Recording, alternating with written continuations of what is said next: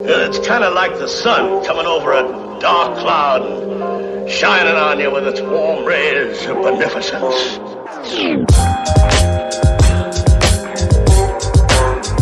Yeah.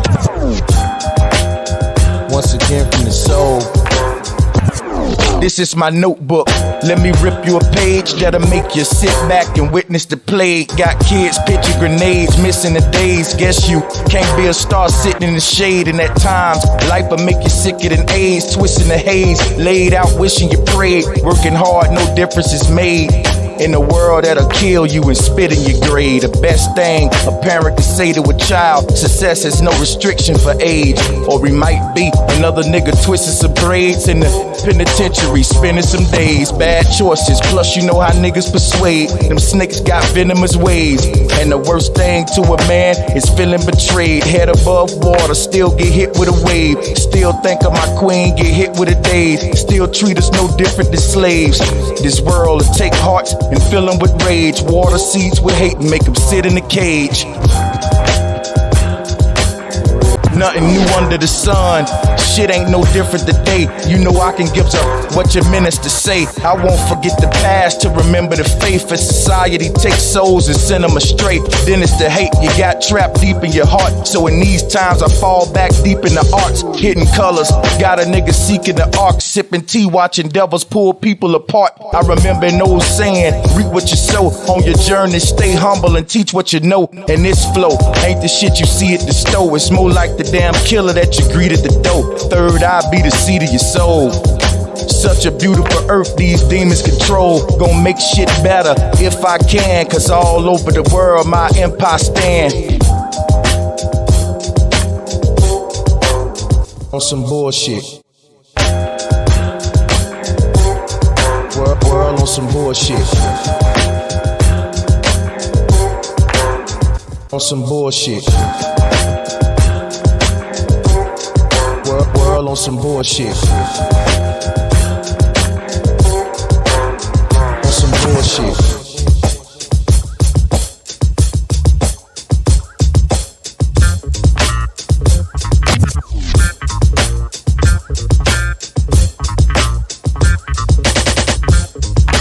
World on some bullshit.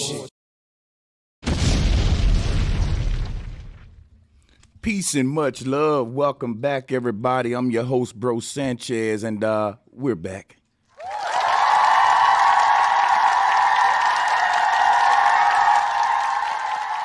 So hit that like button and let's buckle up to get some knowledge here today, some history with a little bit of mystery. So, I thought this channel was on strike. Come to find out, it was not on strike. It was only a copyright strike. And I'm thinking that, okay, I got a week on that channel too. And came over here to see exactly when the strike was up. And come to find out, wasn't even on no strike, Becky.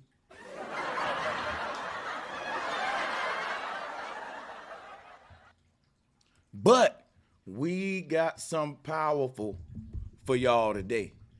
All right? We got something powerful for you today. So let me go ahead and get into it. And make sure you're hitting the like and share button on your way in. Rabbit Got the Gun TV. Inky is in the building, huh? All right, let me make sure we highlight and know which one you are. Okay. Let me text the link out because this is going to be an open bill, but I'm going to be we don't want a big panel. Now, what I am going to do, though, I'm going to put the link out for you, my brother Inky. I'm going to email it to you now to the same email that we used previously. So let me see, I'll let you know when I send it. And then I'm going to hop right into it. This is going to be powerful, guys. I will be on Dr. Inky's show, The Platform, Saturday. I will be one of the members over there, and I'm going to try to be over there every Saturday. I do a show on Saturdays, but I'm gonna be just working double time. That's all good. I like streaming, I like debating, so that's what's up. And I want to enter, and I might even also get hold to Solar Vision because I know I'm gonna end up speaking to him on Inky's show to try to arrange another debate over there. What I'm trying to do is get back into the debating community. And there are platforms out there. Shout out to Sarnetta for giving me a voice over there with Nepal. And I'm going to try to make my rounds. I like what Inky doing with the platform because it's not an echo chamber. It's a it's a lot of diversity over there of people who disagree on a lot of stuff. So it should be interesting. One thing I wanted to introduce today was the concept of pedo rings disguised as temples, shrines, study groups, you name it, schools of thought. But let me do this. Dr. Inky, I'm sending you the link right now to your regular email over. I don't think you got too many. You should receive it. And when you do, just hop on. I'm going to put the headphones on. People, we finna really get it in today. I'm not playing. You're gonna really get some shit. You're gonna get some aha moments today as far as it go with the history of unnatural behavior in the black community and where it arises and stem from. Now, before I get into this, go ahead and drop ones in the chat room right now. Drop those ones in the chat room right now. Drop a one if you can hear me loud and clear. Drop them ones if you can hear me loud and clear, and hit the like and share button on your way in. Drop those ones if you can hear me loud and clear. So in the light of Brother Polite and everything, there's been a reawakening in the people becoming aware to pedophile rings, sex cults within our community. And what we're finding out is that these things are more common than we wanted to know, because a lot of these things we like to dig our head in the sand on because they just not good, comfortable topics, right? But right now we're beginning to be more comfortable having these things. And I think that is going to be a good, I'm going to do this real quick. All right, so whenever you guys want to join Inky or whatever, y'all go ahead. But let me keep doing my thing. What I want to talk to y'all today about is a lot of schools of thought, because of Polite, are trying to distance themselves from the pedophile term. I don't want to just talk about no gossip and Polite and pedophilia today. I want to talk about the history of sexual deviance in the occult. And I want you to start looking at this unnatural behavior as cult-like behavior and as ritualistic like behavior. And I want you to start syncing it with Satanism, because Satanism is about owning the soul of a person. And to do that, you start abusing them when they're a child. And once you damaging them, you own the damaged goods, sort of like the biblical God's approach. He didn't create a flawed creation. He created a creation that was broken on purpose so that you would always need him to fix it.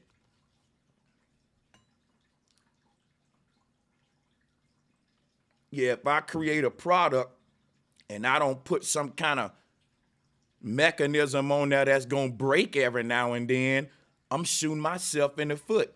I need to put something on my product that's going to break and that only I can fix. So everybody that bought my toaster, every year they got to come in and get it serviced from me.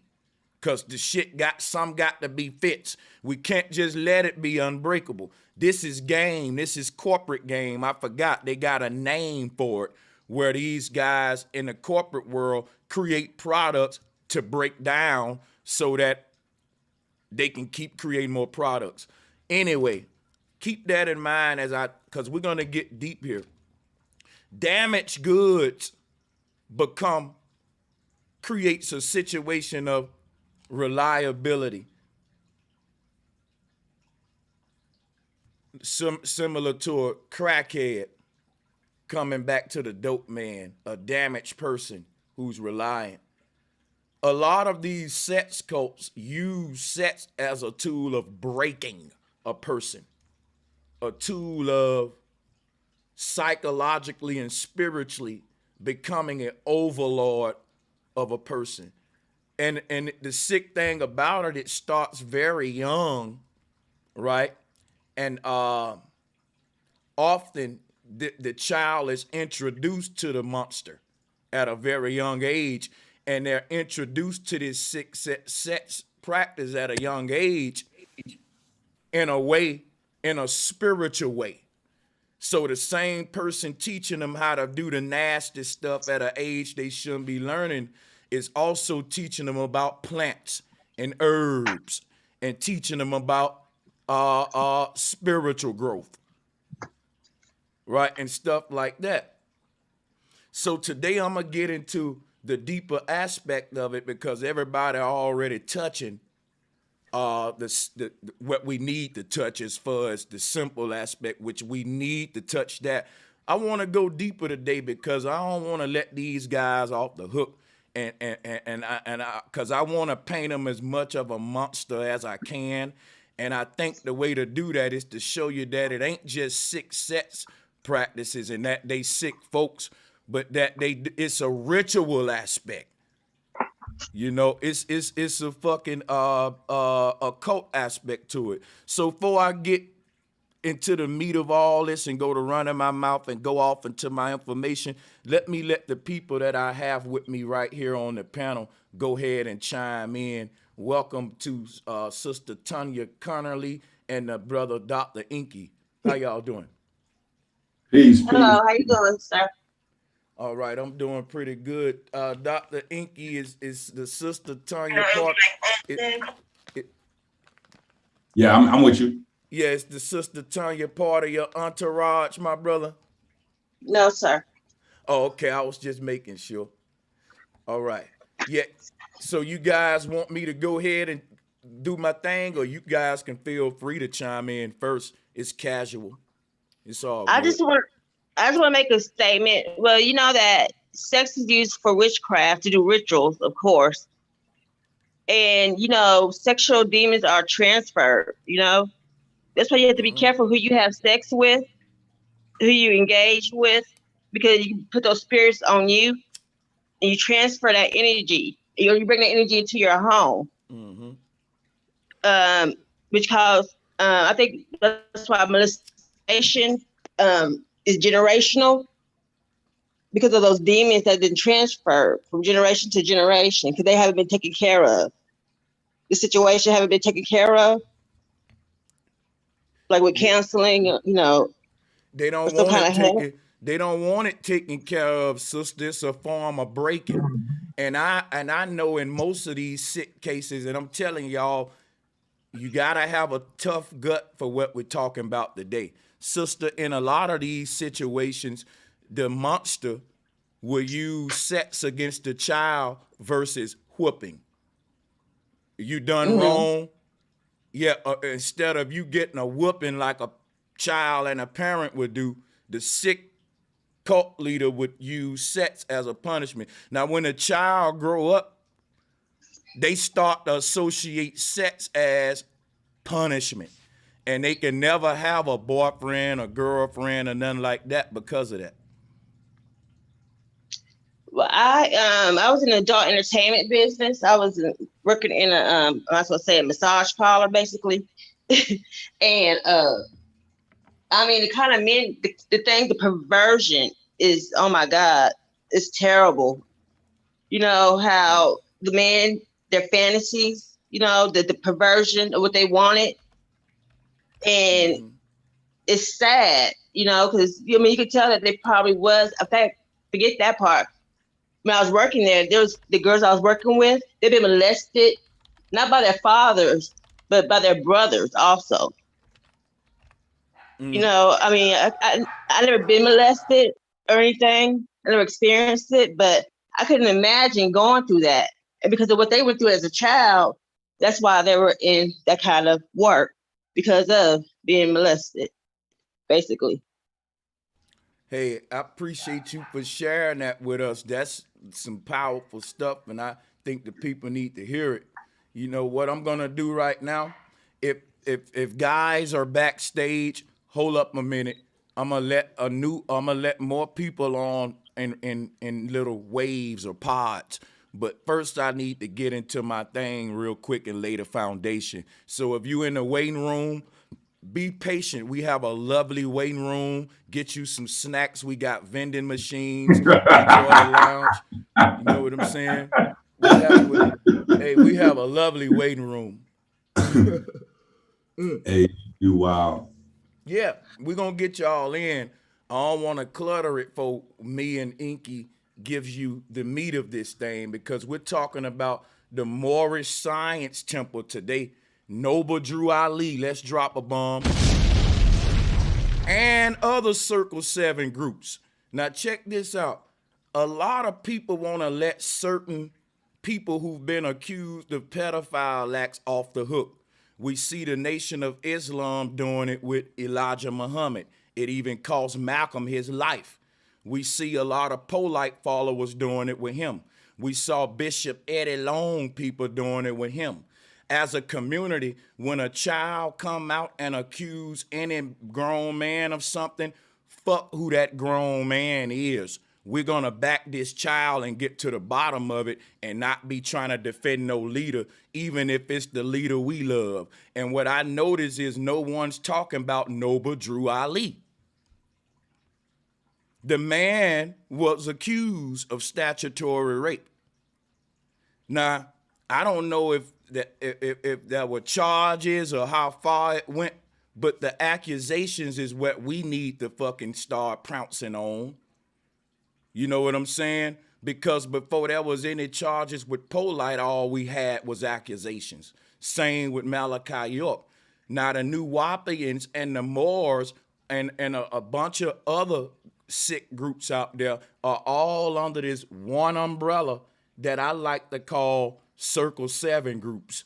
Now that ain't really the name of them. I coined that, but I think it's called the Ansar Allah community, or the answer. Hold on, I'm gonna look it up. You talking about the older Dr. York group? Yeah. Yeah, the Answer Allah group. I think that's it. Yeah, see, people not saying how Dr. York was a Moor. If I'm not mistaken, now I'm doing my little research. I can be wrong, which is why people gonna allow to bring me smoke Saturday on the platform.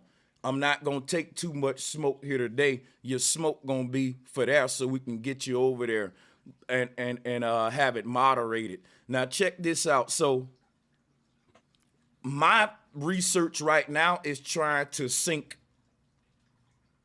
the New Wapians with the Moors, because it's no coincidence that Noble Drew Ali was accused of rape and Malachi York. And I think in a lot of cases, some people get caught and some just don't. Elijah Muhammad was never brought to trial because they handled that with gunplay. It never made it. And a lot of times that's the case. Look at Bambaataa. His shit just coming about. So some people die for it even happen. and I hate to say it, I think Noble Drew Ali was another leader that we would have to scrutinize for pedophile-like behavior. Whether he's a pedophile or not, I don't know. But we would have to have him seated in a group with all the pedophiles to see who's who, because he's been accused. Is that fair? That's definitely fair. And not only is that fair, it's funny that you said about people dying and not making it to court or to testify or to create a case. Right now, Brother Taharka Bey is doing a secret interview. Right now, he's doing a secret interview with the victim. Do you remember that story where Polite was on Vlad TV? Yeah, and he was saying that he shot one of Dr. York kids in the face, or one of his friends shot him in the face or something like that. Allegedly, you notice how the story was. Yep. Right now, and Taharka is going to go crazy. Number one, he's going to go crazy because I know you're going to dig into Noble Drew Ali's pedophilia, but also he's going to go crazy. And this is the kind of shit that we do on Saturdays at 7 p.m. family at the platform. This is the kind of shit we do. Look at this. This is exclusive. This shit is so exclusive. We got Taharka interview before Taharka got Taharka interview. Look at this shit here. With me to, we're going to lunch. Let's go to lunch. And he also found out that I was doing stuff because I stayed in a girl's house at the time, and he found out that I would do stuff like, give the younger girls my food because sometimes there wasn't enough food for everybody because some of the girls would be greedy and overfeed themselves and not make sure everybody had food. So it was times that I would starve myself and just make sure that the younger girls had food and stuff like that, in which their mothers thanked me years later for it, I guess, when they daughters told them that I did stuff like that. This is one of Dr. York's children describing life as one of 100 plus children together, because they used to all be together on land. She said it was over 100 of them together on land, and they used to be starving and all kind of shit. But she's going to go all the way into the details of life with, as being one of the children on the land. And then also she's going to go into the whole conversation what led up to the shooting of her brother by Polite or one of Polite's associates, allegedly. And so the way I got it is because Taharka has shown that he's not really an honorable person. And because he made that deal with Sonetta, nobody trusts him any longer to be honest with covering the story. So when he did his exclusive interview, his people immediately sent the interview to me as a way to double check him. So if he doesn't be completely transparent with the interview tonight, when we go live on Saturday on the platform at 7 p.m. Eastern Standard Time, we're going to light his ass up. You know what I'm saying? So that's the kind of, exclusive, to the minute, coverage we're going to be having over there. And that's one of the reasons why, we was honored that you agreed to be one of the regular panelists on the platform, because what we're doing over there, you've been doing since you came online, and you've been doing it by yourself, and you've been doing it against all odds. You've been staying consistent.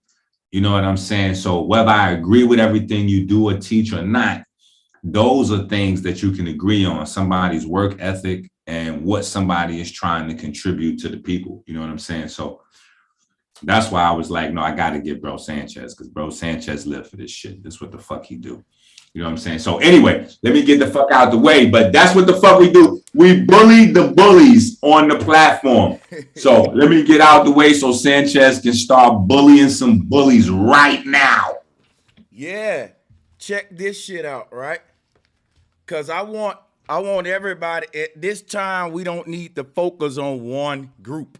We need to start looking at all these groups as a ring. I've been telling y'all that because if you and I'm about to get into the symbolism too. Now let me open up my slides and make sure y'all hit the like and share button. Now y'all know over here we don't do the Garveyism. We don't do Garveyism because Garvey was an agent and an implant and a foreign cat working with the Jesuits in the Catholic Church. We ain't got to go into that. You saw my Garvey videos. Noble Drew Ali was no different. But instead of him having a quote unquote back to Africa movement, you could say his shit was kind of a back to Morocco movement. The only thing about these back to movements, nobody really take their ass back to the place that they get their spiritual ideology from. So like Garvey got folks dressing up a certain way, Pan-African dashikis and shit. And Noble Drew Ali got folks dressing up like they from Turkey, like they walked out of a circus, an ancient circus act, because the Moors were motherfucking circus acts.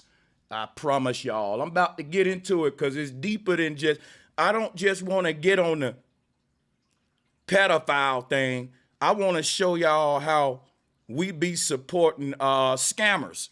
Scamming too. It's scamming because let me show you something real quick. Just like with Garvey, every time you saw Garvey, he had an American flag. I told the RBG people, you never saw Garvey with a RBG flag. You never saw Garvey with a RBG flag. And guess what? You always see, oh, let me get Inky Sharon. There we go. You always see Noble Drew Ali with that American flag. Now check it out.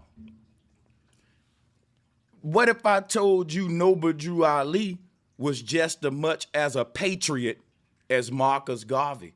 And you can't be a patriot and a revolution. I keep telling y'all that. These were your first sellouts. These were your first sellouts, man. Agents, implants, COINTELPRO.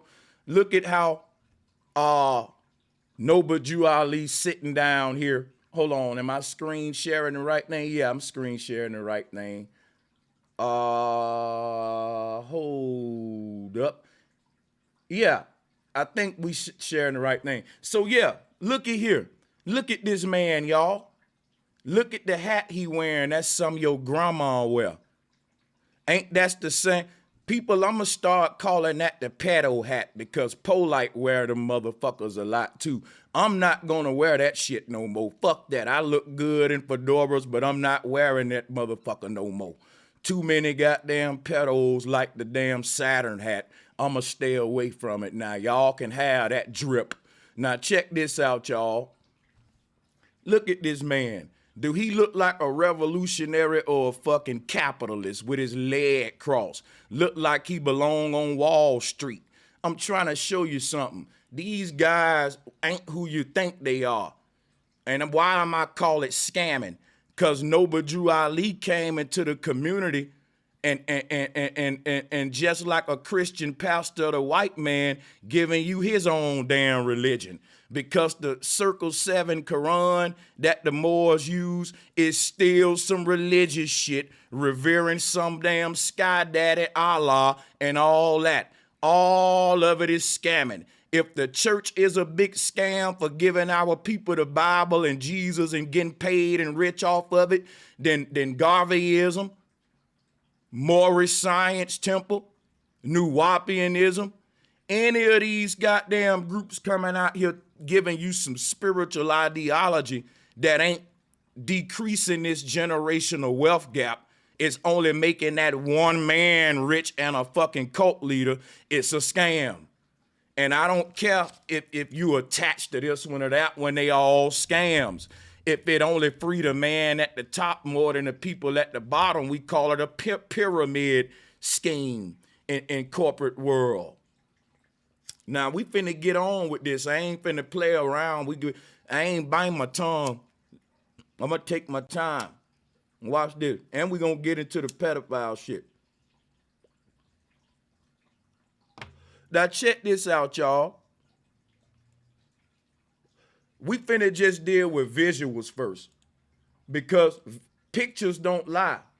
Now, when you look at Noble Drew Ali and his, first of all, he started the Canaan temple, the Canaanite temple. Noble Drew Ali referred to blacks in America as motherfucking Canaanites. And you might as well should have called us, dude, that's an insult to me.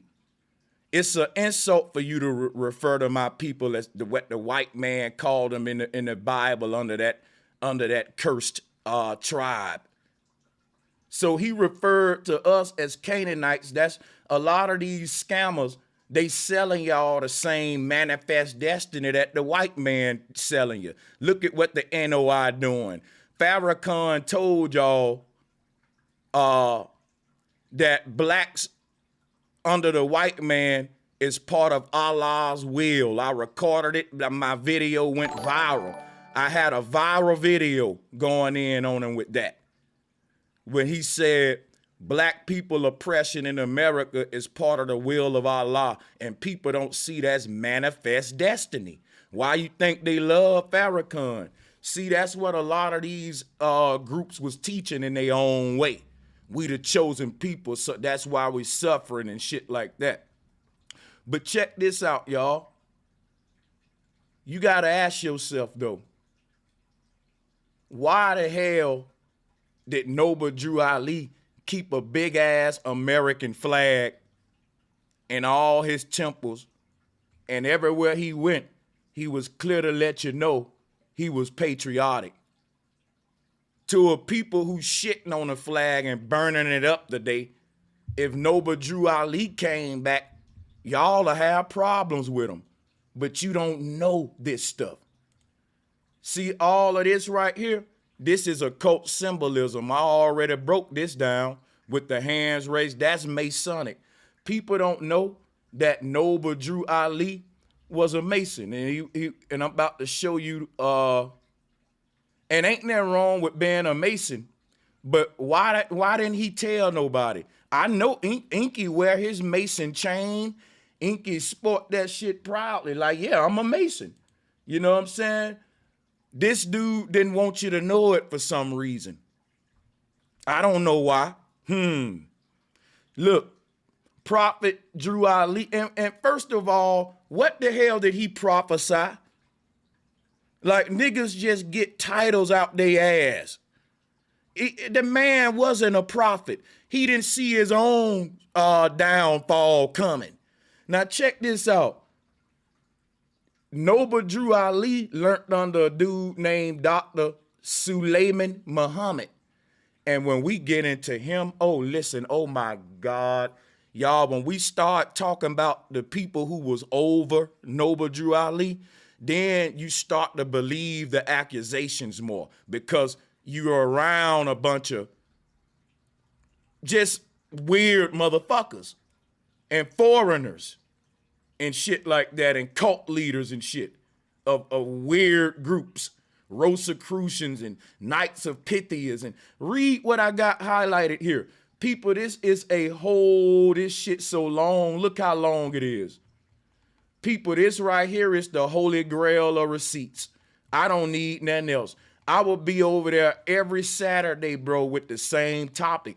I'll be banging on this shit for months because look at how long, bro. This whole shit ain't nothing but showing you Noble Drew Ali leaders and where he get his ideology from, and the cults and the secret societies that influenced him and that inspired the Moorish Science Temple. Whoever did this shit right here, and I know who did it. Let me go and say their name because that's finna blow a bomb up. Who remember Dr. Alim Bey?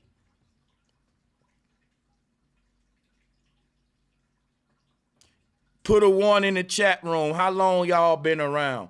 Wait a minute. I remember. Let me tell you. Alim Bey is the guy who is, okay, so here's how you can think about it. here's an analogy, and this is, you know, unfortunately, respectfully, you know what I'm saying, to Eileen Bay, because this one is going to probably hurt a little bit. But you know how when you watch basketball, you fuck with basketball, right, bro Sanchez? Mm-hmm. Okay, so you know when it's a dunk poster, there's the guy that's dunking, and then there's the other guy, the nigga that's getting dunked on. Oh yeah, the dude with the nuts in his mouth. Oh yeah. The dude with the nuts in his mouth. Damn, Sanchez, why you had to add that shit in there? See, this is the shit that's gonna be going on Saturday at 7 o'clock on the platform. This kind of shit right here. Look. So the dude with the nuts in his mouth, with the testicles on his nose, his nostrils, that's Eileen Bay. And what I'm talking about is the debate circuit that largely got hijacked by Operation Polite. That debate circuit of Sonettas was launched by Sarah Sutanseti and Eileen Bay. But nobody really remembers Eileen Bay because that was Sarah Sutanseti's, like that was his, you know, his launch, you know what I'm saying? And he killed Eileen Bay in that debate, largely because Eileen Bay doesn't have a delivery style for debates. He had a lot of information that didn't go over well because he couldn't deliver it, almost like a Dr. Reggie kind of thing. But yeah, so nobody really remembers him, but he was the other guy in the poster. You know what I'm saying? So it's like that was Seti's highlight poster, and Eileen Bay was the guy with the nuts in his mouth. You know what I'm saying? And ever since that moment, Eileen Bay trajectory went downward, and he just kind of became like a, you know, went off to the side. But like that was like the ether that really put him out of the limelight, because Eileen Bay was like really regarded as a sharp guy amongst people that was studying. And when that happened, that pushed him right into like, you know. I don't know if all the other Moors really fuck with Eileen Bay, and it's clear they don't, because if he fell off, then all of these other Moors that's popping should have that man on there keeping him alive. But No, I was just gonna say most of the Moors don't really rock with Taharka. Like, I mean, you got different types of Moors. You know what I'm saying? You got Temple Moors. You got, you got Moors that spell their name Murs, and it's different waves. You know what I'm saying? So Taharka really, his platform is like built on like shocking kind of, entertainment almost. And but that's why I'm saying, like, this shit right here. And I think my dad kind of had a general idea that I was doing stuff like that. So he would always make sure that he would take me out, to dinners and stuff like that whenever he was going out sometimes. So we built a relationship that way. And he seen I was pretty much like, pretty forceful as a child, just trying to learn him, not really caring too much about all of the other stuff around. I was different. I was that child that was very different. Everybody was like, this one is different. I wasn't compliant to what's going on. I was just like, I want to learn, and I did want to learn everything. That was one thing about me. I was so willing to learn everything. I would be in the mail room and hang out with the girls in the mail room and, learn that stuff, learn the incense and learn. So, and that's, like I said, that's Dr. York's daughter. She getting ready to go all the way in on the whole polite everything with the whole, like, this is exclusive before Taharka even drop it on his, this Taharka interview, before Taharka even drop it on his channel, we got it. You know what I'm saying? But Taharka is one of those guys that, he's created this exposed paradigm where he's supposedly about getting to the truth. But it's like this selective truths that he wants to get to and other selective truths that he wants to hide, which is the reason why he did the whole little, double agent, backstab, secret deal with Sonetta kind of shit. You know what I'm saying? It's like, how you going to now turn around and deal with this?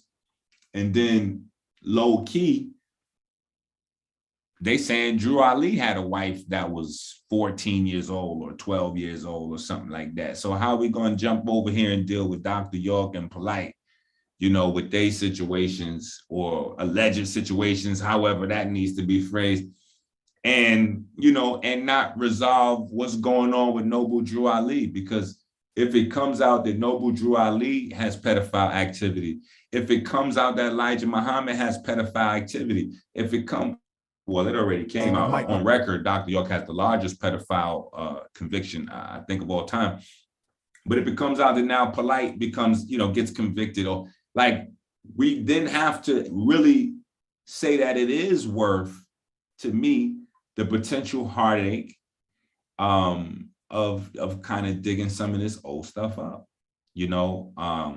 Now, I don't think that I feel like people are trying to protect legacies, and I feel like there's not really a need to protect the legacies of these people, because no matter what we find when we look at Drew Ali, Elijah Muhammad, like no matter what we find when we look at these people, the good things, that the information that they brung to us, that we added to our life, those things can't be subtracted from our lives. You know what I'm saying? There's plenty of us that caught some wave of Dr. York and was studying them books like, you know, like crackheads, you know what I'm saying? And those books, if nothing else, because there was a lot of facts in there mixed with a lot of mystical, crazy shit, you know what I'm saying? But if nothing else, I credit those books with helping me in terms of critical thinking, analytical thinking. So it's not so much as learning what's in the book, but just learning how to analyze and compare shit, you know what I'm saying? But so even though he becomes now the largest pedophile in history, I can't unlearn the good shit that I learned out of his book. You understand what I'm saying? So I feel like us looking back at Elijah Muhammad, regardless to what we find there, it's not going to make us immediately like nobody across the world is going to stop doing intermittent fasting. And we know largely Elijah Muhammad was like you know, he came with intermittent fasting before it was even a phrase, you know what I'm saying? So, but nobody's going to stop doing that because we find out he had underage wives, because we know that that's a healthy thing to do. You know what I'm saying? Like, so I don't, go ahead. What happens is, when we find out that a person that we learned a lot from is a pedophile, we keep what we learned from them because you can't unlearn it. But what we take from them as a punishment is their legacy. So that means if my football coach taught me how to be a good running back and I make it to the NFL, I'm going to be a good running back because I had a good coach, but it comes out he was a pedophile. Then at that point, me as a good running back, I will stop telling people where I get the skills from. And in a way, now I gotta lie, because folks will be like, well, who taught you these good skills? I'll be like, hey, man, you know, I learned them in my backyard. I learned them. Now, in my mind, that's the price the pedophile pay. Now you gotta get deleted from history. Your knowledge is gonna stay, but your name won't be attached to your own knowledge because of what you did. And I think that's the ultimate form of punishment, even worse than death. And I think that's what's happening with a lot of these leaders now. And it's unbearable to a lot of the people who still follow them. You know what I'm saying? Which is why I'm doing this with Noble Drew Ali. People still follow him loyally after these accusations. And I think one of the punishment we have to pay for these teachers is that they lose their legacy. So, you know, if we had a teacher to come along and free the people, but we found out he was touching the children along the way, and a couple of generations, when they asked us how we got free, we're going to say, because we called on the name of the ancestors. That's all you need to know. You will never know about this nigga. You know, so that's how we delete them from history. But a lot of people may say, Brother Sanchez, that is just as evil as them, dude. Like you're now rewriting history and lying like the white man. But hey, what else punishment do you get? I don't know a other way to deal with it. That's the only thing I can think of. But this is an interesting bill because it is that dynamic. You know what I'm saying? That's what I was bringing up earlier, that we got to look at this shit from a cult-like perspective, because a lot of pedophiles are protected because the protectors feel like, you know, I learned a lot from him. I learned so much. Now, I commend what a lot of guys are doing now. They saying, yo, I learned from this nigga, but hey, I'll be the first one to crucify him. Yeah. Let me add this other piece in there too. A lot of times people stand next to these people and continue to defend them because they have a personal vested interest. So it's not that they actually are in support of the person on the inside.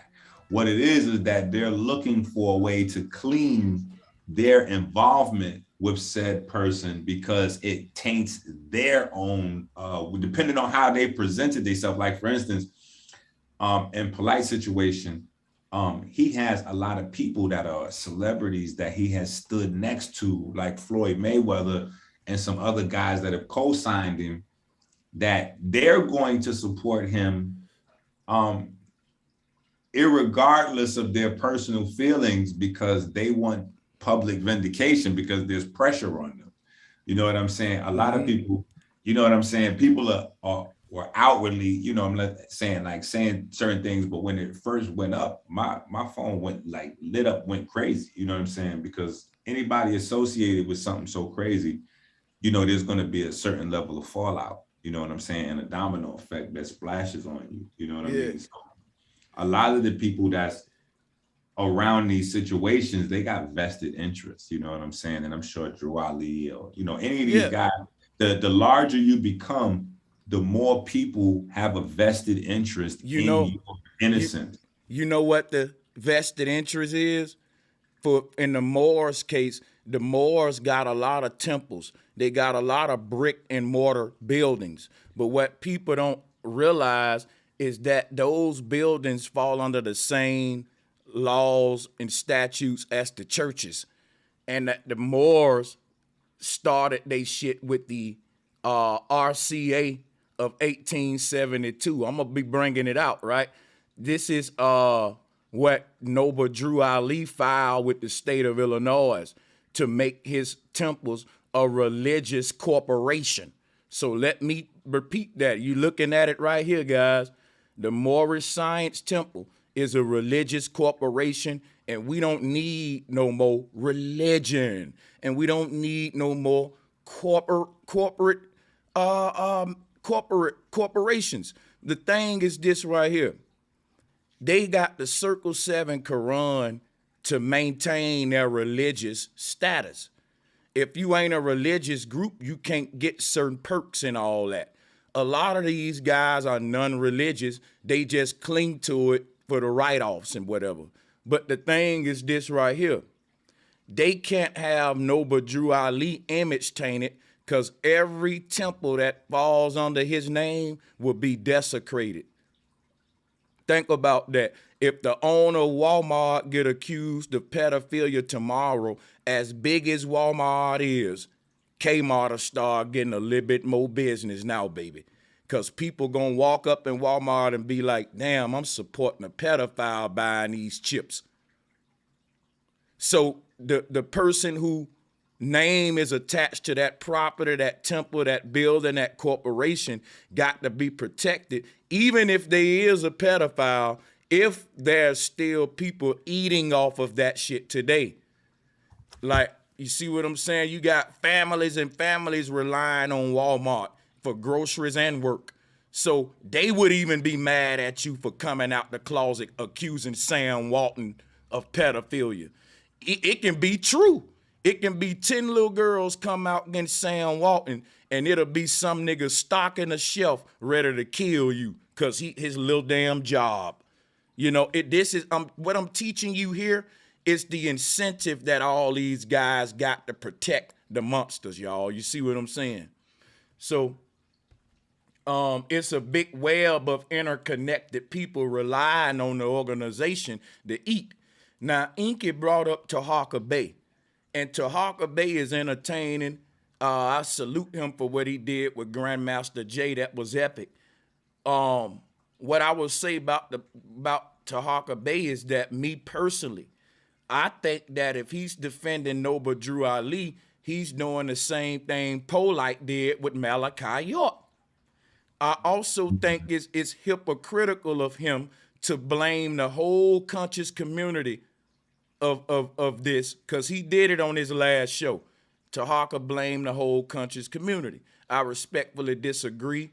And if he want to do that, then people can start blaming him unless he's disassociating himself from this quote unquote conscious community. He got a song, and I'm going to play a little snippet from it. People never peep this shit out, Inky. Let me do something real quick, and I'm going to pass you the mic. I'm finna find a snippet. I'm finna blow y'all away. Watch this. Hold up a second.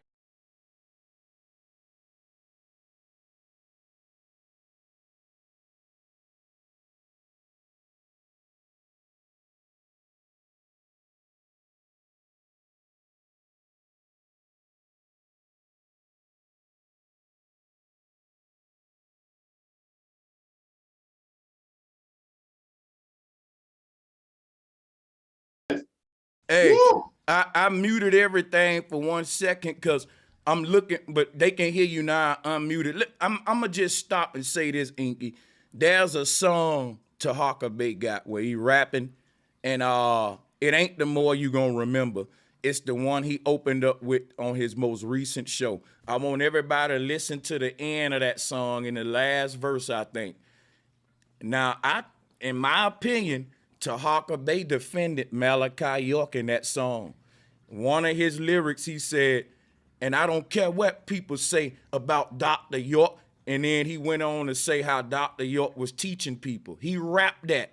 In the same stream, he started blaming the conscious community for all the pedophile shit, when in that song, he said he don't care what people say about Dr. York. Y'all want me to find that little snippet? I think we do. Yeah, I'm finna find that. Yeah, I think we definitely do. Yeah, because this is the type of high level work that we will be engaged in, amongst other things, on Saturday evenings at 7 p.m. on the platform. Yo, the platform just got its own YouTube channel because the shit is too hot. You know what I'm saying? So yeah, be on the lookout for that link when it's time. Saturday at 7, man, because we're gonna go in. We're gonna let Sanchez go all the way in. And Tahaka, you know what I'm saying? Tahaka Bay, if you out there in them YouTube streets, if anybody that's a part of the Moorish World TV movement is listening right now, Tahaka Bay, feel free to call in Saturday night at 7 p.m.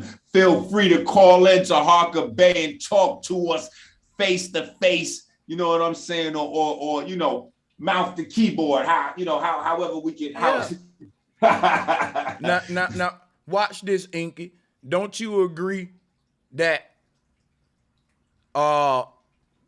when two guys wear the same symbol, you need to have a red flag up? Like, for example, if I see the NAMBLA, the National American Man and Boy Lovers Association, they got their own little logo. Now, if I see two dudes with a NAMBLA bumper sticker on their car or similar symbol, I'm gonna think they birds of a feather, right? You feel what I'm saying?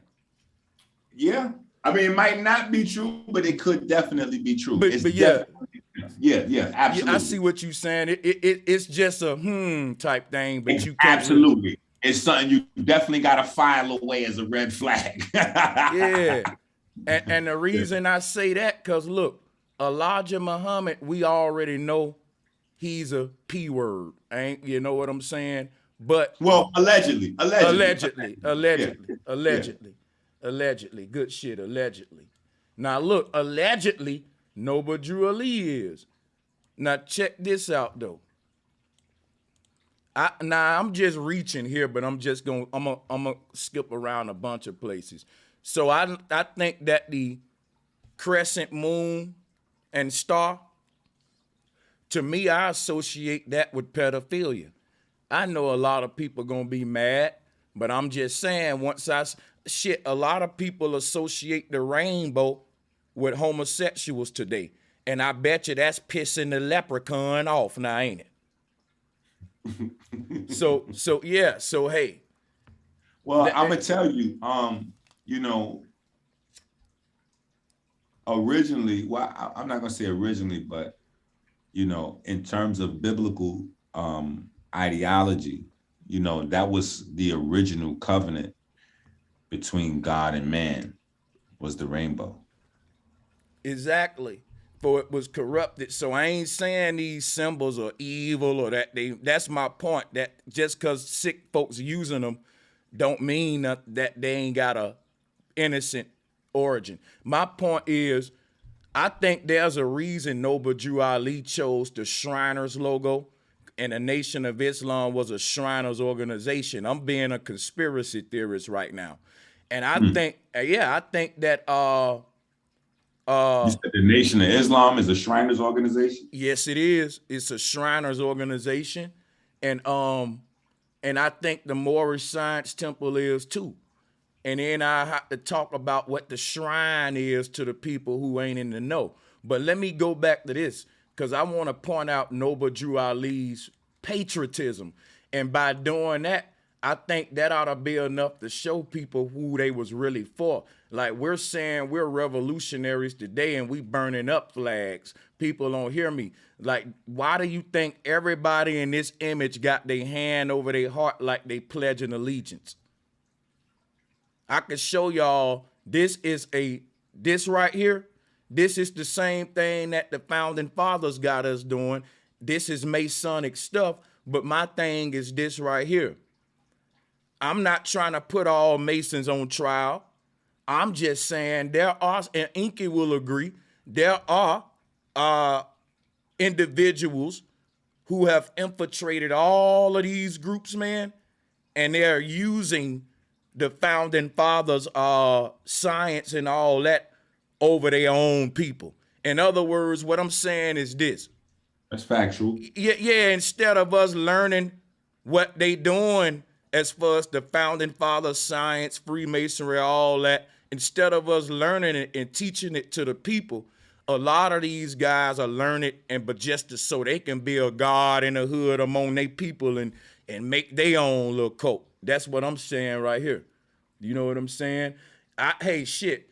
I'd rather you join a group of motherfucking Masons than some egotistical dude with his own little cult trying to have sex with your children and shit. I don't necessarily subscribe to either one, but I'd rather my son go get with the motherfucking Prince Halls than the New Wapians, the Moors, or any of that shit, bro. Because when you talk Freemasonry, it's more general. Like, your motherfucking uncle, everybody know a Mason, and we know you got a lot of Masons who don't know what the fuck going on either. They just happy to say they're a Mason and, you know, part of some shit. But what on the other, and let me say this. Yeah. Why you in the middle? Not to no, cut you good. You good. Polite is a Dr. York Mason. So a lot of people see Polite with his uniform on and you know, his whole regalia and, you know, the whole setup and marching but that was Dr. York Masonry. That's not like Masonry. I know it's a little more complicated. People like, you know what? Let me he's a Mason or not? Let me simplify it or not. Let me simplify it and you can get it back. I'll help you out. Hey guys, there are a lot of rogue Mason groups. Rogue groups. You know what I mean? They ain't really under Prince Hall or Scottish, right? I've researched that there's a lot of, like, you got knock off everything. There's a lot of Masonic groups that are rogue and operate as individual sects or societies or whatever. So And that's what I'm saying right there.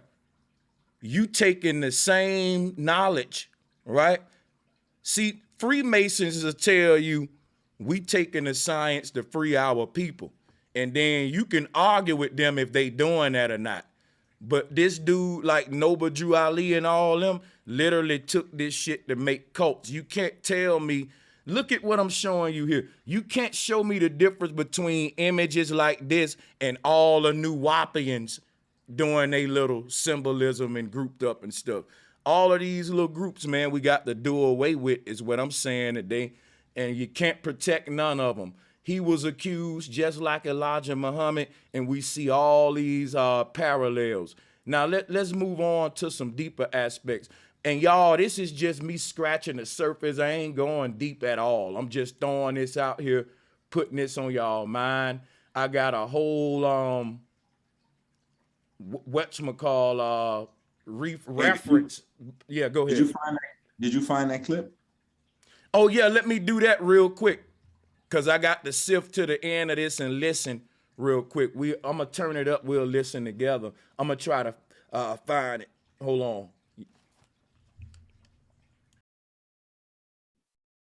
It's just gone crazy. Dope fiends ODing in the hood on the daily. Weed waste with chemicals you drink and serve. We fighting over information. We got some nerve. They say that we conscious. We might know a little something. But we just frontin' because we haven't done nothing. We lost. Gotta do, we ain't done much since. I'm here to spread love and get you out of there, oh. And he wear dreads, but the vision don't start there, it starts in the head. I'm here to wake you up and get you out of the bed. We lost. I'm here to spread love and get you out of the bed. I follow the prophet, but I follow the prophet. I understand logic. People in the temple, time to hit the streets. Everybody do their part of we ain't getting relief. The murder rate can be more. It's just gone crazy. Dope fiends ODing in the hood on the daily. Hold on. You know what? I might have to listen. We lost. Hold on. You know what? I might have to listen to this whole song to find that. Because I had it time stamped, but when I came back, it replayed the whole stream from the beginning. But if y'all want to listen to this joint with me, we can give Tahaka some free promo and we'll find it if y'all are willing. I think it's worth it. All right, let's do it right now. True indeed. We lost. Lord knows we lost. I'm about to say something to make you not like me. You might catch feelings and you might want to fight me, but I don't really care, I'ma say it anyway. Why most comedic guys seem soft and gay. I'm not saying all, but a large amount. Have you ever heard the words that come out of their mouth? Yeah, they cuss like a sailor, but they follow my eye. They carry unks and wear makeup and thinking it's hot. I think they need to stop. This is a new era. I wonder if the furrows of a war mascara. It probably was a death mask misunderstood. Don't let them D-boys catch them up in the hood. Why NOI? Stop patrolling the block. We get shot by the cops and we calling the cops. Come on, y'all was on another level. The black man was God, the white man the devil, now the white man. Or better yet, the European and the Mars and the bean pies are sold by Koreans. I'm talking what I'm seeing, I'm just a reporter. How you call a woman to be and you got a daughter. Talking about the Hebrews that demonize women and choose Esau over brothers and Kemet. Probably timid, soft, and scared to fight. Yelling and wearing spikes, trying to fake me out right. But you can't fool me, cause you make a little noise. Cause deep inside, y'all some scared little boys. You really wanna ride, let's take it to the beast. Get revenge for our people killed by the police. Yeah, right. Y'all ain't busting the grape. It appears that you fear you in love with hate.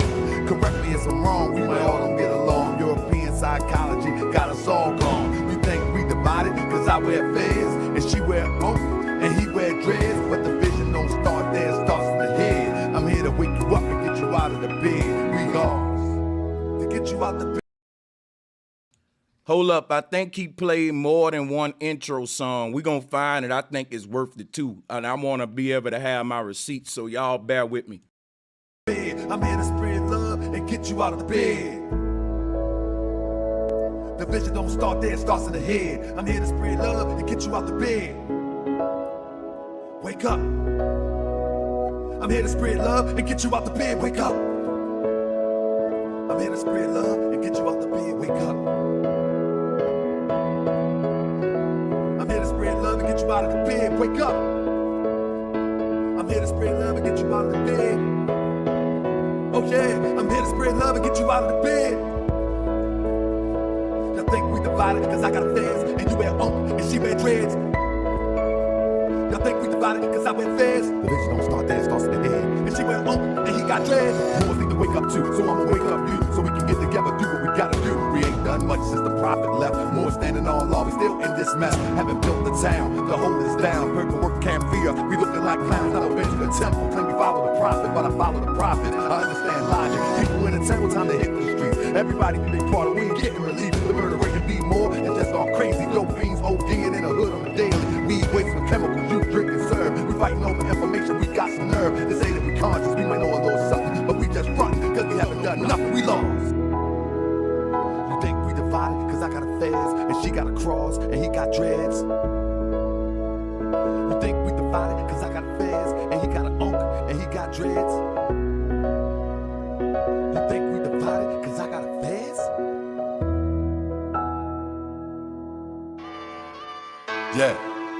Islam. I'm trying to be your friend, man. I'm trying to be your friend, bro. Help me out. Meet me halfway. I wanna be your friend. Peace and love. Let me be your friend. Peace and love. I said you ain't never met a more like me, and you ain't never ever gonna meet one again. Now let me be your friend. Peace and love. Let me be your friend. Peace and love. I said you ain't never met a more like me, and you ain't never ever gonna meet one again. I wanna be your friend. Peace and love. Now let me be your friend. Peace and love. Hey yo, I used to be a thug until I met the prophet. Now I'm all about love, truth, peace, and freedom till I return to Allah. One day we gon' meet him. I'm all about justice, that's the focus of the message. Sometimes Asiatics make me wanna forget the lessons. I be all up in my passion from all the Moorish passion. All things considered, I start laughing. A grown man with a ponytail, another calling us Neanderthal, and he all pale. I mean for real, this is what it come to, my brother. We got nothing better to do than talk down to each other. Yeah, we can be scholarly or we can get gutter. We are the children of our father, and the rest of our mother has nursed us all. And first of all, we beefing while the fiend trying to murk us all. You need to chill, my brother. Tell the elder the same, cause on the real, my man, I'm really about them things. I can take the feds off and get back in the low and return to the state where they used to call me dope. But no, I'm rolling with the prophet of Allah. I want love, not war. Standing on that floor, and I'm holding the square. The compass and the axe that might be too deep. Yo, let's not get off track. See, our prophet was an adept. Do you know what that is? An Egyptian adept is a brother who lived by the universal science developed in the Nile. We call it Islamism, but it's the same, my child. Set at the foot of a master. I train you up,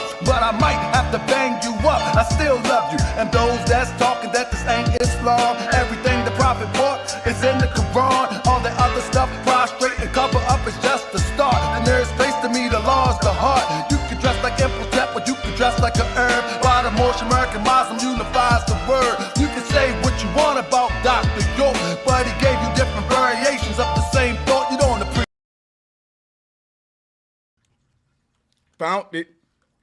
Now maybe I'm reaching. Let me play it again. Did you hear it? I definitely heard it. And yeah, see, this is the problem I have with a lot of these guys, right? They can't answer the questions that they were trying to ask of me to damage my character. Like, they can't answer those same questions. So they pull up an old video like, oh, we seen you defending Dr. York, Inky. This is Taharka. Oh, yeah, Inky, we got to put you on the hot seat. We don't know if we can trust you. We have video evidence that you were defending Dr. York, so you must have been over there with Brother Polite and blah, blah, blah, blah, blah, blah, blah. So nobody stops to ask people the same question that they're asked. Now we have the same thing on the flip side. And I'm not saying this is nothing to put Taharka in a certain space or whatever the case may be. I'm just showing the hypocrisy in where some of these, where some of the content is being derived from, where you can see people aren't really being genuine. You know, it's not being, you're not being authentic, especially when you got, I mean, you're on audio now, defending Dr. York, clearly, and Noble Drew Ali is, I mean, now, shout out, I didn't even, damn, I forgot the brother or the sister, the person's name in the chat that shouted out Father Allah. I don't recall Father Allah ever having any kind of pedophile scandal. So shout out to Father Allah. Yeah, shout out to him. We ain't gonna put him in that group, even though and even though I may disagree with some of the principles and teachings of any leader or teacher, we ain't gonna disrespect Father Allah that way, because he definitely scotch free on that. Good record with that. Solid. But I'm gonna play this again. I want to play it one more time. Here we go. I train you up, but I might have to bang you up. I still love you. And those that's talking that this ain't Islam, everything the prophet bought is in the Quran. All the other stuff, prostrate and cover up is just the start. The nearest place to me, the law is the heart. You can dress like Imhotep, but you can dress like a herb. By the Moorish American Muslim unifies the word. You can say what you want about Dr. York, but he gave you different variations of the same thought. You don't. He said you could say what you want about Dr. York, but he gave you different variations of the same thought.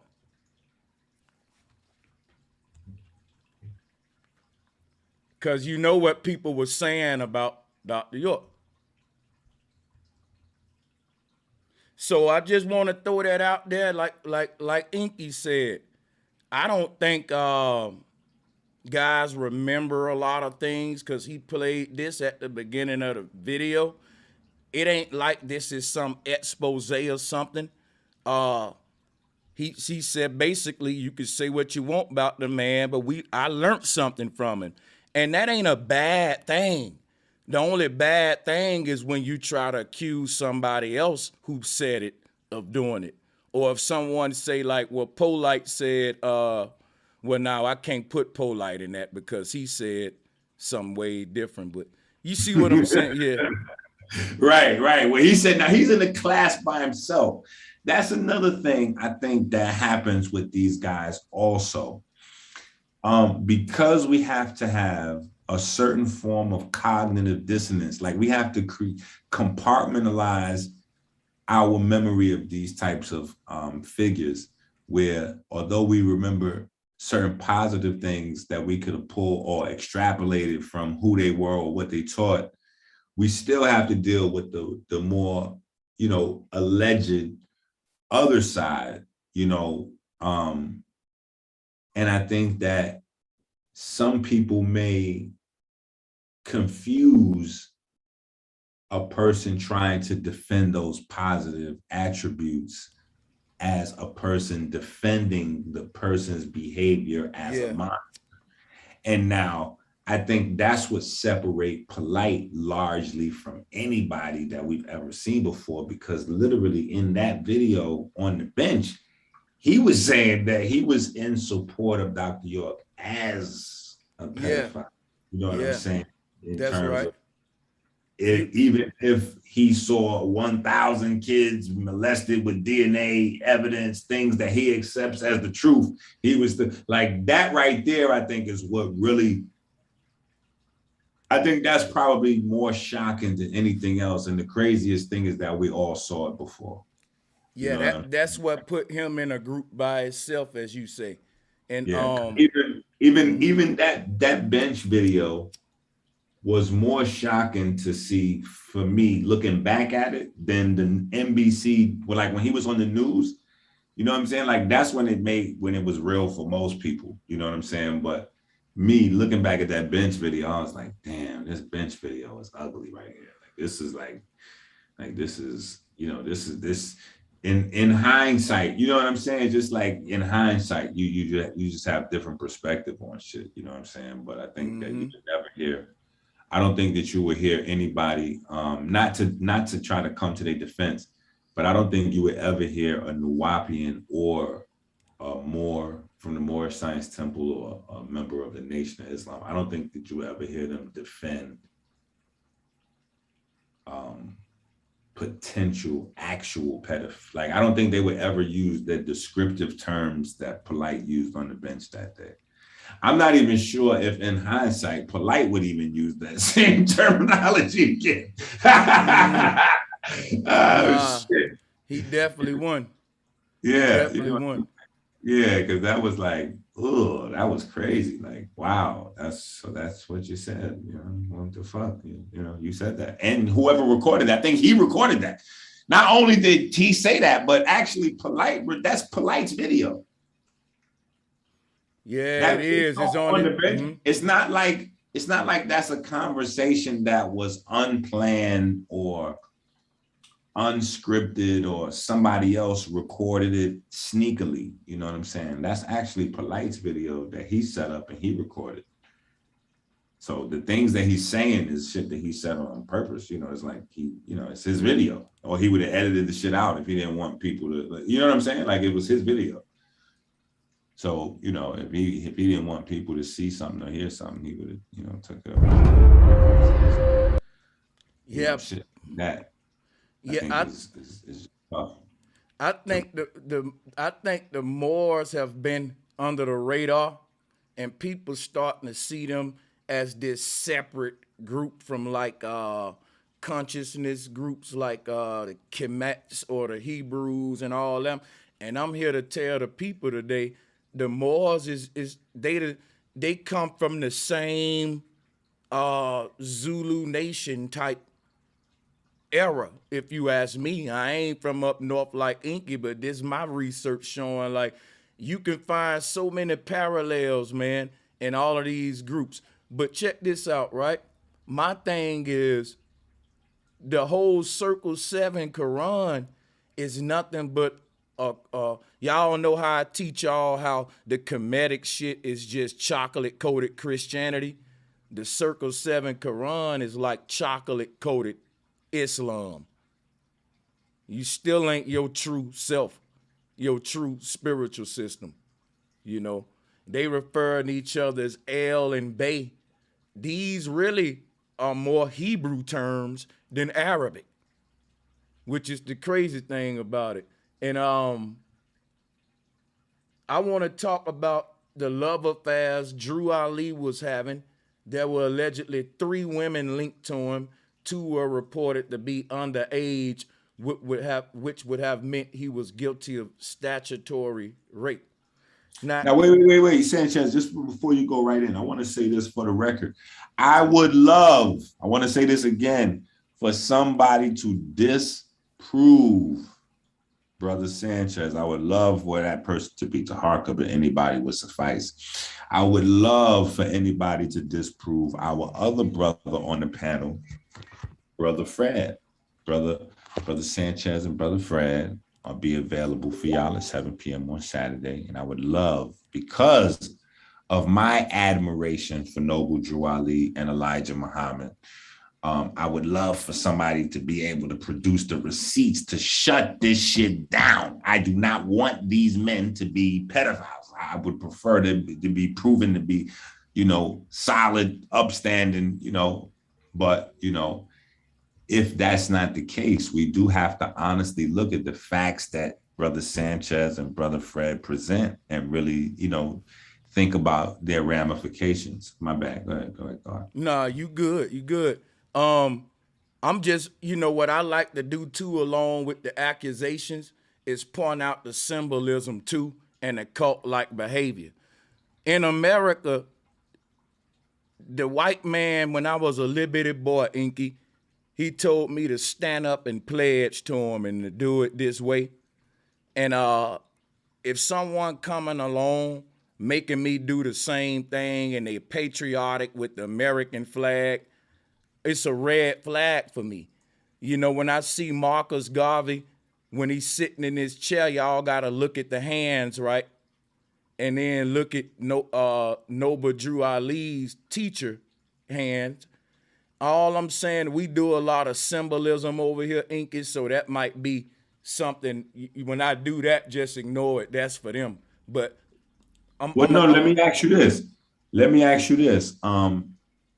Do you think, do you feel like when you see the American flag as a part of Noble Drew Ali's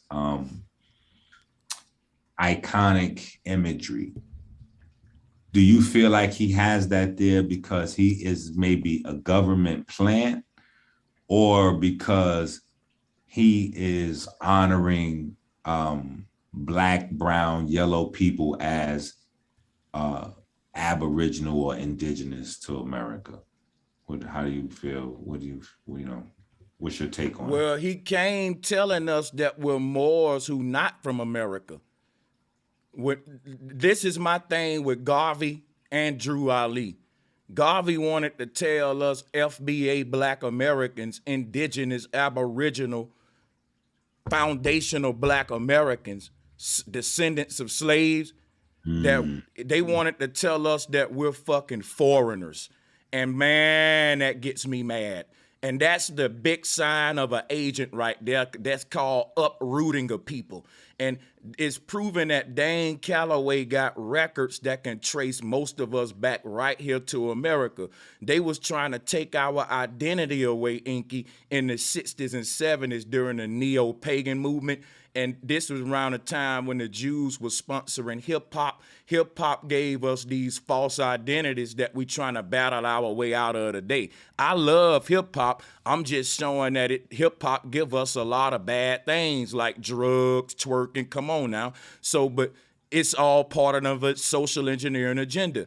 They wanted Garvey to come over here and uproot us. And listen, when Garvey came, Inky, you had wannabe smart niggas arguing with their grandparents that they African. You got to think about that. You had dudes coming from Garvey schools and institutes coming back home to their great-grandmothers acting bougie like they know more than their great-grandmothers because of what got they turning us against each other. And it's still that way today. Our forefathers didn't have an out-of-Africa theory or out-of-Turkey theory. So it's like the same thing Garvey did, Drew Ali did, but instead of saying Africa, he just said Spain, Turkey, Morocco, and what makes them scammers and deceivers, they never set up establishments in these places that they glorify. The Hebrews won't go to Jerusalem. The Kemetic people won't move to Egypt. The Pan-Africans won't move to Africa, and the Moors ain't got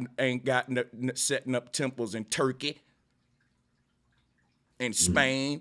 It's a scam over here. They give you a Holy Land scam. The white man gave you a Holy Land scam, but the white man ain't went to his Holy Land yet. He over here milking you, just like all the other scammers. I see through them, yo. And like I said, look at how Malachi York standing in this image. Now look at Noble Drew Ali over here.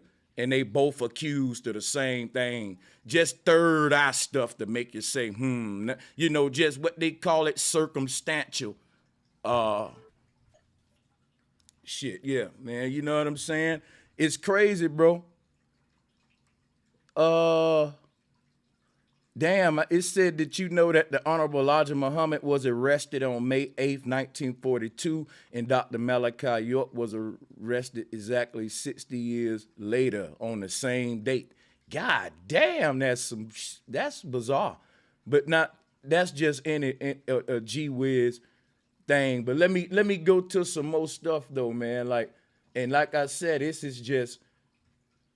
So look, if you do the etymology of Moors, Moors were known as mendicant dervish. A Moor was a mendicant dervish, aka a fakir, and they were a form of Sufi Muslim mystics, and they moved in fraternities. You could do your research on it. Look up dervish people. Look up dervish Sufism. You'll see.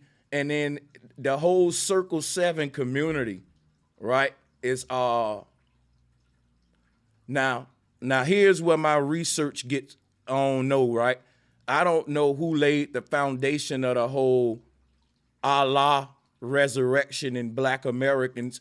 Was it the NOI or was it this movement I'm bringing up here? I know the 5% Nation is also part of this sort of Muslim mystic groups too. And that's another lecture I'm gonna do too, just because 5% Nation, all of these groups got this same Circle 7. I'm gonna start researching it. But here's what the a mendicant dervish look like? This is why the Moors were the feds. So the Moors would have been, you know how you got Al Sharpton on the streets of Harlem preaching, and he got a hat telling you to drop some quarters in my motherfucking hat for these preachings, and I may do a little tap dance to street corner performers, whether you debating a motherfucker or whether you goddamn doing a dance on the street, you fall under. hold on for a second, yo. So now check this out. These dudes right here would have been like street performers coming out on the streets. They would have had political debates. They would have done dances. They would have. So basically what I'm telling you is Noble Drew Ali basically learned, he was a dervish. He was this is the whole fast, y'all. This is the whole fast thing. Now look, y'all talk about men wearing dresses today. Look what this dude got on. I can pull up pictures of Noble Drew Ali in one of these too.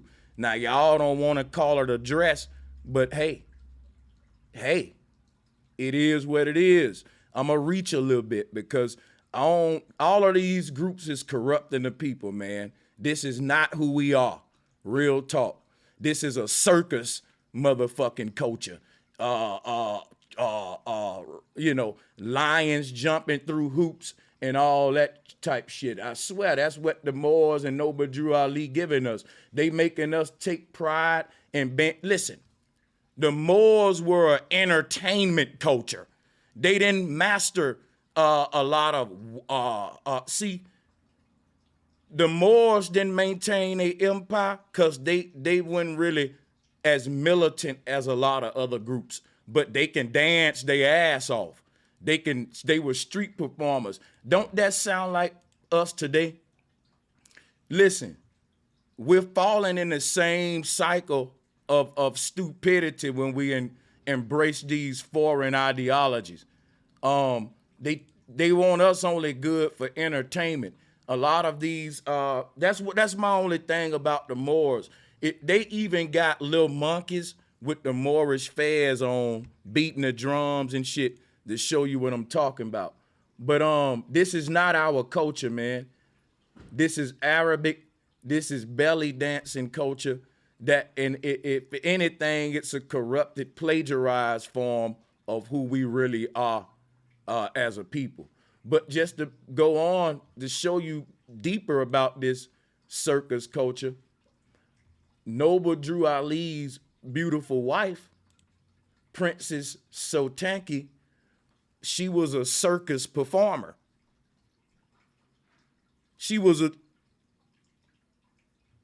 Listen, y'all, back in them days. Hold on, bro. You got to be making this up, man. Hold up, man. His wife was from the circus for real. Bro, and she would have been what we call a promiscuous woman. But is this more so, are you linking this directly to gypsy culture?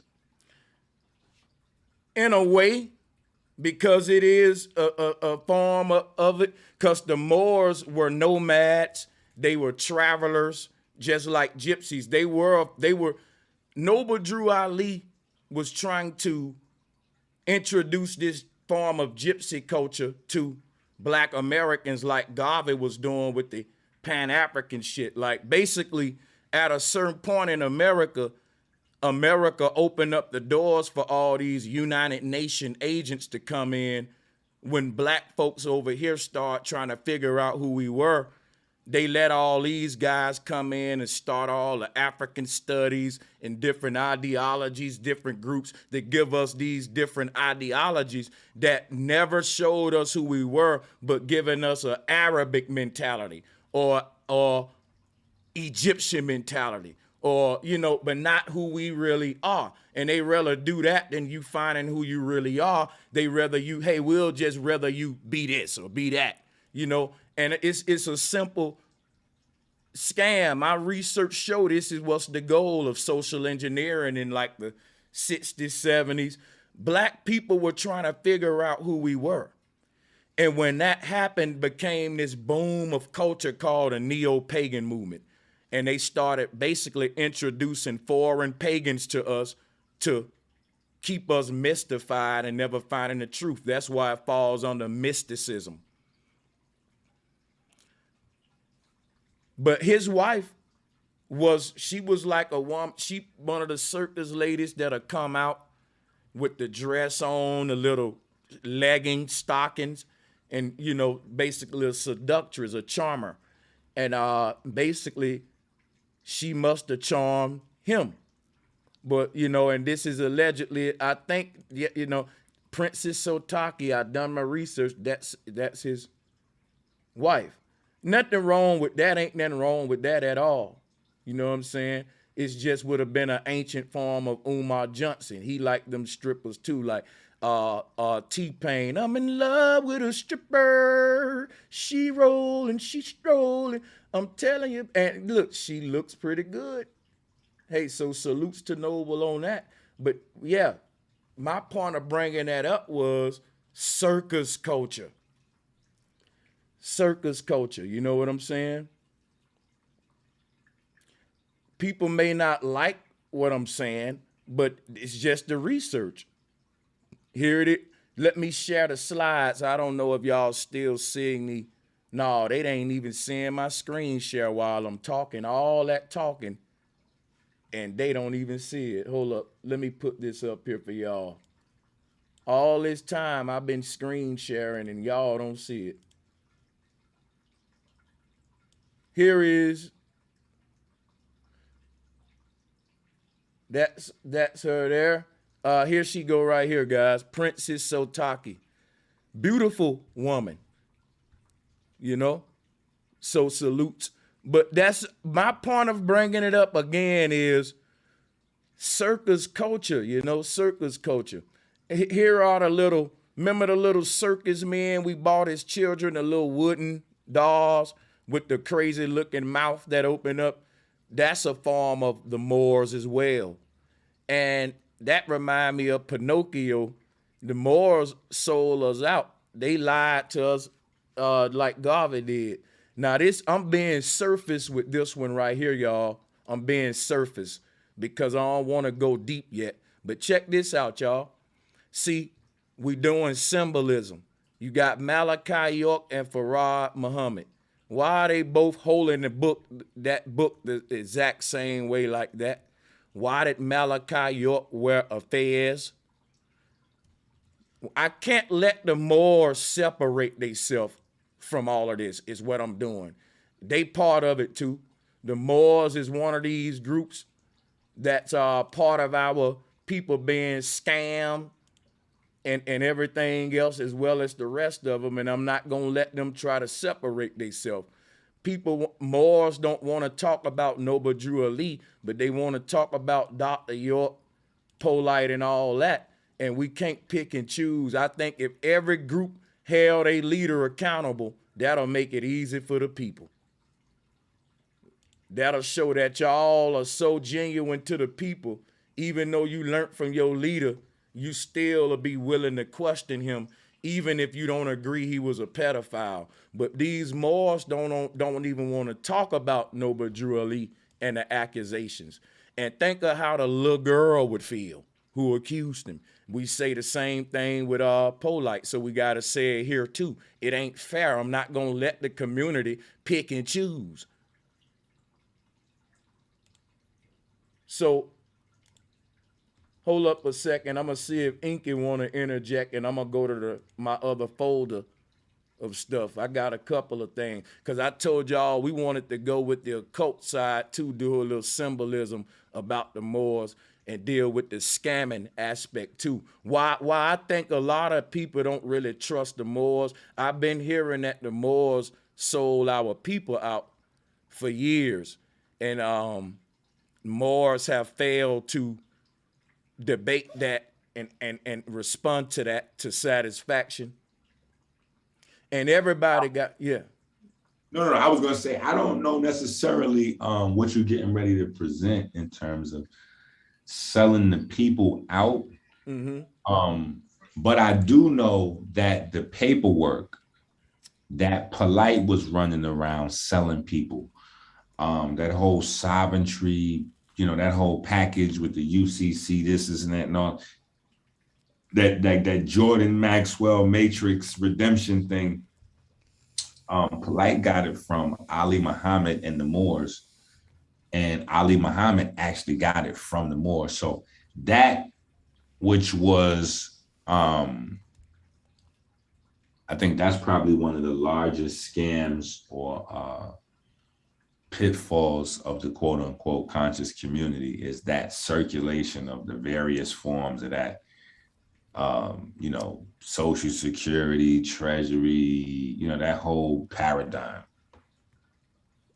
I'm gonna show you right now, Inky, how the Moorish Science Temple is I can prove that they're scammers without no receipts. And I know that sound crazy. You know how I can do it? For the same reason I can do it with, now I got receipts. Hold on, bro, Sanchez, you telling me that if Taharka Bey sees this video, that he's not going to be able to, because you saying you're not going to use receipts. If Taharka Bey see it and he bring receipts, will he be able to shut you down? I'm finna kill it right now, because simplicity always win. Can't nobody deny what I'm about to say. Watch it. First of all, let me pull this up, because here go my receipt. Here go my receipt right here. My receipt is Noble Drew out, and I'm about to drop a bomb after this. Listen, y'all, this is the book Noble Drew Ali left black people. Now, I'm finna prove all this shit a scam. Instead of this man leaving us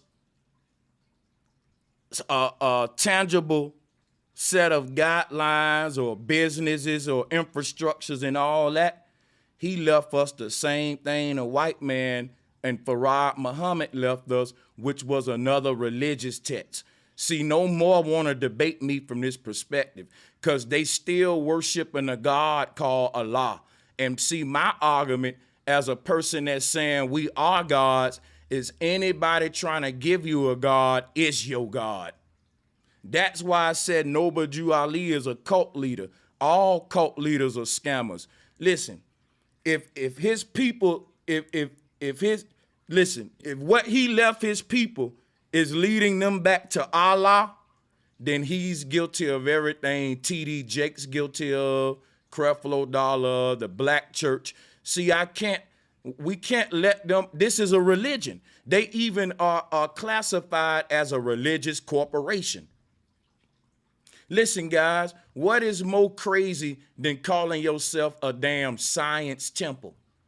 Science ain't got nothing to do with temples. Science is a scientific method where you go outside in nature and that's your temple and you study in nature. What kind of science are you doing that you doing it in a temple and not a laboratory? See, none of this don't make sense. This is the religious science. This is the religious programming of modern science, what we go against over here with Flat Power, Inky. And this whole symbol with this circle 7, the number 7 ain't nothing but the God El, and guess what? On the cross. The way that circle 7 made is the Mercator map, and I ain't trying to go in the flat earth yet. But I'm gonna just throw this out here real quick because my people love when I do. But we want to go check this out.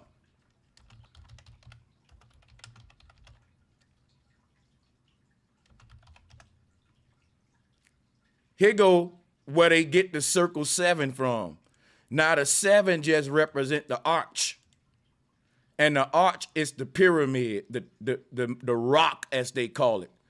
And the God El was symbolic of a rock and the number 7 at the middle of a circle with the 4 openings on it. What you think that means? Hey, hold on. Let me just stop you for a second. You know what I'm saying? So I mean, that's some tough shit right there. I just wanted to say that while you right there. Yeah. That's some tough shit. I get it in. You need an explosion or some shit right there. That's tough. I don't know if somebody gonna be able to try to debunk this shit. Or like this shit look like ironclad right here. I'm not gonna lie to Harker and all those that would try to come holla at Sanchez about this. This shit look tough though right here. This shit tough right here. Mm-hmm. Woo! Yeah. Hey, I'm telling you, that's why when I debated that Moor named Hernandez L on the flat earth shit, I won that debate, but I told them I want to come back over here and debate y'all on Moorish science. You can hear it was crickets for a minute. And then I never heard back because I already showed my hand too quick to them. So I don't think they ready for the Moors to see what Noble Drew Ali was hiding. Hey, I already did a whole lecture going into the symbolism of Noble Drew Ali standing at. Look, Noble Drew Ali did a Last Supper ritual. Like, you want to talk about religion? It's one thing for the white man to indoctrinate you with religion. It's another thing for the black man to tell you he God and create his own religion and make you worship him.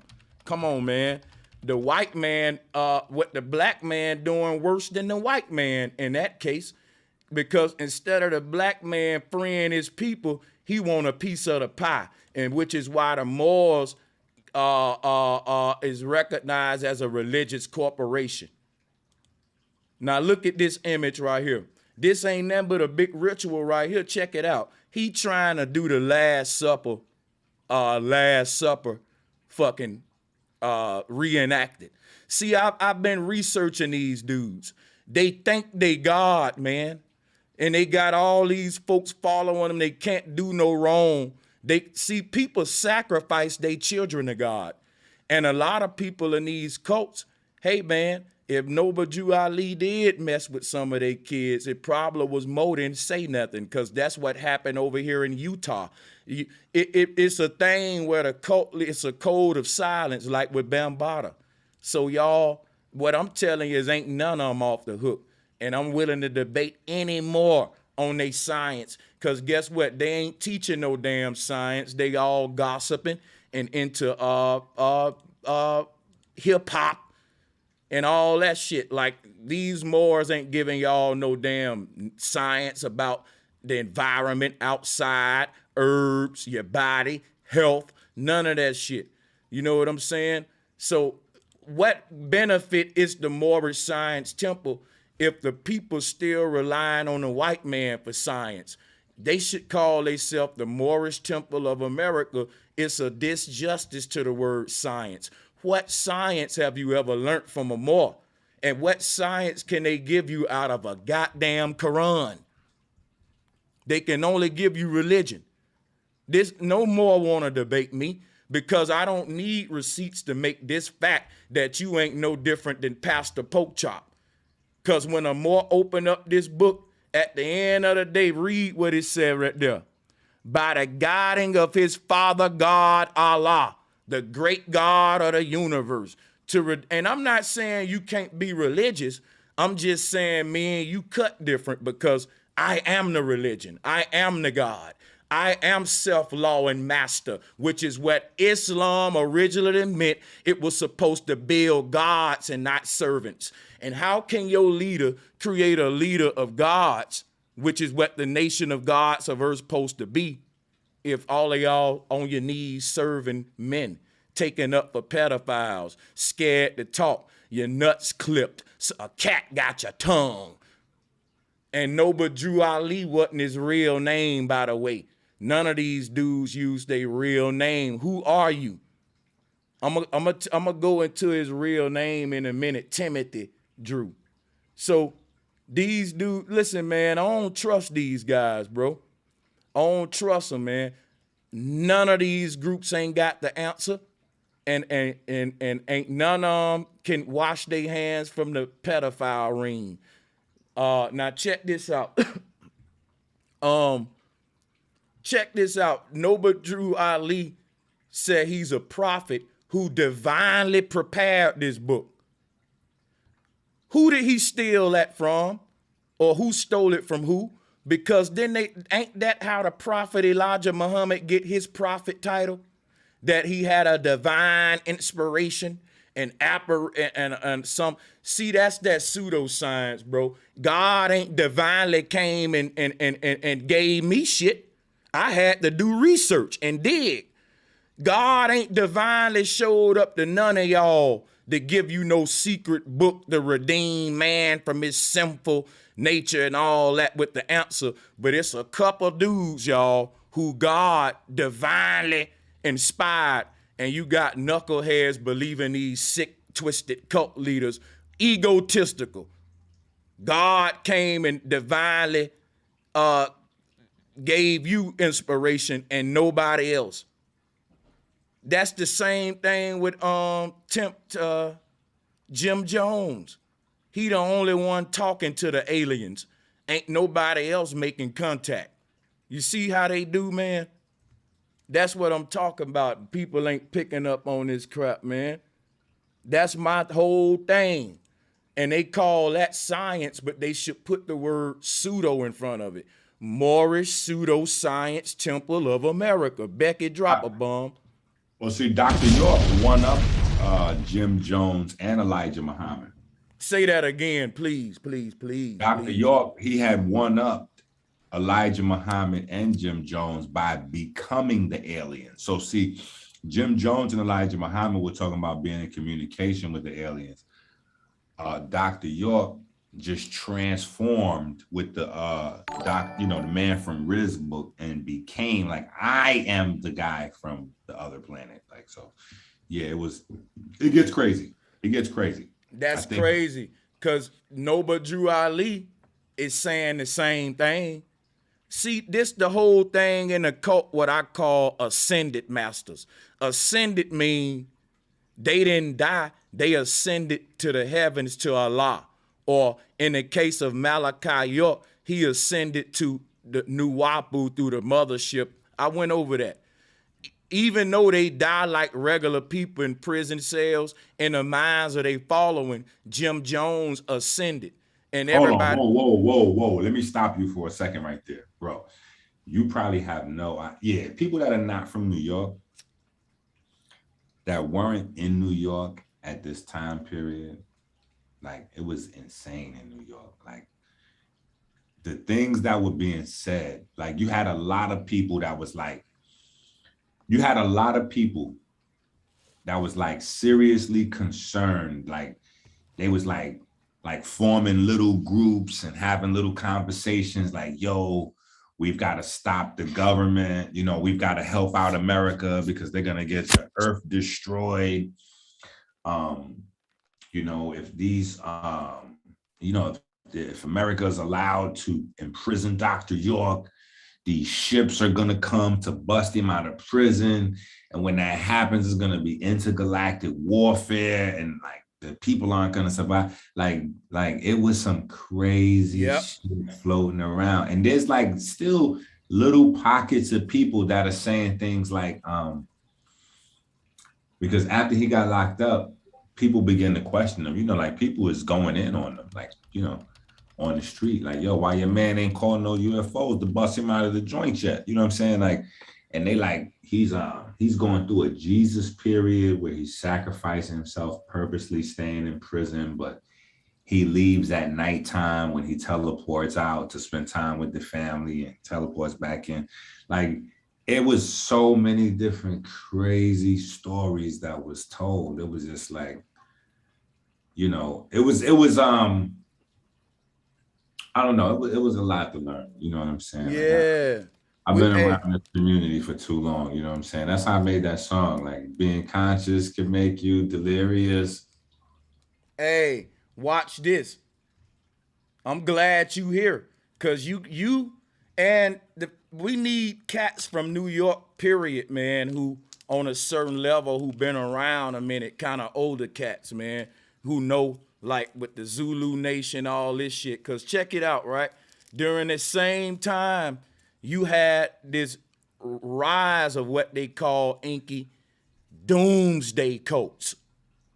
During the same time, you had these Nuwapians popping up, Hebrew Israelites, Kemetic folk. You had in the white community. No. Wait a minute. I think everybody that's over, let's say, what is it, 2021?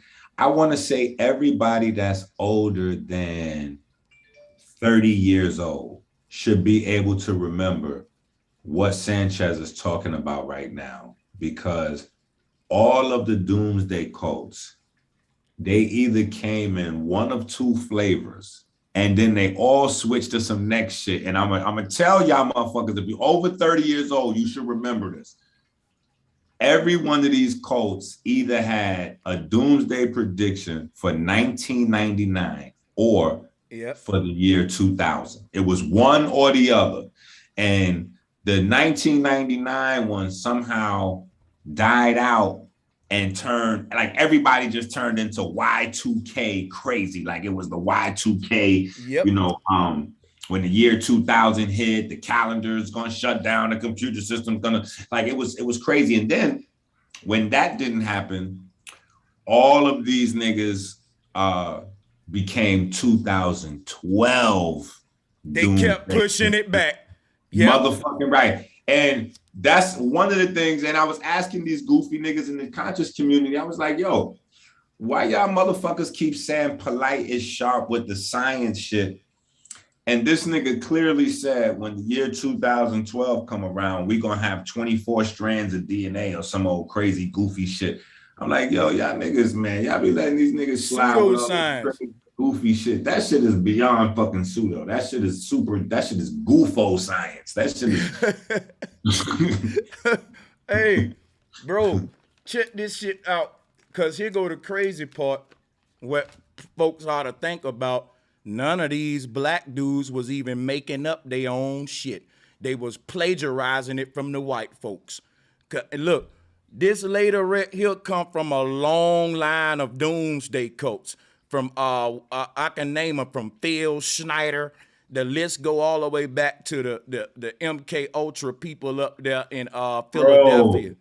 Bro, listen, man. See, this is the type of shit we're gonna be talking about on the platform Saturdays at 7. Listen, your man Polite stretched out Jordan Maxwell. Yeah, him too. Yo, he grabbed Jordan Maxwell shit and put such a fucking remix on Jordan Maxwell shit to stretch that shit out for like 10 books he wrote by just rewording Jordan Maxwell shit about the bank and the river and the social security number to the UCC. Like all that shit is Jordan Maxwell shit, and that old redemption manual shit. Like all that shit is the sovereign citizen redemption manual, Jordan Maxwell jargon. And that's a fact. A lot of motherfuckers remix that shit, and the only redemption that goofy ass paperwork was offering is the people that was using it to scam other people and buy that shit. Facts. And that's why I said. And I was one of the dummies that bought it. You know what I'm saying? So yeah, I was one of the dummies. I was hook, line, and sinker with it too. I was all the way in. I was like, oh hell yeah, I'm about to get my motherfucking constitutional citizen. Mm-hmm. But see but it was all for a reason. Now you hip to what's happening here. See, guess what? This is what Malachi York showed his followers, Inky. This is the mothership. This Malachi York conception of the Nibiru mothership that's gonna save the Nuwapians. Now, why is Malachi York talking about Nibiru? That would be Osiris to the Kemetic people. And we know that the Nuwapians and the Moors are a form of their Kemetic base too. They don't disrespect Kemet, they incorporate Kemet as well. Check this out. What we looking at right here, this little drawing, this is Nancy Leader's conception of doomsday when she was one of the biggest doomsday of her time. Let me tell you who we looking at right now. The Nibiru cataclysm theory comes from this one white lady who you looking at now. And it was adopted by young Pharaoh, Polite, and so many people. This white lady right here, if it wasn't for her, no one will be talking about anything about a Nibiru cataclysm. And guess what? She was an instrumental leader of the doomsday cults. And these cults had different theories on how the earth was going to end. It was so popular that Hollywood started making movies about the end of the earth to feed the craving. And the movie 2000 was one of them, what Inky was referring to about how it was really got big with the Y2K shit. But a lot of these doomsday cults, because NASA was saying we was going to get these solar flares come to the earth. But the doomsday cults was saying it ain't solar flares. NASA trying to hide our ancestors coming back to destroy this earth and to save us up out of here. And if you look at what the modern Hebrew Israelites teach, they teach the same thing. Yahweh Shai gonna come back, bring destruction, nuclear war, and bring us out of here in like some sky attack. All of this rhetoric come from these early doomsday people. That the destruction of the world. Wait a minute, hold on. You know what? It's an old lecture floating around, right? Of Phil Valentine. Phil Valentine tapped in on one of them joints too. He said that he was trying to raise $5,000 from people so that he could pay his underground government contacts to get the secret entrances to go inside the earth, so that when the bombs and the sickness gets released on the surface of the earth, the people who have the secret information can go to the safe places with the billionaires inside the earth. And he needed to raise $5,000 so that he could scam. Wow. Correct. So he needed to meet with his secret contacts. If he raised the $5,000, then he'll be able to bring it back to us and make copies and pass it out in the community. See, this why I need you doing this with me. So, cause what you doing is when I show them how the plagiarization and pseudoscience go off, you showing them how this was then monetized as well. Like how you can take this pseudoscience and once you convince people of this in the ways you can monetize it. Now, he just gave y'all some fire game. Any scammers out there, I know they just took notes on that one, boy. Hey, Phil is a beast. Damn, Phil, God damn it, Phil. I know, say it ain't so. Hey, I like Phil, you know what's crazy with this shit though is that these is lectures that was packed too. That lecture was packed. It was 200 niggas in there. And they made the DVD, sold the DVD, and put the shit on YouTube. So my point is, when I say that, it's gonna be mad people that's like older, that been in the community for a minute, that's gonna be like, oh shit, I remember that. That's around the time that Phil was saying that Obama was Malcolm X's son. Do you remember that? When he was trying to tell people that I remember that. Yeah. They stole man. Malcolm X semen and slipped it into this white lady and made Obama some shit he was saying. And guess what? And I guess what the Kemetic folks were saying, that Barack was the resurrection of that one pharaoh who he looked just like Barack. Everybody was, yo, that was a Barack religion going on. That was a weird time. But we got to deal with these guys, man. This is how we got to go down on the platform, because we got to see. My thing is this: a lot of people is like, Inky, we know you just like to cause fucking trouble and chaos, and that is not. Well, that is true, but that's not. It's not true in the sense that it's applicable to this particular line of inquiry that we're following with these shows. Meaning, what I'm noticing, and I wanna remain neutral until we can really get a lot of receipts to drop, as well as allow people the chance to cross-reference and rebuttal some things. But if it becomes true, right? Just think about this, people, because I know this shit inflames a lot of motherfuckers and makes people angry, but just chill for a second, because here's the thing. If this stuff is true, right?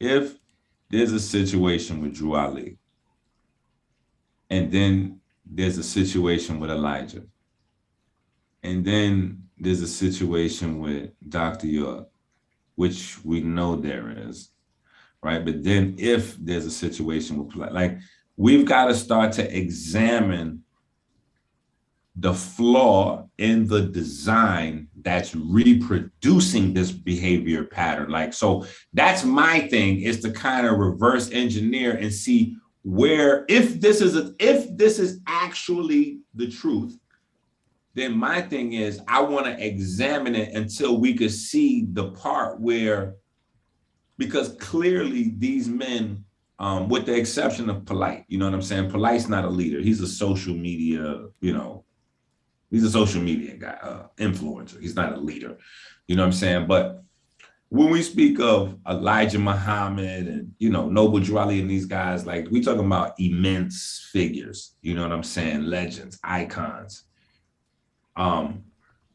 If there's some type of piece in their teachings that's creating this, that may need to be highlighted. And, for me, I just want to get down to that piece and see what, if there's some sort of framework that's being passed from institution to institution that we create that's fostering this pedophilia or this underage. You see what I'm saying? Like, because for me, if this becomes true, that all of these guys, Drew Ali, Elijah Muhammad, Dr. York, and we know Dr. York is already, that's already adjudicated. But if it becomes factual or revealed to be factual to the people that Noble Drew Ali and Elijah Muhammad also may have participated in some of these things, to me, it's incumbent on the people, not even just on the people. It's more, it should be, to me, in my mind, my opinion, a more of a pressing issue for the Moors to body this. You know what I'm saying? It should be more of a pressing issue for the Nation of Islam to really body this. I think that Farrakhan's testosterone-fueled approach was dope was dope for his audience when he did it. But I think now that those videos are available and social media is available, I think that the things that he said in reference to Malcolm X's assassination, he wouldn't repeat if he had the chance to do it all over again.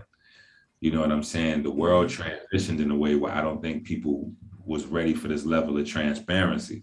So, looking back in hindsight, you know what I'm saying? I'm just saying, I feel like if these things become factual, there's something that we have to take away from this, because we saw Polite statements about him supporting Dr. York, regardless of whether he is a pedophile or not. If that multiplies, right? Let's say in a hypothetical world, Brother Polite gets convicted. And because of his popularity, that program, whatever that is, somehow multiplies. Because like there's a young gentleman named Y2K, right? And he's really like pumped up about Polite. And there's a lot of them like that. So, I think it's important that if Brother Polite is convicted, found to be guilty, right? Because he's not guilty, right? Until he's proven innocent and all this, innocent till proven guilty and all this. But if he is,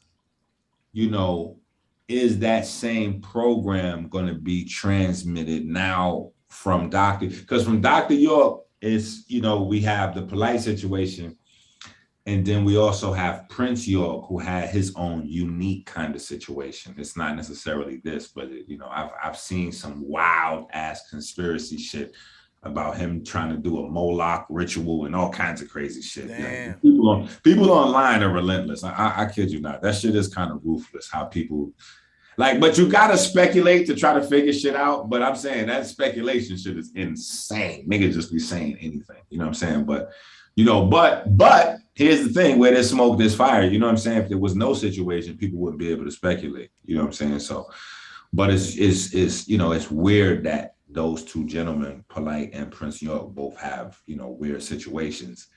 And with Polite's popularity, that whatever that programming is that's being downloaded, if it is something that is being downloaded from these institutions, you know, it could be multiplied, and we could look at that beginning to become a more increased practice. You know what I'm saying? Where, you know, we just have to be very, very careful what we ask for in terms of people, you know, because, you know, there are a lot of people that have very eclectic tastes. Let me say it like that. And they're always looking for people to say or do something that they can use that to twist and justify something else. So like Sanchez brought up the NAMBLA organization. You know, there are a lot of different little nuanced organizations that are out there lobbying for things that would make your stomach turn. You know what I'm saying? But they want these things to be legal and on the books. So, yeah, you know, we just gotta, you know, for me, you know what I'm saying? Because like I said, I got a lot of, you know, I'm a religious loving person. You know what I'm saying? I believe in God, all of that. You know what I'm saying? So I would like these things to not be true. You know what I'm saying? But I'm not of the mindset like a lot of these other people that inquiry is something to shun away from. No, I think that the truth will always rise to the top. And I think that if these charges are truly fraudulent, I think that, you know, under scrutiny, I think that'll hold up. But if this shit is fake, like the Elijah Muhammad thing, you know, it looks like there's some critical points to analyze, like some birth certificate changing and some critical statements from Elijah Muhammad's children that Brother Fred was pointing out. And now looking at this, you pulling up these articles and just being able to substantiate your claims with receipts, I think this is creating a pressing issue in the community where we really got to look at this shit and say, what the fuck is going on? Is this something that our young men, so I guess I'm gonna sum it up like this. Is this something, right? If all these things are true, would Polite, now this is a hypothetical. I'm not saying Polite is guilty. He has not been convicted, blah, blah, blah, for the record, allegedly, all that. But let's say, for instance, Polite winds up being guilty. What if Polite never met Dr. York? I mean, well, he never met Dr. York, but what if Polite never ran into Dr. York's information? What if he never studied under Dr. York? What if he never developed a personal relationship with Dr. York? Is this behavior something that was already in Polite? Or is this behavior, like I'm saying, something that is a part of the education that people are getting from under these gentlemen? You see what I'm saying? That's where it becomes a value for me to continuously examine it to see what's going on. Like, are we saying, go ahead, because a lot of people say that Elijah Muhammad was Elijah Poole Bey, and that Elijah Muhammad studied Noble Drew Ali. And so now if it becomes a fact that Elijah Muhammad studied Noble Drew Ali, if it becomes a fact, because you see Noble Drew Ali get, you know, he passes, transitions, gets assassinated, however people want to, you know, reference that. And then right after, you know, you got the Nation of Islam pop up. But so if that's something that's a fact, that Noble Drew Ali has some rape situations and then Elijah Muhammad does, like, is that I just feel like you don't understand. Is that a part of? Hold up, unmute yourself. Yeah, is that a part of those teachings that's transitioned from Drew Ali to Elijah Muhammad? Are these teachings that are being transitioned from Dr. York to Polite? You know what I'm saying? So anyway, let me let the people go in. No, I'm gonna answer you. I think this teaching's got a lot to do with it, because there's not a normal history of sexual deviancy in Black America. And when we go back to antiquity, I wasn't around in the past, but I guess movies like Color Purple try to portray a different scenario. So maybe I should retract my words. Maybe there's been a history of unnatural sexual behavior in the world, period. But I don't think it started to become normalized and something that we tried to make natural with science into religion. Because it's only in religion that we have an excuse to push the age of consent down. I don't know if people understand that, but how a nation determine their age of consent is with a morality code. And that will fall upon a person's sort of moral ideologies, which will go into religion. And you will see that often religion determine the age of consent, like in Arab countries, the age of consent is way lower because their religion is more patriarchal toward the woman or whatever, and whatever. So they do arranged weddings. So everything is basically by your religious ideology is what I'm saying. And with these cults that we see, it's a normal way of behavior with them. And then it comes out with one or two people who say, well, it's been going on. Like with Bambaataa, like this was normal in our shit. You know, people just was quiet. So it's behavior that be normalized. Like, look at R. Kelly. You know what I'm saying? It's like, when we find out about it, it been a ring of acts and activity, for all we know, with a bigger ring than what we think.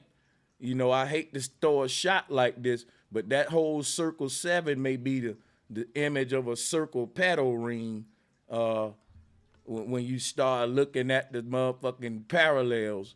But I know in the occult, we say about the rich royal families, they do this type of stuff to children for adrenochrome, and you know, you got all these theories, but it's now wait a minute. You know, Bro Sanchez, not to cut you, you know, the anus cult has adopted the Circle 7 as a symbol for the chakras, and they try to throw the anus, you know, up into the, you know. I'm just saying there's some folks that be teaching the anus cult philosophy, mixing it in with the Moorish. Because, you know, now we got people that makes up things. Like you got Moorish, Kemetic Israelites, shit like that now. You know, this, you know, there's shit like that floating around now. Okay. All right. The niggas is nuts. Some dude saying Sanchez is sick-minded. I'm pointing out to you sick-minded individuals. I've mentioned Jim Jones, Malachi York, occultists, and all of this stuff, and I'm the sick one for mentioning the sick guys. We know who we know who you with. Yeah, we know who you with, bro.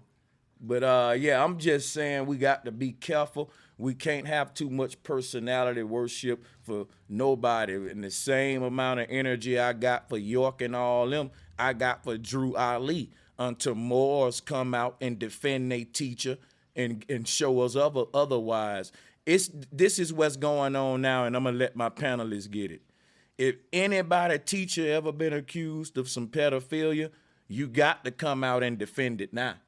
Ain't no sitting back and just let mine pass by off the radar.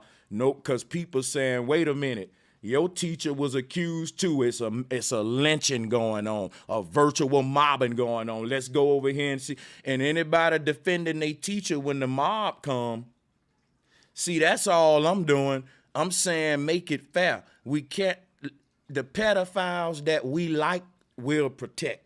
Some of y'all will crucify these dudes for being charged of pedophilia, and then a celebrity that you like and the accusations made, you say, I don't believe that, she too rich, or she too fine, or he too fine, or you know what I mean? So I'm saying, this a new era now. Everybody on trial if the accusation's been made. Let's deal with it. Just let me add this too, Sanchez.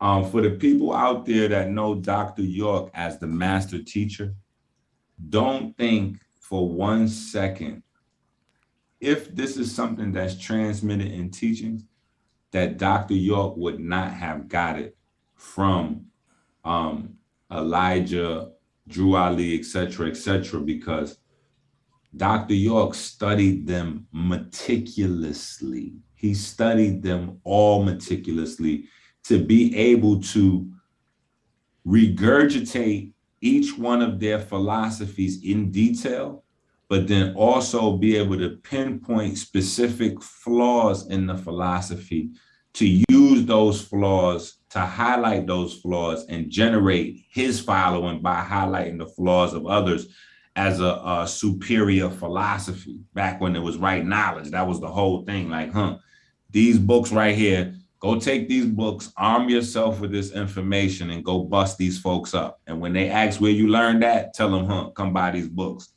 So it was almost like we was drug dealers with books at the time. You know what I'm saying? Here's a sample. Now go buy the books once you get your nose open.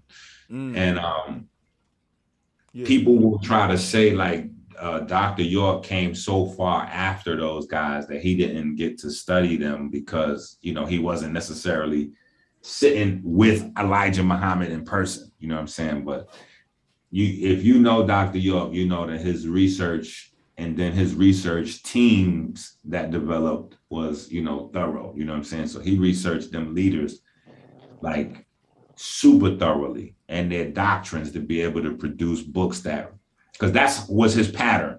He would teach your philosophy while learning it. And then once he learned it frontwards and backwards and he find the mistakes, then he changes the philosophy and steps on that current philosophy to move to the next.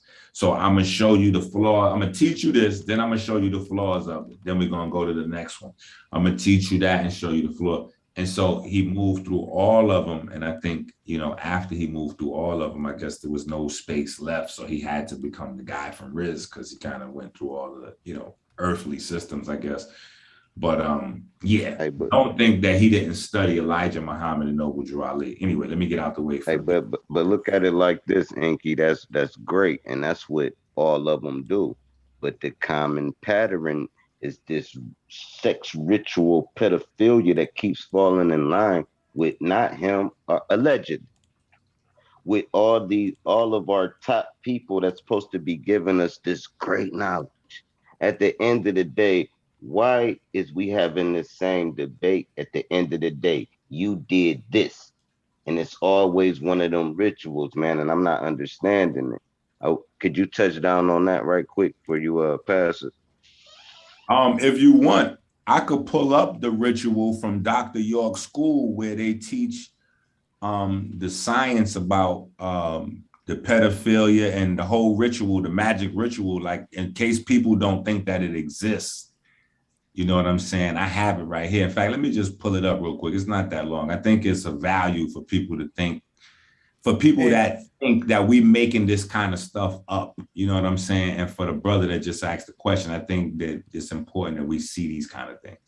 And as you pull that up, I'm gonna say this. For people that's talking about Brother Sanchez any kind of way for doing a stream with Inky, y'all part of the problem. I don't have no beefs with nobody. I'm in a good place. Like, I can collab with whoever I want because I got neutral relationships. And guess what my smoke is about? I'm going against the Moorish Science Temple teachings. I'm saying, where the smoke at? Let's debate. Where your science at? I disagree with the Circle 7 Quran and Muslim Islamism. Inky don't even agree with me on that. So what is y'all talking about? Like, Inky don't even agree with me with that. Inky said he fucks with religion. I'm trying to challenge the Moors and go against. Here's the problem. Look, wait, this is a good teaching point. I'm sorry to interrupt you. Listen to this. This is the whole purpose of creating the show on Saturday, 7 o'clock, called The Platform. It's not about like no eggplant riding and, you know, saying what the other person, blah, blah, blah, blah, blah. Don't think because me and Sanchez is rocking out on these platforms and we going in together that we all of a sudden we agree together. You know what I'm saying? I'm not getting ready to jump on the flat earth fucking bandwagon, nigga. I don't agree with you motherfuckers. And Sanchez ain't getting ready to stop banging on this motherfucking religion and this God concept and all this shit. Like, he's going to do his shit. And I'm going to just admire his research from the side, whether I agree with it or not. And we're going to all begin to move in a more mature fashion and start to pick through this research for what we could really apply to our lives. A lot of the problem with the House of Consciousness type of expression and articulation of what consciousness should represent has, because of the ability to monetize chaos, has created this idea in people's minds that we should not be able to come together if we disagree. That's the big fucking problem. We don't need to like hold hands and skip through the grass together to work together as Black people. We just have to agree that we're grown ass adults. So it's okay for him to feel like how he feels, and it's okay for me to feel how I feel. Now, where we can benefit is when we sit down together and put these differences that we have on the table, because I can share my best practices with him, and I can also share with him where I've run into brick walls at. And he may have best practices for those. And I may have best practices for some shit where he ran into a brick wall. You know what I'm saying? So being able to exchange that information and build is the purpose of quote unquote consciousness or knowledge, trying to translate that into understanding and wisdom to be able to build. And, you know, if we're not doing those things in real time, then the time that we spend on YouTube, the time that we spend on social media is wasted. And we spend a lot of time with each other. So we really have to start getting value out of what it is that we're doing online. And if these old ass systems need to be revamped or just totally done away with, you know what I'm saying? Like, you know, some of these old teachers, honestly, no disrespect, but, you know, when Phil Valentine starts teaching that crack cocaine is what opens up your pineal gland, like, it's time for fucking retirement. Like, it's just time for the old niggas to sit the fuck down. Unfortunately, respectfully though. Mm-hmm. And I saw people saying, "Oh, you clipping that out of there and just misconstruing what he's saying," when it's the whole section. People gonna make excuses when it's right in their face, man. Hey, Sanchez, the whole section is worse because if I let it play longer, he ties the cocaine, he ties the snorting cocaine and the pineal gland to the Kundalini explosion. So y'all motherfuckers is lucky that I cut it off before he continued to get even fucking more goofy. You know? And he starts off with the ancient pharaohs from Egypt taking their boats to America just to purchase cocaine because the cocaine was stronger in America. Like, nah, the context of the video gets worse. And if I even stretch the context even back further, it gets more dangerous because guess what? That was a video for a children's book. So that was actually a video by Rich and Phil directed at children, because it was to promote the release of his or his sister's children's book. So why would you have a video released to children and in that video teach that the pharaohs of ancient Egypt, who everybody have propped up in a high esteem, oh, the gods of Egypt, you know, the pyramids, they built the pyramids and all this other shit. Why would you teach to children that the pharaohs was coming to America to buy cocaine, and then later on in the same video teach that the cocaine was able to activate the DMT in the pineal gland, which is the pathway to heaven and gives you the Kundalini, blah, blah, blah, blah, blah, blah, blah, blah, blah. Like, get the fuck out of here. There is no context of that video that works out in Phil Valentine's favor. That video gets sicker and sicker. The larger the chunk you take and look at, that shit gets crazy. If you go back to the beginning, Panic is dozing off on the motherfucker like a straight dope fiend. That's not sleep you looking at when you see Panic leaning like that. That's dope. That's opioid shit. So the further back you look in that video, the more insane that video gets, especially because it's directed towards children. You know what I'm saying? So in fact, I almost can remember the timestamp. I think it's around the 40-minute mark or the 20-minute mark. where Phil Valentine says that they're mentors for children, even in that video. So that shit is all the way fucking insane. And the fact that you people think it's out of context is because you have that cult love that's blocking your ability to see what's plainly being presented to you.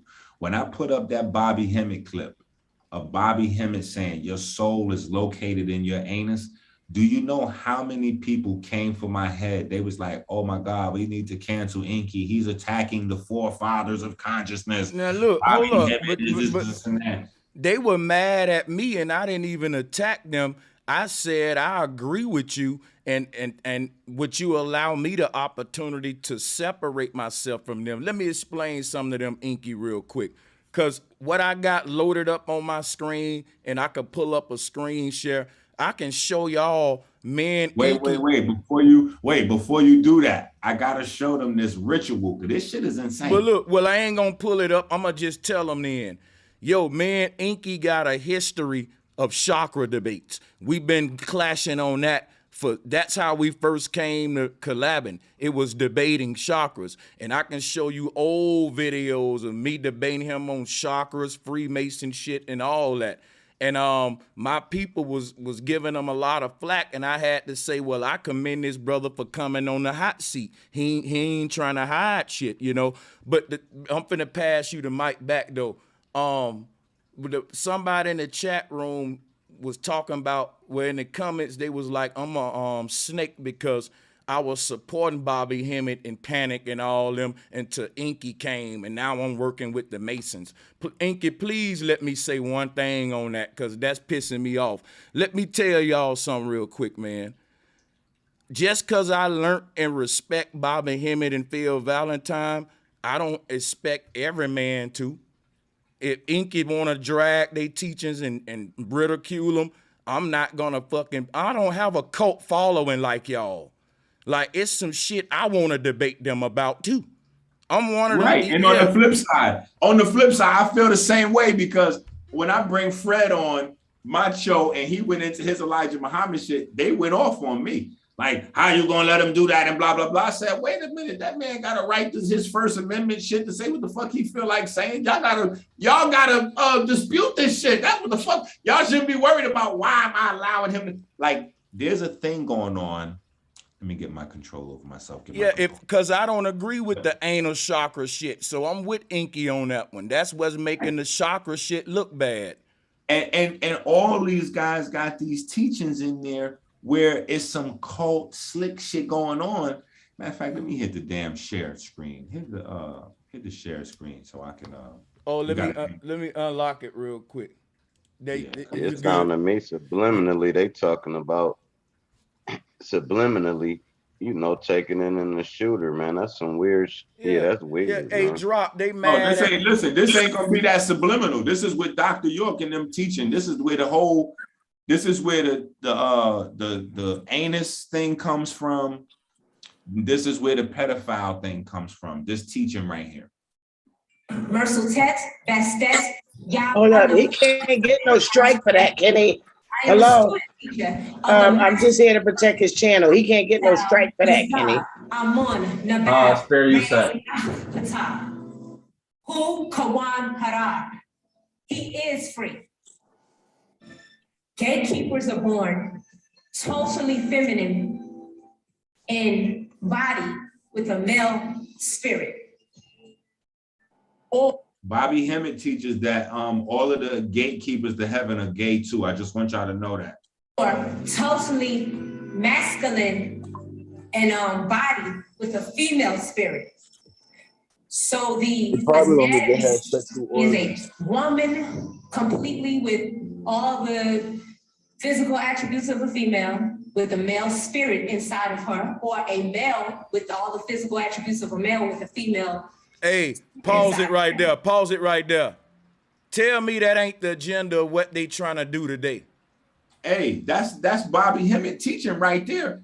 That shit blew me away, because when I heard Bobby Hemmett teaching that shit, like I was asking everybody. I was like, yo, y'all don't hear this nigga with this shit? Like, yo, what the fuck, y'all? Like, they trying to like like create a blind spot in their mind where they like overlooking this shit. And I'm like, yo, y'all nigga, I can't fuck with this shit. So that's how I kind of been like a lone ranger a lot of times with this shit, because I've been going in on these niggas. That's straight up blurring the sex lines under the guise of deep teachings and shit.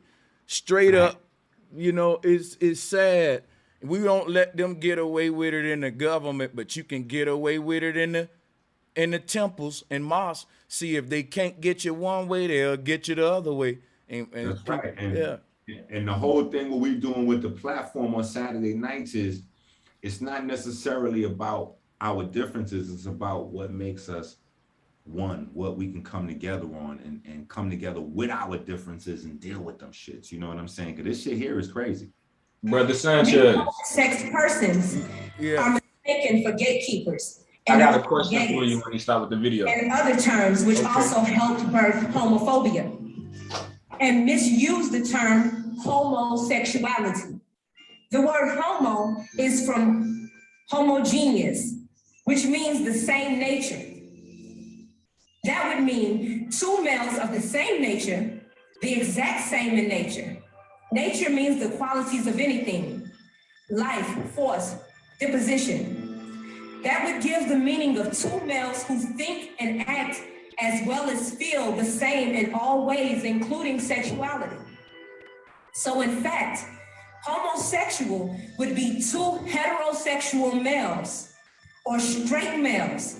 And as soon as they have any form of sexual contact, they become not homosexuals, but hormonesexuals.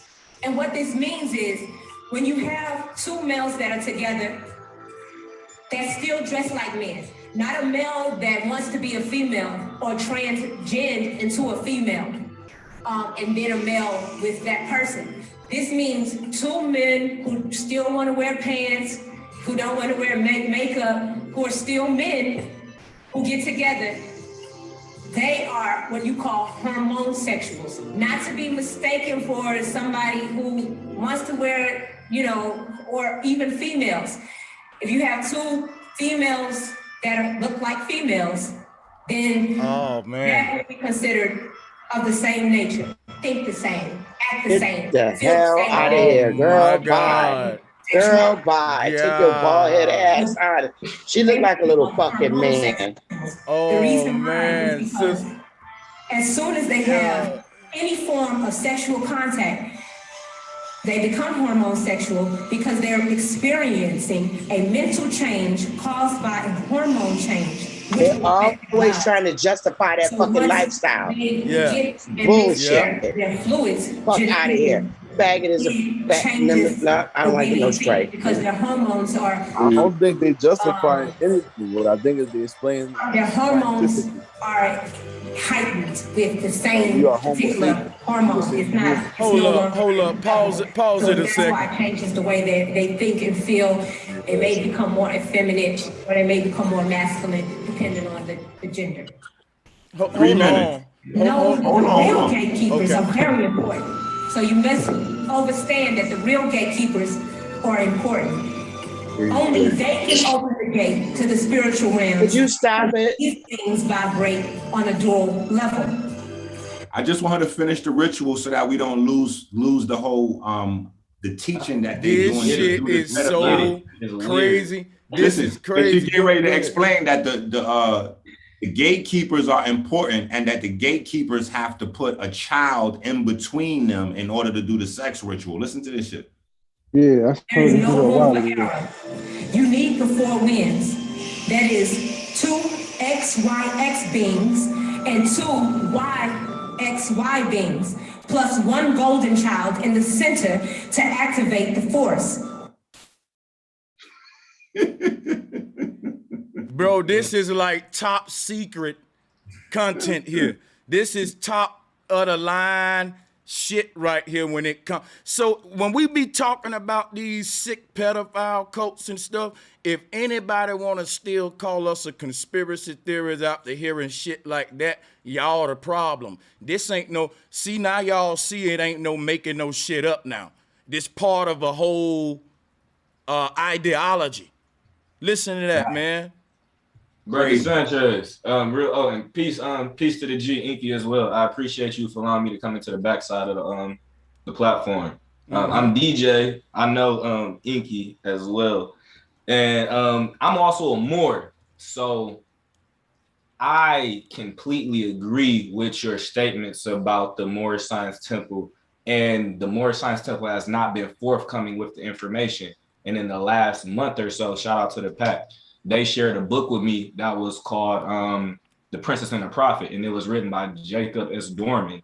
Now, there are some things that are not necessarily, some things they leave for inferences to be made because they aren't completely clear, but it states that we all know that Drew Ali actually was a part of the circus. And then so just to give some substance, some little backstory, when we understand what was going on in the early 1900s, we had no back to African origin stories at all. So not until like 1920, when we have Walter Plecker with the Anglo-Saxons Club of America and also Marcus Garvey, and he's trying to send people out to Liberia. Remember, Marcus Garvey is the forerunner for the Moorish Science Temple of America. They say his name right after they bring in a prophet. That's very important because for the last 100 years, we have had nothing but back to African movements. And for the most part, 99% of us are Aboriginal indigenous people to this landmass. And that holds precedence when we have all these religions such as Islam and Christianity and things telling us that we come from a completely different landmass. And then the conscious community, mainly out of 125, they were big for pushing this to us as well. And before it was Moorish Science Temple, then it was the Nation of Islam, then we had the 5%ers. In all honesty, without the structure of the MSTA and how that came about, we wouldn't have hip hop to the extent which we have today. That's what I was telling them.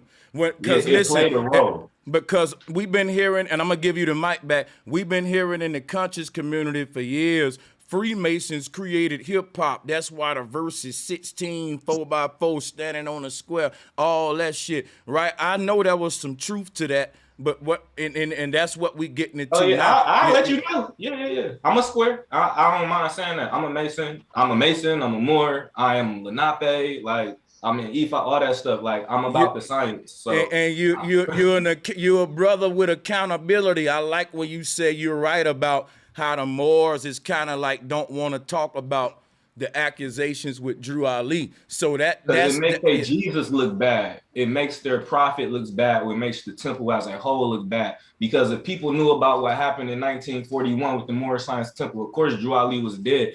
But in 1941, this is FBI records. And the FBI records, it states that there was a group of Moors who were during an investigation that they were claiming to have.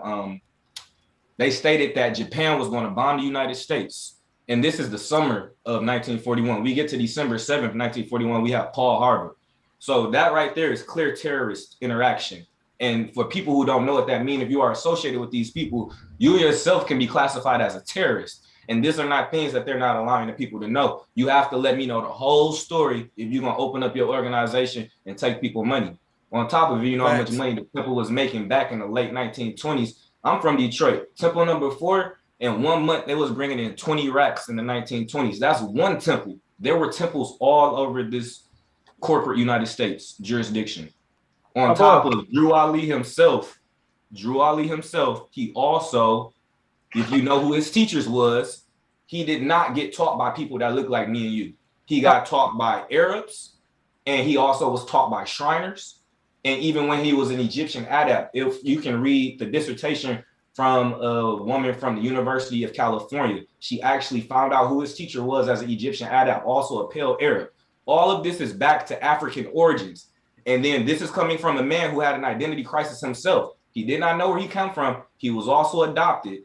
So he's teaching people about identity crisis. And even if you understand the Moorish Science Temple literature, it says, we are coming to teach you your nationality, your divine creed. So you have to learn what your nationality, everybody's not a Moor, everybody's not Moorish American. And I can explain that through biology because people love to say Moor means of black skin or you have carbon and melanin. Europeans have melanin. Inky's the one who broke that down, the two different types of melanin. So you can't say that because Europeans are composed of carbon and melanin. That just means it's organic. So that's not, everybody's not a Moor. We all are what people may call humans or Homo sapiens sapiens, depending on what your ideology is. But the MSTA and Marcus Garvey is directly responsible for a lot of the BS that has been going on in the last 100 years, and it has misdirected us as Aboriginal Indigenous people from turning back to the land from which we're from and taking care of what's here. Because everybody's trying to get us to go buy things in Africa, go to Africa. That was Marcus Garvey's whole plan, get people to go to Liberia. I thought he was a Jamaican. He's actually from Liberia. And all of this Anglo-Saxons Club of America, Walter Plecker, 1924, them utilizing the birth certificates and thing in order to change the status of the Aboriginal Indigenous people to Negro, Black, African American in order to outseat us. So all of it. And it was Masonic because as a Mason, you taught to recognize other Masons, whether in darkness or light. So I know that's those symbols and signs. I've been in a temple. I've been in a lodge. That shit's Masonic, regardless of what people think. It's Masonic. And the prophet himself came through an Arab lodge. I can even show that the KKK is another Circle 7 group that ain't even mentioned. Now, people gonna crucify me for that one. Yeah, I can show that the KKK can be thrown in the same symbolism, same man, look here. And all of these groups was making alliances with the KKK, starting with the NOI. I got the paperwork. Yeah, man, it's gonna go down, I'm telling you. Some of y'all already know this, but at this time when it's coming out with this, and we tying it to, because look at what happened in the Jewish synagogue with the circumcisions. We ain't gonna get into it, but they've been normalizing a lot of sick behavior. And it's like the black guys with their religions want to do it too. It'll be like us starting a black Jewish religion where we able to give oral circumcision to black baby now. What I'm telling you is you had a lot of groups that instead of them saying the white man, what he doing is satanic, they saying he get it from Kemet, so I'm going to practice the Satanism too. Well, they did it in the Bible and the Hebrew. So, bro, let me just stop you for 1 second.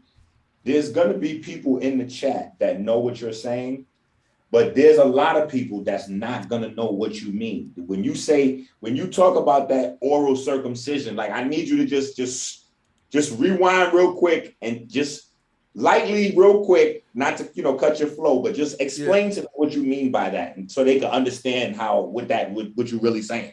Yeah. And it's a normal practice in Jewish religions.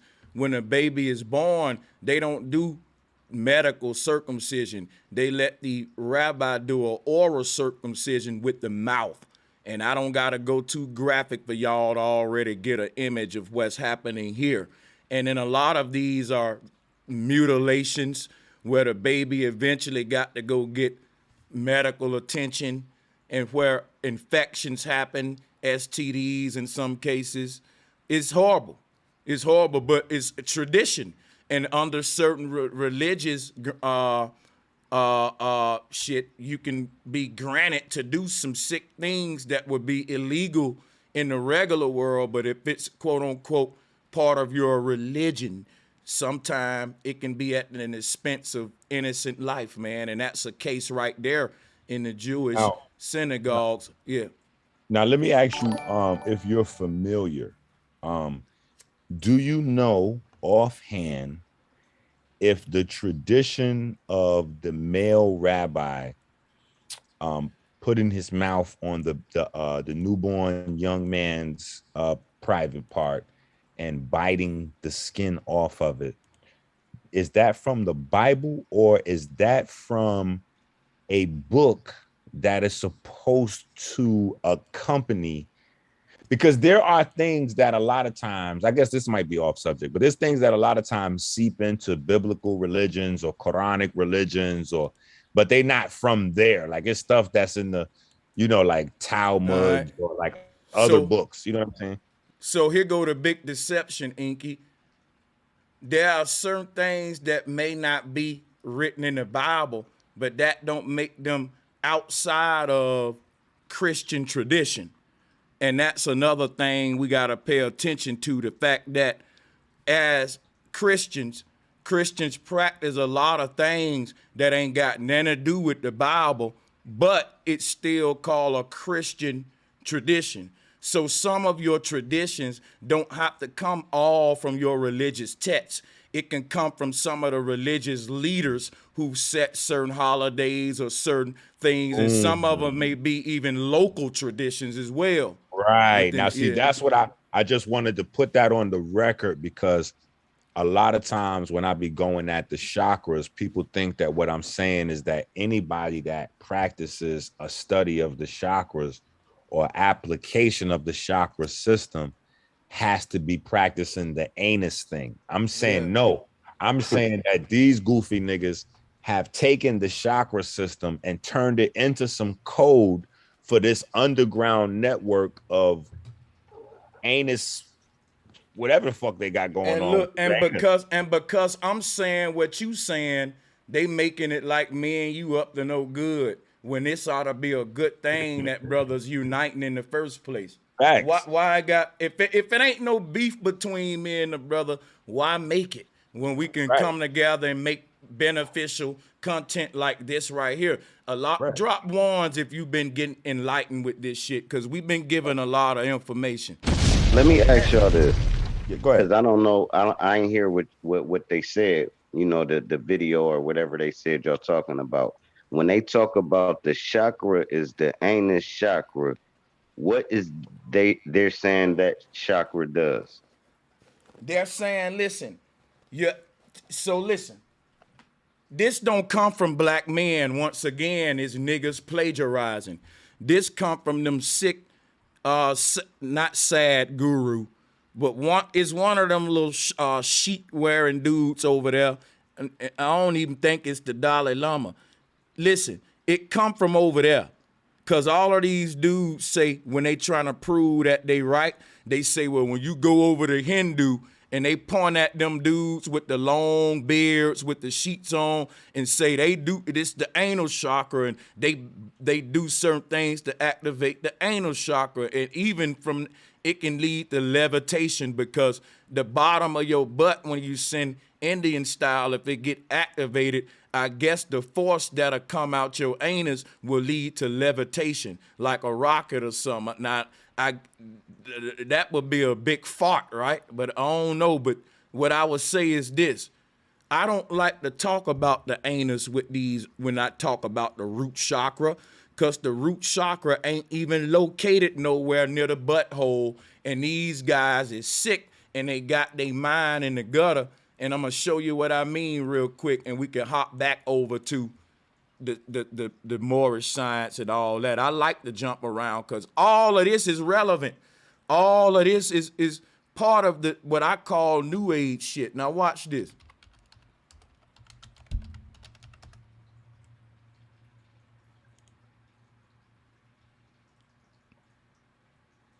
Now, we can debate, right, on whether that root chakra is at my anus or not. We can debate that. Well, let me tell you how perverted it can get. Nature Boy has created a new chakra system for his followers where the anus chakra is the highest chakra of vibration. So his chakra system, you see how you have the root chakra kind of located under a person's perineum or his anus area, and the crown chakras at the top of the head? Mm-hmm. What he did was he turned the person upside down in his system so that the crown chakra is basically facing the ground, and the root chakra or the anus chakra, which he calls it the anus chakra, the brown chakra. He got a brown chakra on his. He made it brown.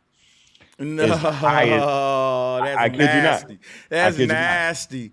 Yeah, I'm gonna show it. In fact, I'm gonna show y'all when you finish with this. I'm gonna show y'all. Oh shit!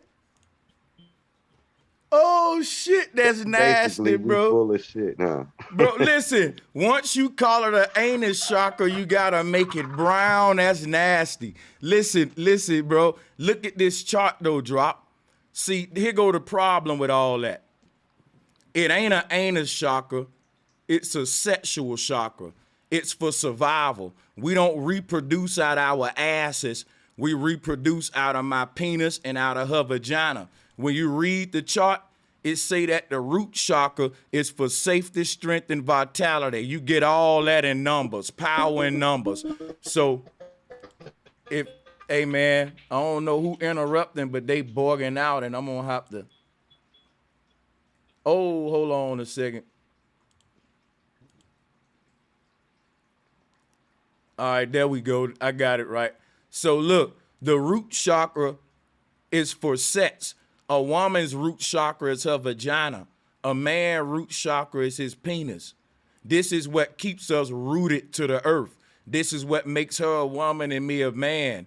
So it's the root of what we are. What you ain't just a human. Your human experience is defined on whether or not you a female or a male. And based on that, you'll get a totally different experience, a polarizing one that complements the other. So this what keeps us rooted, because when the man keeps going into the woman, it keep growing us humans like fruit on a tree, and the tree got roots.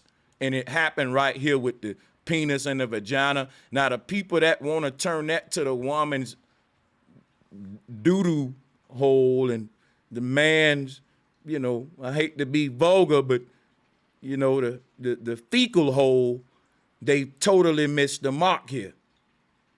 And that's why I said I had to separate myself from that whole anus thing. And a lot of people mad at me for that. But hey, I keep it real. If I don't teach that, why would I go alone to get along, like Kwame say?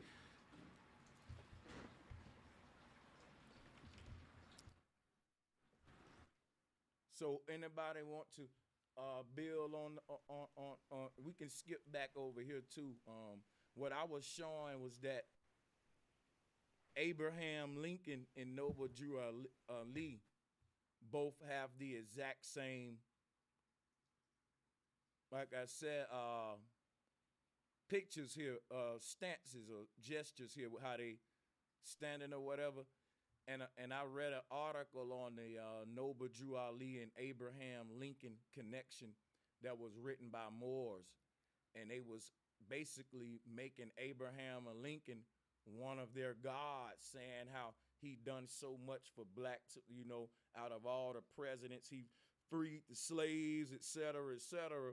And basically the connection between him and Drew Ali, it was I'm gonna read some more, I'm gonna outline it, I'm gonna have my stuff ready. I'm just throwing some stuff out there for y'all right now.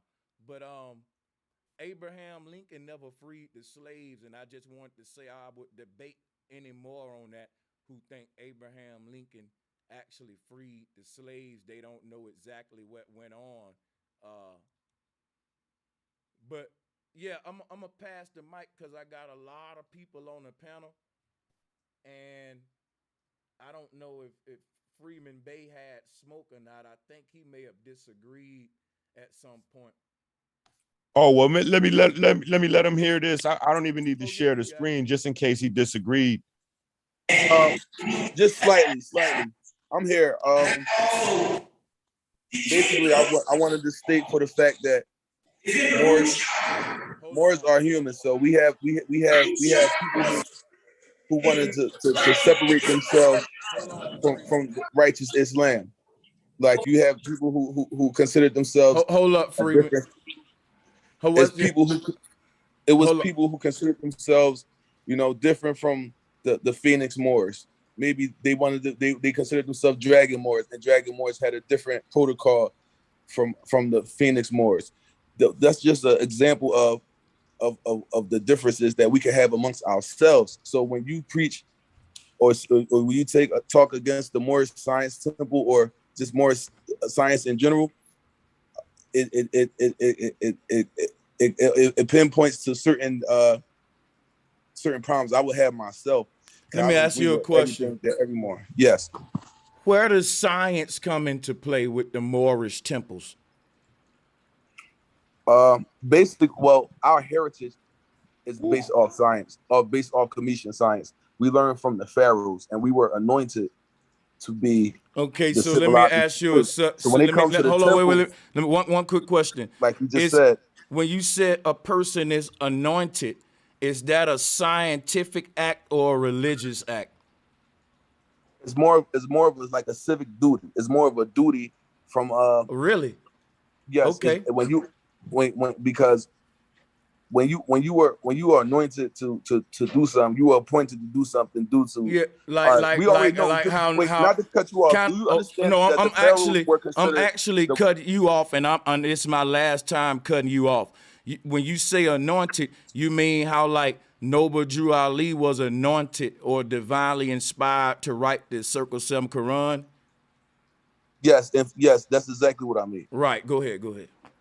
So basically, if you understand the position of the pharaohs, the position of the pharaohs were equivalent to being like gods on earth. All right, so they understood that they brought the knowledge from the cosmos down to the people of different nations. Now, in the northern region of Africa, maybe the western region, Egypt is on the northeastern side, but they fused with what you call Berbers, which were nationless people, and we later became what you call Moorish Americans or Moors to basically to attribute who we are to a bloodline. Now, we always was intertwined with Egyptians and stuff like that throughout time. So being favored and being introduced to the most highest of knowledge from the Elohim and the pharaohs. You know what? You know the bloodline you referring to, they call it the Merovingian bloodline. It's a mythological bloodline which led to people drinking blood, which led to blood cults, because you had peasants in Egypt that wanted to be part of the royal bloodline who weren't born into it, so they had to be sworn into it. And when you ain't born into it and you sworn into it, they did sick blood drinking rituals, like back in the day when the brothers would cut their hand and mix their blood, passing all kind of diseases because they ain't know no better, blood brothers. They did that in Egypt. So along with all of these blood cults, you had now diseases coming onto the earth from swapping. You had, you see, now they God is the God of pestilence too, because of the sick practice that come with the religion, if you get what I'm saying. So, and I'm gonna throw you the mic back. You can unmute, and anybody else that want to interject, we can get an order and unmute. This is finna get deep right here, because he proving me right about this mysterious bloodline, right? And we call them today the royal bloodline, the reptilian bloodline, right? And it's not really, yeah, go ahead. I'm gonna let you get it. I'll go in some more in a minute. Can I go next? Yes, you got it, Sister Betty, after him. Yeah, so when you talk about the reptilian bloodline, we understand that we're dealing with natures. We understand that if we talking biology or we talk about the anatomy, we understand that we have pineal glands just like several amphibians and reptiles. We have such thing we have a such thing that you call a reptile mind in outside our brains. That's a part of the brain that we use for survival, which would correspond with that root chakra that you was elaborating on earlier. You will probably operate within that realm of your body when you're dealing with that reptile mind. So basically, when you deal with natures and grafting, you have to understand that that people, that what we call the Asiatic black man, we would have been here before any other type of man on earth. So okay, now wait, I bro, disagree with that. Wait, let me ask him a question real quick, because I want to see if this thing that Bobby Hemmett is talking about goes with what he's saying, because he said something about the root chakra right there. So I just want to see if this is a part of that philosophy. Yes. What? That's also the kingdom is in the root chakra. What? It's supposed to rise. Root chakra is a spiritual kingdom, but it is. Make sure I can hear him, y'all, if y'all don't mind. Okay, it's a pearl. That's crazy. There's a pearl. Go down and the color of the pearl from the ravenous dragon that guards. So you'll see stories like Jason and all that. They go to cover golden fleece, always a dragon, a serpentine type monster. They guard the pearl. You understand what I'm saying? Well, the ravenous dragon, it guards the pearl. The pearl is your soul. Your soul is deep down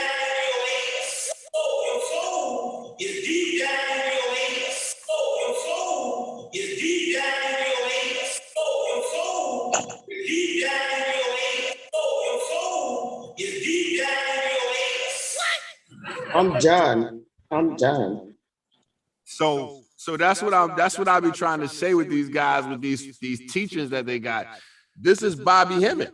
So when they mad, like, yo, Inky, you not supposed to mention this about Bobby Hemmett. I'm like, nigga, he got, what the fuck is going on right now? What do you niggas keep a secret? Hey, Inky, I show a lot of respect to Bobby Hemmett, but when you do that, it's an opportunity for me to let people know, even though I respect and I admire Bobby Hemmett, I totally disagree with him on that. That's why I said I'm gonna link myself with you on that, for the sake of separating letting people know, hey, I don't agree with them on that. Cause check it out. If what Bobby Hemmett's saying that your soul is deep down in your anus, that mean in order for you to dig to it, you gotta have an apple in your mouth. And I ain't with that. I got a couple of questions, if I may. Please to the panel. The first thing that I do know legally in the U.S., there is no such thing as a Moorish American. There's no files or no paperwork or no applications for selection of a Moorish American. Wow. My second, and I work legally, there's no Moorish American, nowhere. Second, the brother with the long dreads that spoke earlier, I don't think he's still in here. I don't see him. I think his name was I don't see him, but he was in here. He was explaining all the misfortunes in the Moorish Science Temple. Now, you got him knowing what confused me about him. He gave a lot of information about the misfortunes that were going on back in the Moorish Science Temple, and how he was in a lot of disagreement, but still openly admitted that he's still a Moor. My thing is, how could you even want to be a Moor, knowing one, that you're Aboriginal to here, two, that is a religion, and three, if you know all those things going on in the Moorish temple. This man, Noble Drew Ali, founded the Moorish Science Temple in the 1920s. Why the hell would you even want to change your identity to being a Moor when you're in fact you're an Aboriginal to this landmass, which is very confusing to me. And all the videos that this gentleman is showing about the freakiness, I must say, why would you even want to be a part of that? And you know that these Moors are trying to get people to remove themselves as Aboriginals to this landmass to become foreign nationals. I don't understand that. I relinquish my mind. It's crazy, man. I want to, when you say there's no real such thing as a Moor, to me, that's kind of, if that's true, that's more light on the whole scamming thing. Like, like when you hear Moorish American, that come from Garvey. That come from Drew Ali. But when you hear African American, because look, before the Garvey movement, it was Negro American, which would have been the truth, more of our Nega roots. But we didn't want to be called niggers, so we was going through an identity crisis when we really, if you ask me, we are Nagas. We are the real Nagas, serpent people, Aboriginal here. That's the crazy part. But make a long story short, Garvey made us say African American, Drew Ali made us say Moorish American, and there go the whole adjective deception versus you just being an American. It is no, yeah. May I speak? You know, May I speak on what you said? Yeah, because yeah, because look, if the adjective in front of American is a religious ideology, it got to be some kind of, like, you still ain't identifying to me. These movements was to give us an identity, and it made matters worse, if you ask me. You know what I'm saying? And look, can't nobody debate the fact neither that all of these groups were patriot groups. this is what they don't want to talk about either. There were a lot of patriotism going on in Garveyism in Moorish temples. Yeah, go ahead, Freeman Bay. You can bring your smoke back. I'm gonna shut my mouth, man. Go ahead. Hey, but the crazy part is they openly admitted that they came here. So that proves right there that we was here. Y'all came here. So y'all supposed to put the asterisk on America on. They supposed to be European Americans or whatever. You understand? We not supposed to have nothing in front of it. We just Americans if you over here.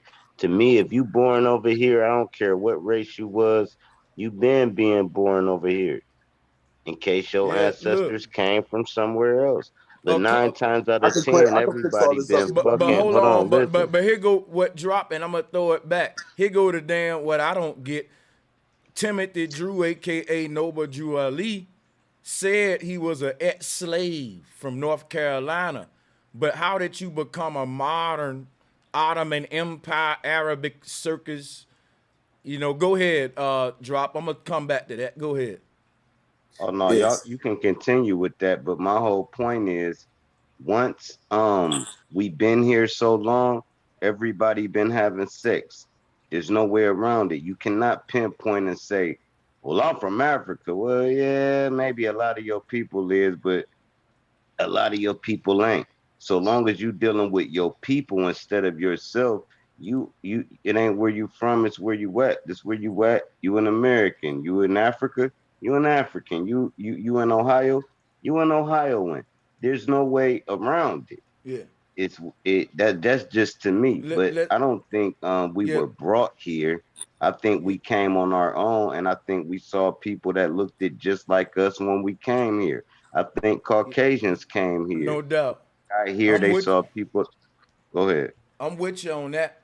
I'm gonna pass it back to Freeman Bay. My bad about that, brothers. You got it. Go ahead.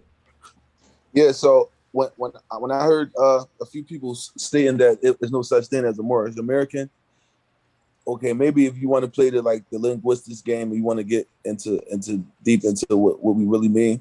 The correct term is a sovereign Moorish. When you sovereign, you basically you free from all feudal lords and all of the color of office that goes on in America, like the certain codes and stuff like that. You basically free from being a subject of the Spanish crown.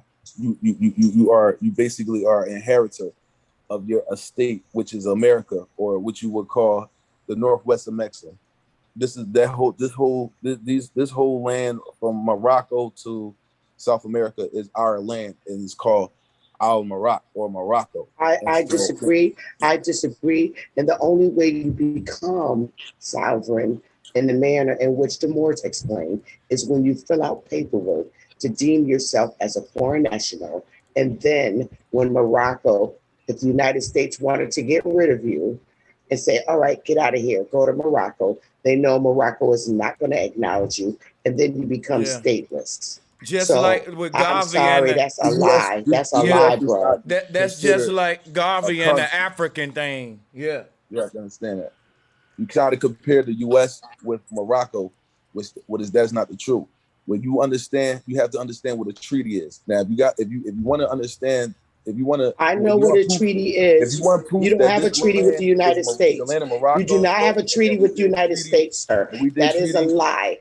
That's a lie. Yeah, and I'm sorry. We were already here. What is it? No. That has nothing to do with the Aboriginals here on this landmass. Has nothing to do. Moors are Turks. They were servants. They're from Africa. They are not from here. We are the original. No, Mr. Bay. We are the original Aboriginals from this landmass. Everybody that's here, listen. Everybody that's here came here except us. And you want to know why? Because we're the only ones they're trying to get off this landmass. There's no other race in America that they want off this landmass but us. And that's Aboriginal. So my question to you, why do you want to be a baby when you are an Aboriginal? You ain't got to go through all that. Wait a minute. Because we are the Aborigine that she say we are. She just don't understand. No, I do understand.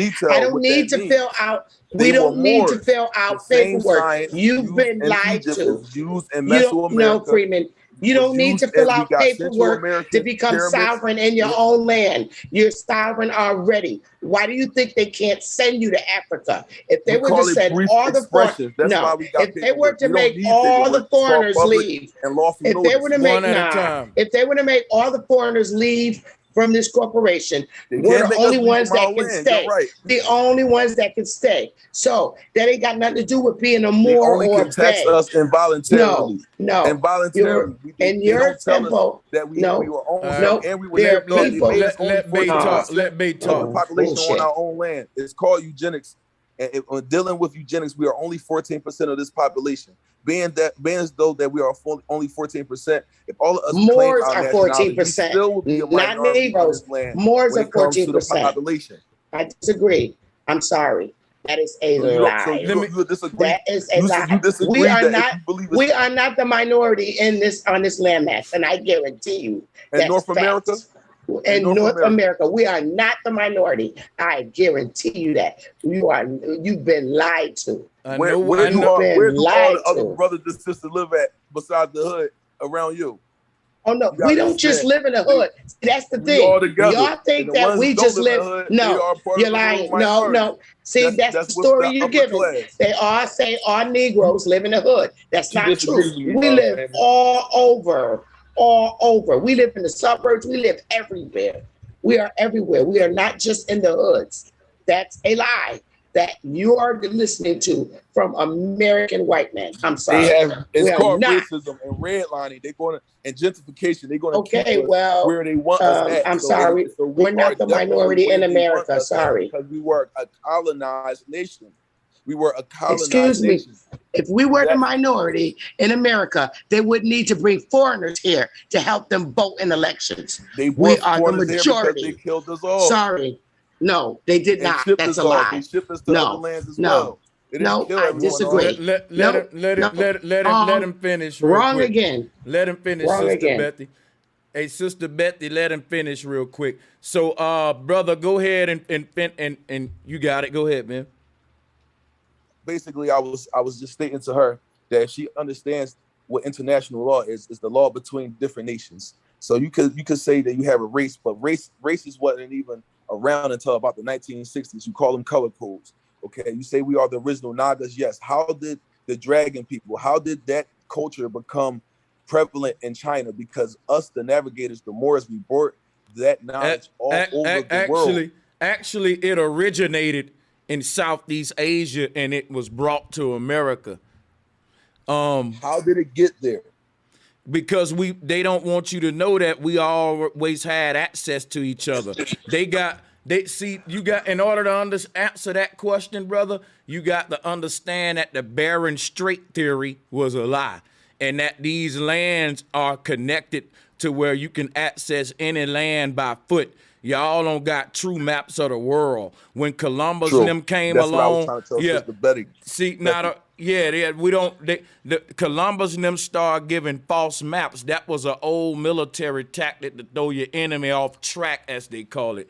So here we are today. The only people with true conceptions of what the earth really is are flat earthers, and besides that, certain people in high places. But the rest of us will be lost at sea, which is a political term we use today. Back in the day, during the age of exploration, being lost at sea would have costed you your life. But during the age of economics and with the paper crusade, what's going on, Social Security number, all that, we're literally lost at sea on the maritime law. Exactly. And all measurable instruments is what you call them. So, I mean, this thing go real deep, but what I would say is this right here. This comes from, you say you agree with the sister that we Aboriginal, indigenous to the land, but Noble Drew Ali wouldn't agree with that because he taught that we are all from the Moorish Empire, Ottoman Empire. He basically out of Spain theory. Which is a lie. And that's not true. And racism, yes, it wasn't racism here until the 1800s. Okay, white men were discriminated against. They weren't even allowed to vote, just like we weren't. They had to earn and fight for a right to vote because they were considered poor white trash that didn't own property. They had to own $250 worth of property in order to vote. So they were discriminated against too. It was a class thing. It was never a race thing until people like Walter Plecker came into play in the 1920s. Before that, you could be with a white man, or a white man could be with a black woman, but they wanted to preserve their race. That's what Walter Plecker and them did. Okay. Secondly, Mr. Freeman Bay, I'm sorry, I can't get with your story. I'm a genealogist. There's no census sheets, no birth certificates, no marriage certificates that state a person's race is a Moor or a Moorish American. Nowhere in history. And I've gone back to the 1700s, nothing mentioning of a Moor. That development didn't come and play until an Aboriginal jumped up. He ain't no different from no Christian jumping up, starting a religion of people. And what that's does the line. word more mean, Mrs.? I understand why you would say that.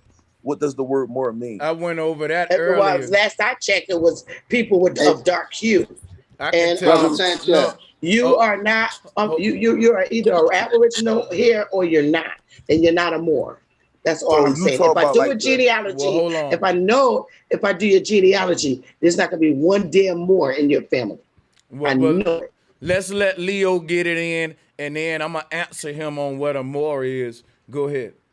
Yeah, I'm gonna be real quick, Brother Sanchez. All of those religious organizations are in partnership with the government, and that's what a lot of their members don't understand. They're under that 501c, and basically the government is controlling their religious organization. And that's all I wanted to say. Thank you.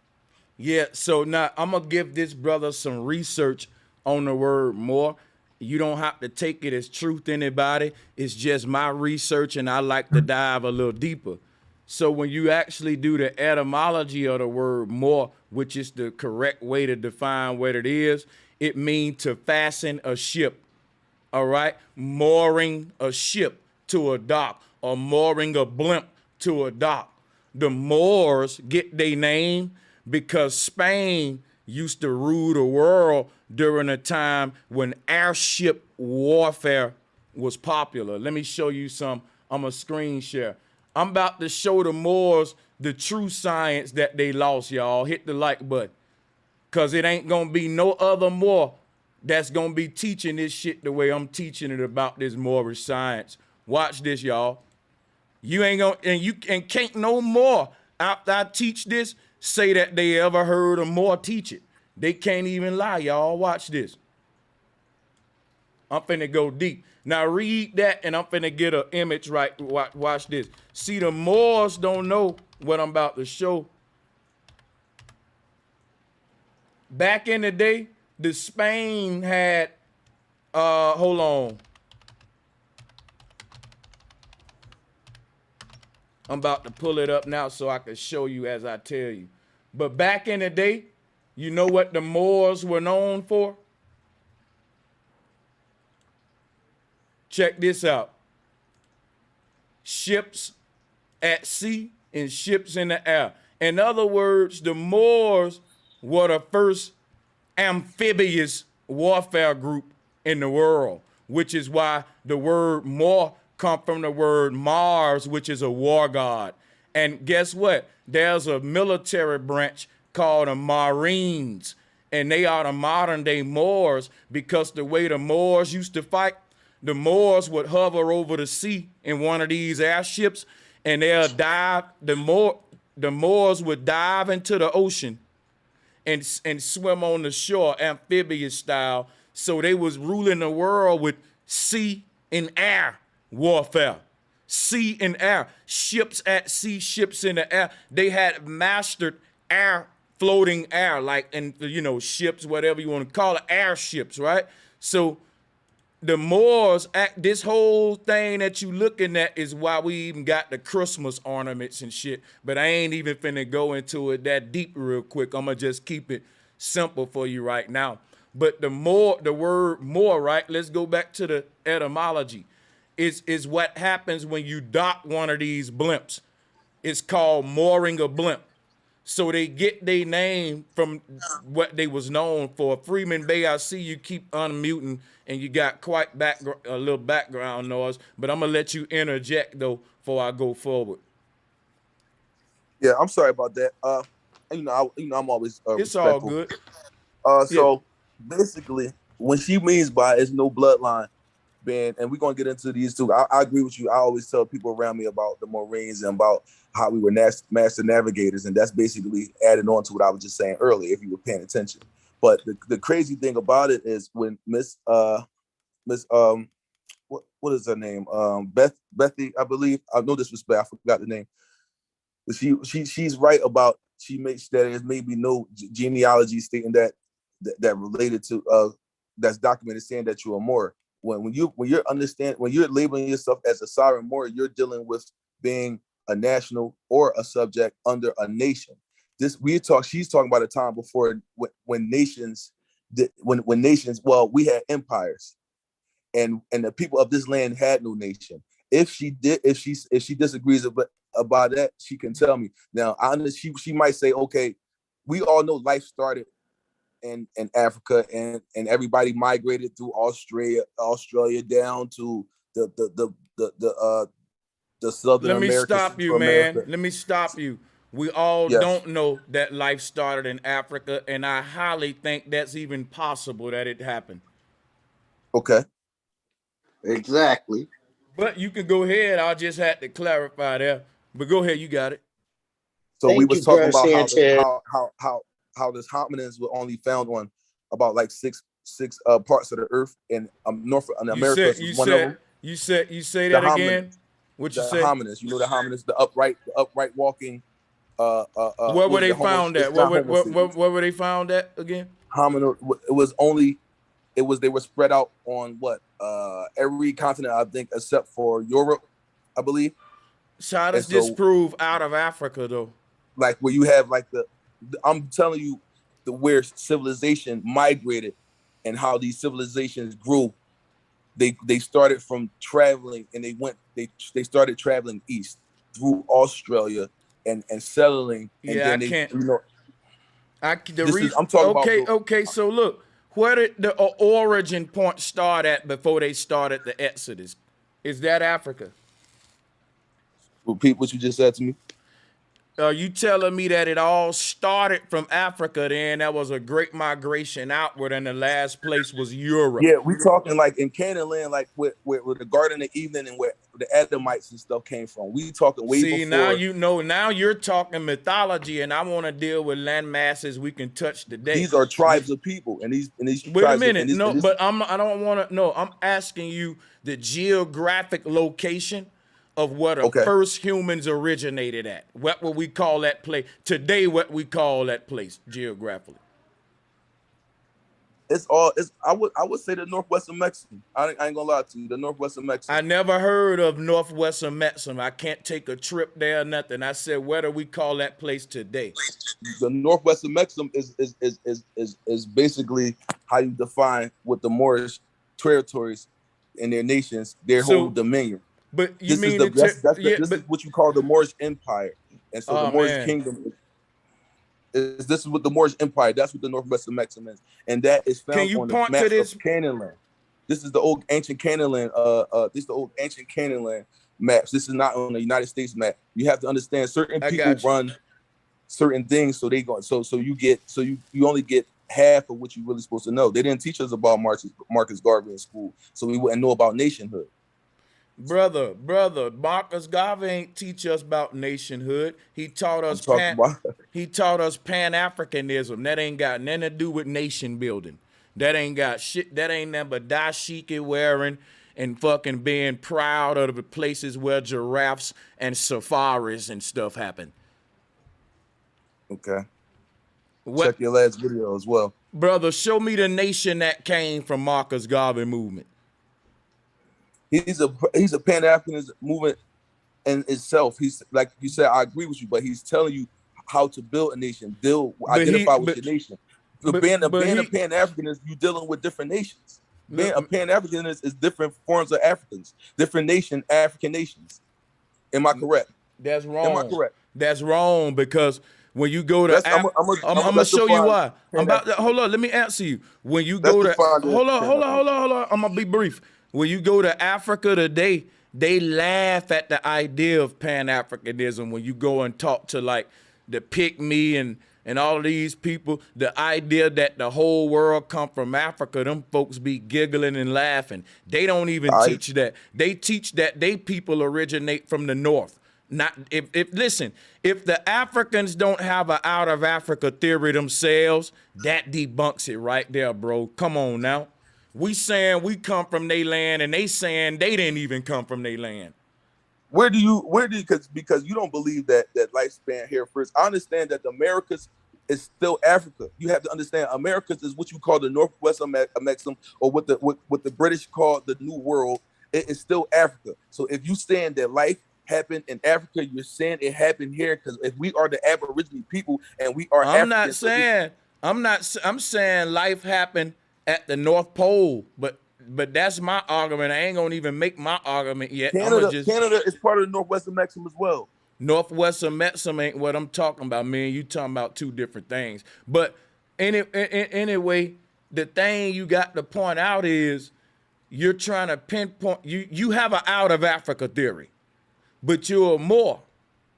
And I'm trying to see, do the two conflict? Because shouldn't you have an out of Ottoman Empire theory or some of that nature? I'm an Asiatic, and so what I realize is that, you know, in Pangea and the Atlantean empires, the world was in a circular kind. It was built. The landmass was kind of like a circular structure. So let me show you hold up, wait before you go any further. When you say the land masses was in a circular structure, let me show you some. Can you see my screen share right now? Yeah. Let me show you what you're referring to. You're referring to flat Earth. The land is still in a circular form. That's why I'm a flat earther, brother. Here are the early. Now let me show you some of the old Moorish maps that the Moors would have been using. Here go one of them right here. The master navigators you talk about, right? Look, see, the Moors knew the earth was flat. So when you talk about this circular earth, this Pangea concept that all the continents was once stuck together, then spread out, that's a stupid lie. They only spread out because Christopher Columbus and them brought the New World map. So let me show you something. Brother, I'm going to pass you the mic back, but let me just do this. These are called world maps. Y'all, don't let them deceive you. World and earth ain't the same thing. Worlds can be fashioned by man. These guys started to create worlds that didn't exist and convinced us this what we live on. This is the first form of flat earth versus globe earth, y'all. Globe earth and what it separated the continents by these oceans right here. But when you look at flat earth, it debunks the Berlin Strait theory. It showed why all the ancestors were communicating with each other, because you can actually walk to each land by foot. We don't own airplanes to go see what the earth looked like. They've been giving us fake maps. That's the biggest deception. That's what got me in flat earth when I saw what Columbus and them did. So the brother, the one said it first, he said, look, the world was circular. Yeah, it still is. Pangea is a lie. These continents will still be moving apart if that was true. This earth ain't never changed. They just changed the maps and moved the continents apart in our mind. It's a matrix. You can walk to any country by foot, y'all.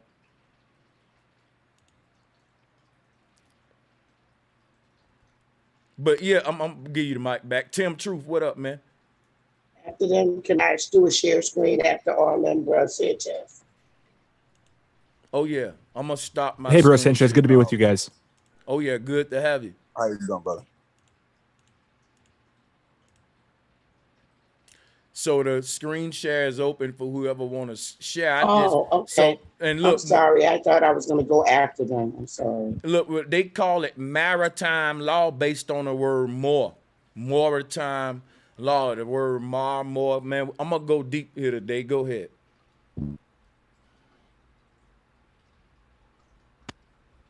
This is a segment I did the other day, and where Morris came from, myself and my assistant chief.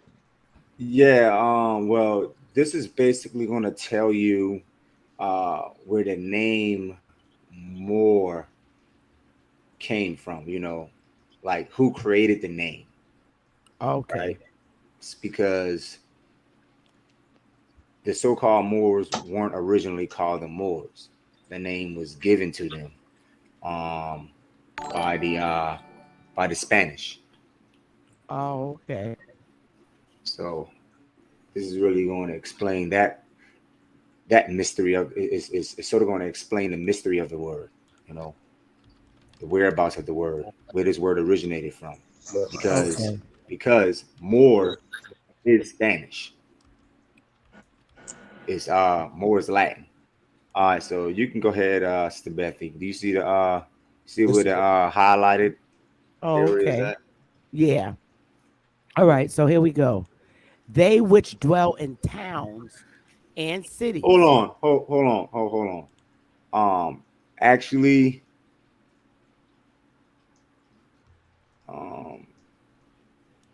Actually, start at David. Okay. David accounted himself miserable for his dwelling in the tents of Kedar, or as Tremblings reads it, as the Sinites of Kedar. Thus did the patriarchs of old, thus the Scythians, and thus do the Tartars and the Arabians in Asia, Africa, and Europe. At this day, robbing, and therefore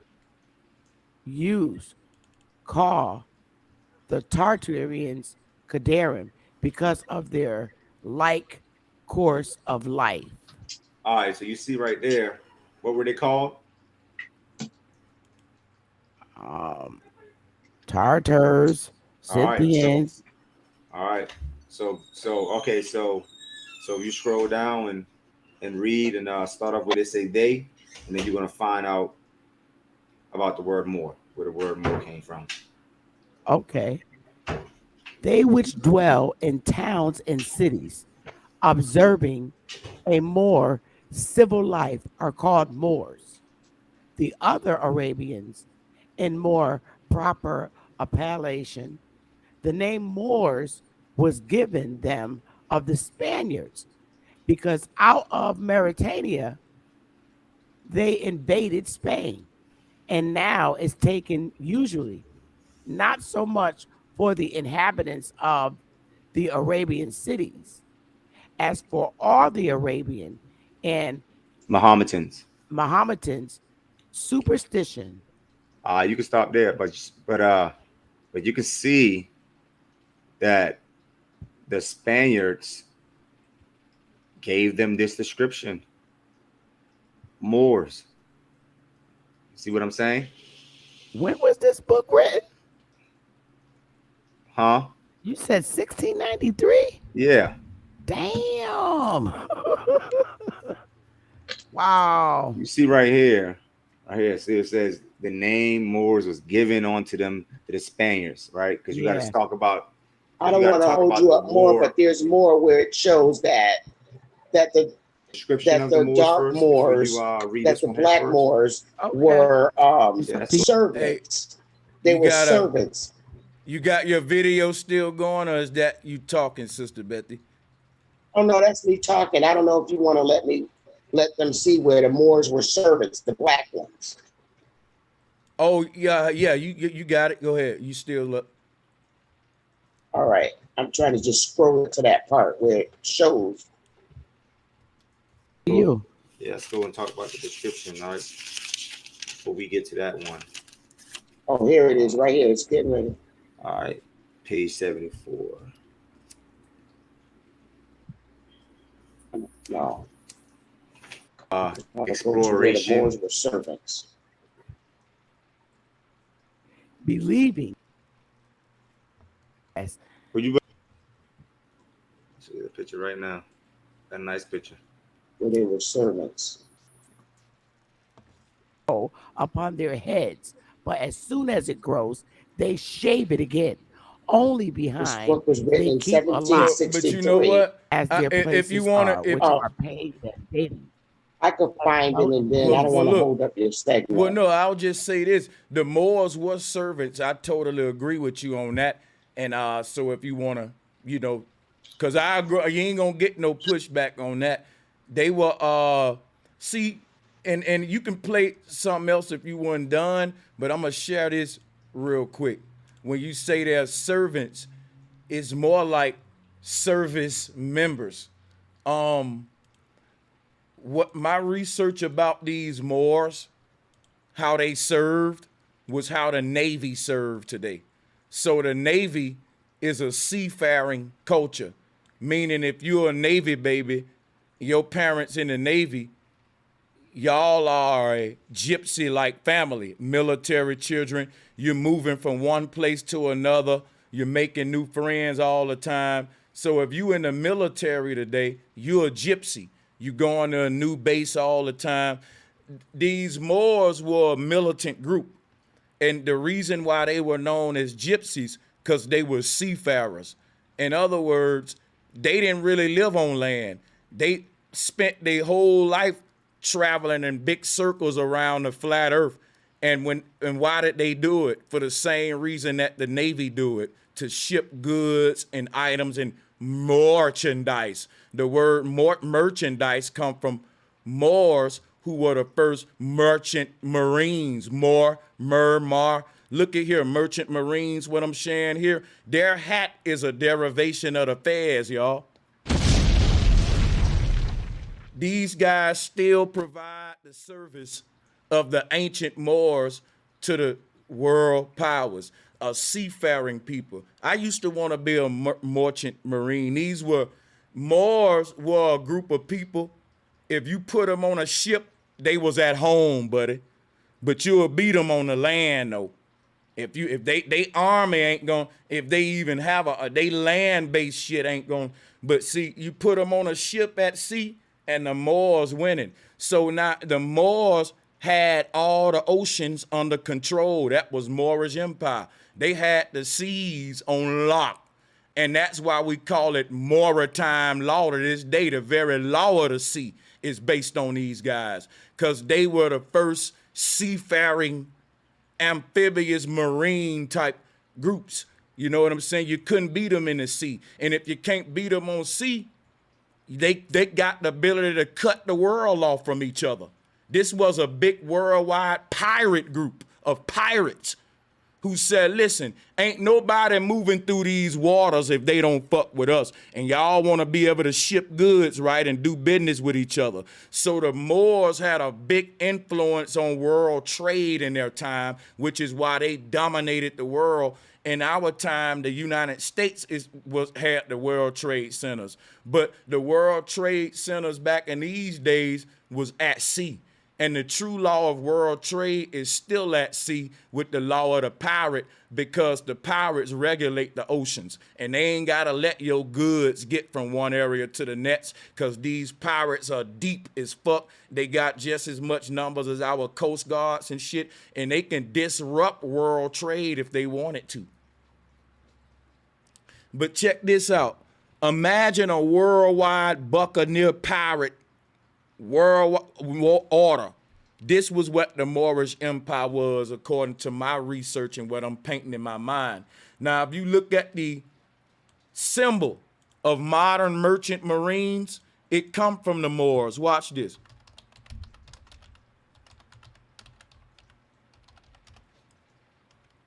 Here go the merchant marine symbol. Simple, it looked just like the American Great Seal. But then you gotta go to like images like this. Here's an ancient Moor and he's black. But look at what's on the shield. It's the same symbol. And you know what that come from? A ship anchor. Which is why the Moors wore the black and gold just like the Egyptians. Watch this. This is a symbol of the Moors as well. When you go to Islam today and they got the moon crest with the star, it comes from this symbol here. They made this arch part the moon crest and they made the cross the star. So in the Nation of Islam, it'll be a different version, but it's the same thing. This shit go really deep, guys. Even if you look at this Moorish, watch this. Here go a group of Moors, European Moors, to show you that being a Moor ain't exclusive to a certain skin tone. This would have been the time where a motherfucker like Captain Hook would have been the ruler. And it, like, no bullshit though, like during this time when Portugal, Spain, when all of these guys were the dominant forces, it was when humans had started to make sea-based trade systems and we stopped using just straight up land to land migration, where we know the Bering Strait theory is a lie, where we can actually walk from land to land. But when ships came to be, who was gonna, it became a thing just like with the land. Man went to war on land and established boundaries. And when man made ships, there were wars at sea to establish boundaries in the ocean. Who ocean is this? Who ocean is that? Who can sail through here? Because that's just how man is, right? And during these times, whoever controlled the seas controlled the world. Today, whoever control the sky control the world, which is why Amazon gonna take over with the drone systems of the future. But anyway, the Moors started to get into early aerial technology. And they started to not only control the seas, but they started to make Moorish airships like this one. And they really began to grow their empires. Now, the concept of being sovereign come from people who became airborne. This is just my research. I can be wrong. When you tap into a new frontier of travel, meaning a new directional mode of travel in the universe, land-based travel is horizontal. Sea-based traveling and submarines is dealing with diving into the depths, and whoever mastered that will win at sea with the best subs. Air technology is different. This the last frontier, vertical travel. Moors started it first. Anything got to do with traveling, I credit that to the Moors. But the reason I'm saying this is because the Moors lost why they called it Moorish science. True Moorish science would have been you learning about how to dock a blimp, how to use an anchor and anchor a ship, how to use a compass at sea, how to drop out of a parachute from a fucking air balloon and swim onto shore. That would have been Moorish science. Moorish science ain't what it used to be today. It's just internet.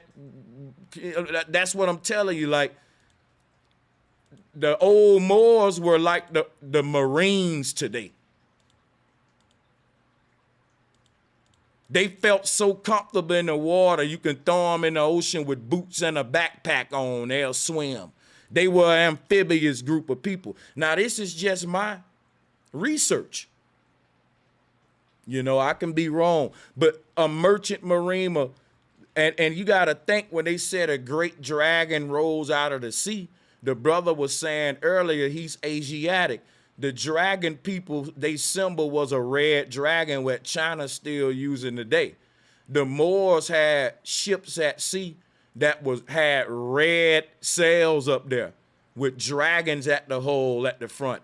So if you was a European and you was looking at the horizon at the beach enjoying your drink and you saw this big wave of red ships on the horizon with dragons in the front of them. Guess what you would write in your Bible? And a great dragon rolls out to sea. And you know it was wartime, the enemy up there sound the alarm off, the Moors coming. See, this was how they turned these wars into mythology. This new technology became mythology. In mythology is dragons shooting fire, but really it's a ship with cannons on it. And its ship got a dragon on it because that's their symbol. So we start to take this stuff and get into mythology and religion, but then I go to the technology, the truth of what was happening back when they was creating the world we in today and the trade systems we've been using for the past couple of thousands of years, but I'm a year to flow. I found the tape where it shows that Moors are not aboriginal to America. If you don't mind me showing that, bro, Sanchez. Okay, you got it. Let me stop my share. You can go and start it up. It's on you. It's going to tell you exactly who they are. Go ahead, do your thing. Okay. Several great into the Eastern countries. This is where he is. Yeah. And this is in 1693. Several great marble vessels, which they let the water into. Round about the great room, there are 3 or 4 small chambers, which they keep chiefly for persons of quality, where they may wash themselves apart from others without any disturbance. Besides these, there is still another room, don't move it, where there is a very great marble trough, in which everyone may wash himself after his sweat. There are several pipes laid in it, that you may temper your water according to your own desire. All these rooms are heated with the same fire. In the Turks and Moors, which 2 nations have almost the same religion and ceremony. What did it say? 2 nations. Look, let me show you some. The Turks and the Moors are basically the same. And the Turks and Moors, culture. which 2 nations have almost the same religion and ceremonies, go into them very frequently, but chiefly the women, which flock to them in great numbers, for they never meet anywhere else but here in the graves of their relations. Wherefore they keep these sumptions buildings, like whereto are hardly anywhere else found, in very good repair. As soon as you come into the hot house and are grown a little warm, one of the servants, which are generally black Moors. You can stop right there. Hey, bro, Sanchez, are you familiar with the 12 tribes of Israel? Servants are generally black complexion Moors. Black Moors meets you and lays you backward down upon the floor. Is that good enough? Yeah. You wanted me to stop it? Oh, no. If you still going, hit play on it. We listening. Go ahead.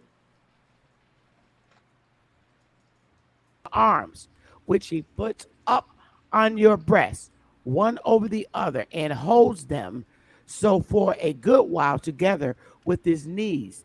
Then he bendeth forwards and stretched with both his hands, keeping you still like a prisoner under him, your head upwards. So it happened once when some of us went in together and were treated by the Moor after this manner, that he sprained the neck of one of my companions, so that he could not turn his head in several days after it. So there you go. This to me sound like he was a chiropractor. That's the end of it, Yeah, bro, so, Sanchez. It shows right here. The black Moor was servants. It was like a chiropractor. And they're not aboriginal to here. Has nothing to do. What it is, our people here, Moors are not aboriginal to here. It clearly shows you right there who they are. They are Africans.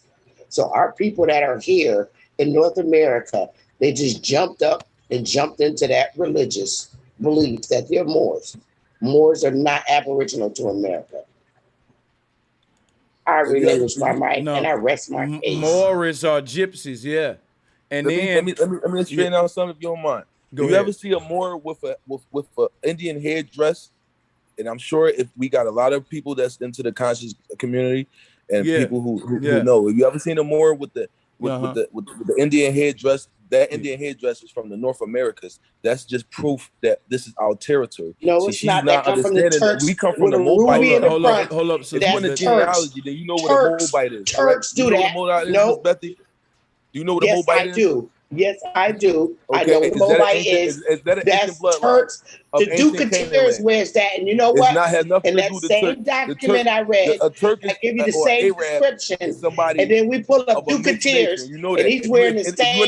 He's Wait wearing a the minute. same headdress as Turk. Hold up, Sister Bethy. You gotta let him finish, and then you can rebuttal him. Go ahead.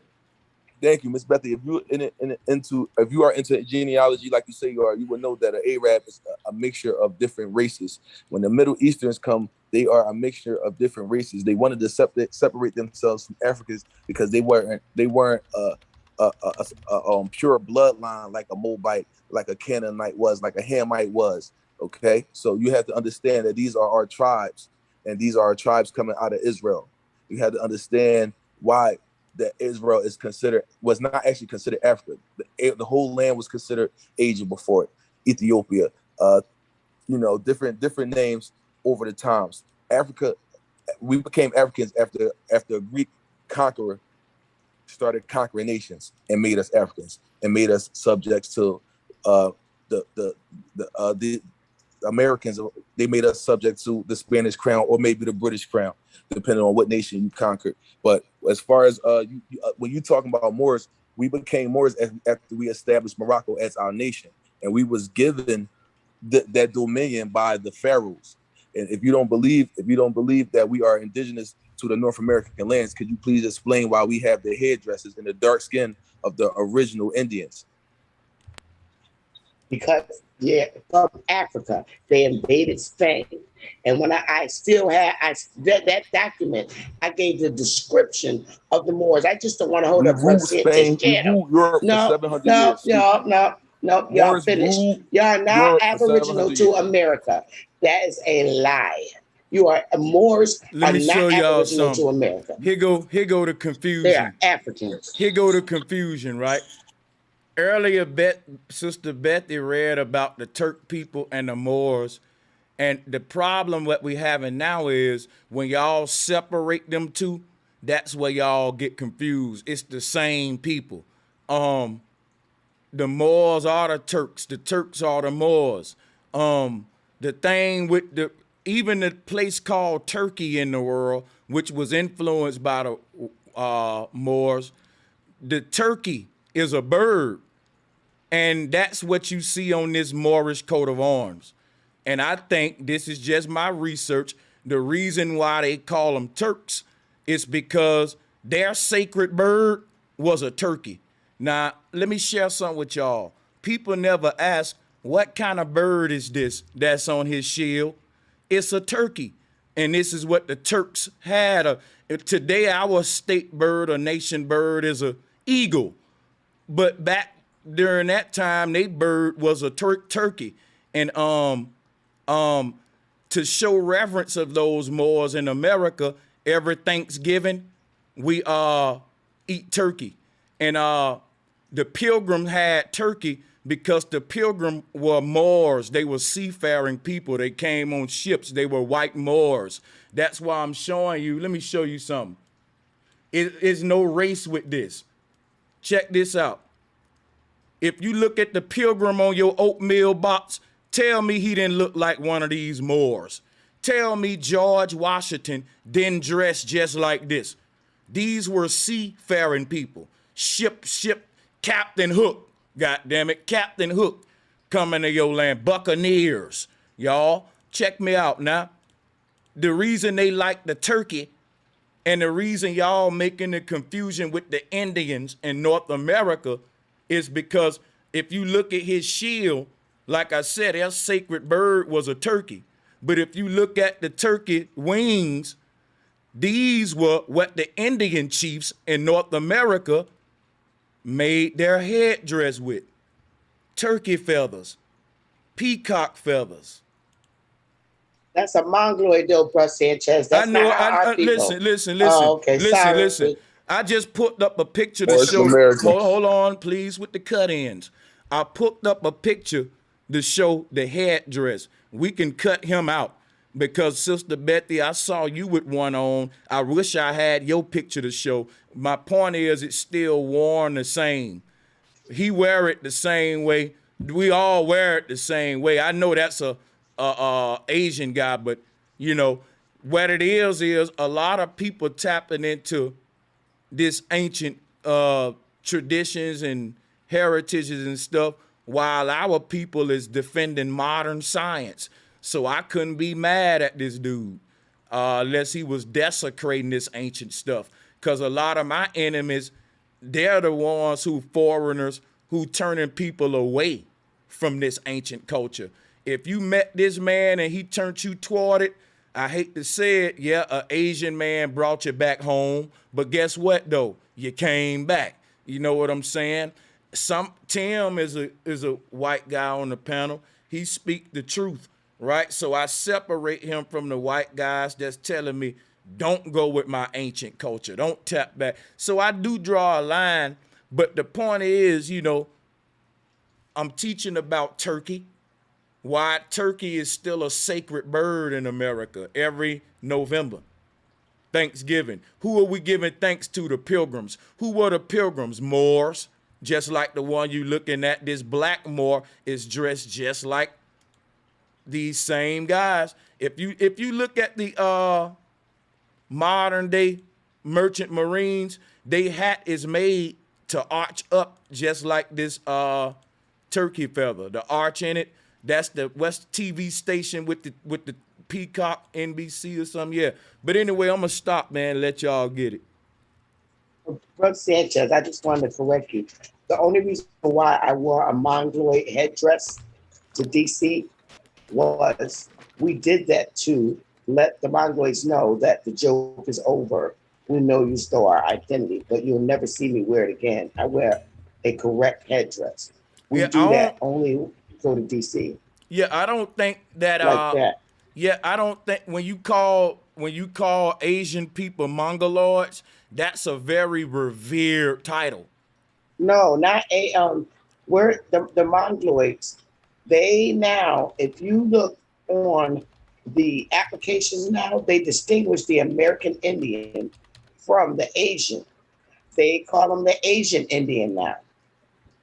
Correctly. Yeah, I'm talking about the origin of the word mongoloid coming from the Mongols and the Mongolian people. The Mongolian, we call them mongoloids because they're the mongoloids that I'm speaking of are the mongoloids where you have the Mexican with the Spaniard. That's a mongoloid. But see, that's the same reason they was calling us Negroid. It's almost like they're trying to say, it's to me, it's the same thing, but a derogatory version. Like humanoid would be a type of human, right? Like human. It was speaking from the chimpanzee. It's a derogatory word, like nigger. It's a derogatory word, like nigger. Mongoloid. It's a derogatory word. Yeah, like hemorrhoid. I'm just playing, but go ahead, brother. Go ahead, Freedom Bay. Yeah. So basically, when the term Negro start coming in from the Negro chimpanzee, and basically that's what certain different cultures, different races of people were spliced with, the Asiatic woman and the chimpanzees of certain regions, and that's how different races came about, and that's why we have certain characteristics when it comes to our natures and stuff like that. Okay, that's not the story I heard, Mr. Bay. Negro came you from don't know what that. Spanish. You know what It came from Spanish because when negro in Spanish means black. It means black. It's from Spain. When they came over here and our skin was browner, they called us Negro. Our story didn't. Black in Spanish. We were anointed by the pharaohs. Hold up, Bay, with all this anointed stuff. That's, you know, but check this out, right? Here's what I'm saying, Or right? appointed. Well, look, here's the thing. The word Negro this is the problem we're making. We're trying to take words and make them exclusive to skin tone, but the people that created these words didn't even acknowledge no such thing as racist by skin tone. In the ancient world, you weren't part of us if you didn't share our fucking ideology.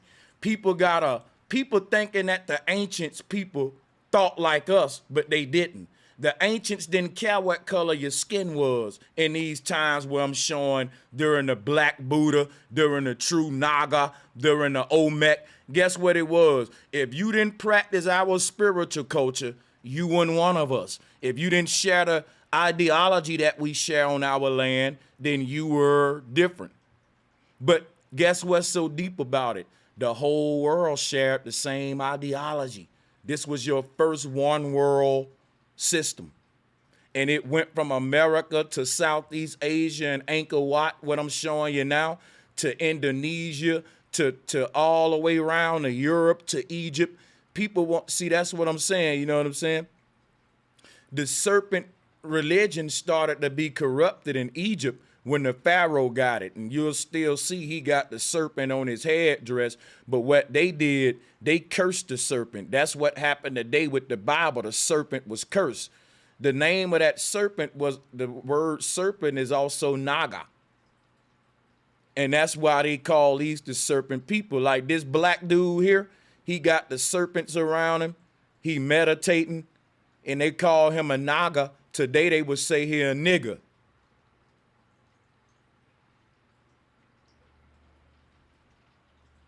Like, you know what I'm saying? So if you think of what a monkey symbolism come into play, in Asia, Hindu, all that, they revere monkeys. They love monkeys. The monkey is one of their gods. Let me show you something. See, the white man is racist as hell. See, the reason why he said we come from monkeys and why we Indian people send Indian style, all that. Watch this. In India, they got a monkey god. That used to be, you know why though? Because the monkeys sit Indian style. Go look at the way a monkey sit down. A monkey sit down just how a human meditate. And that's why they revered the monkey. Let me show you what I mean.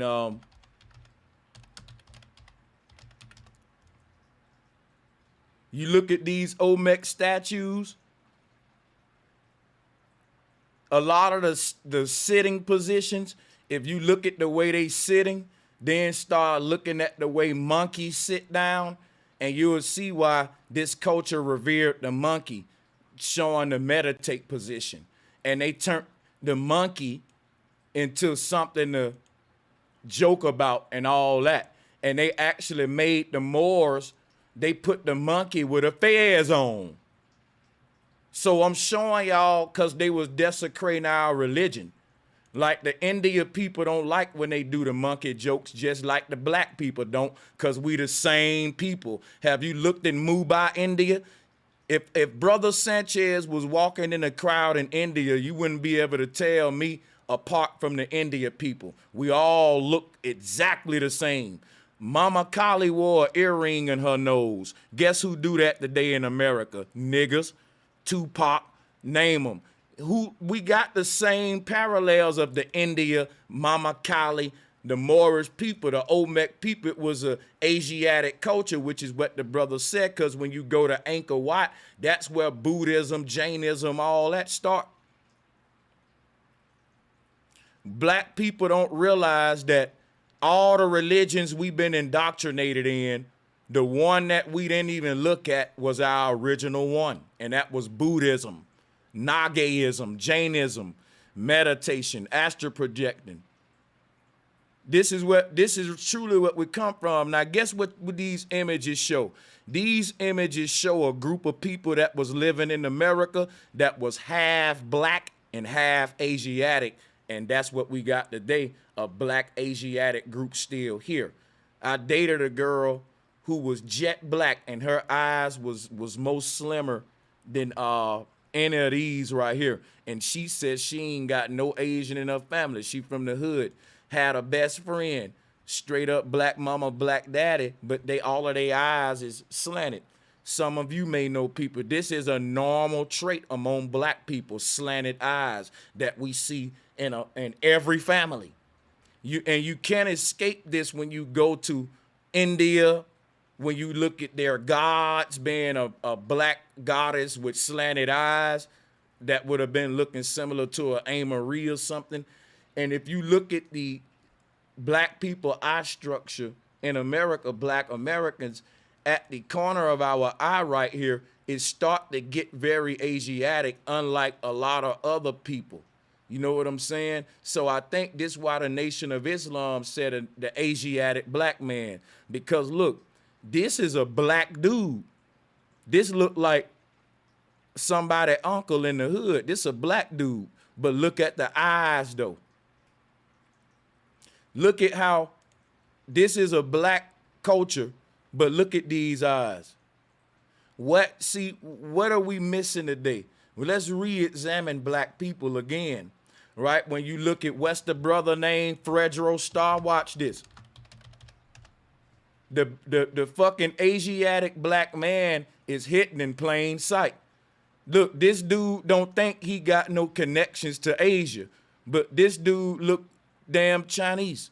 Fredro Starr. I always thought like, wow, if he was yellow, he'll be a little Chinese dude. You know what I'm saying?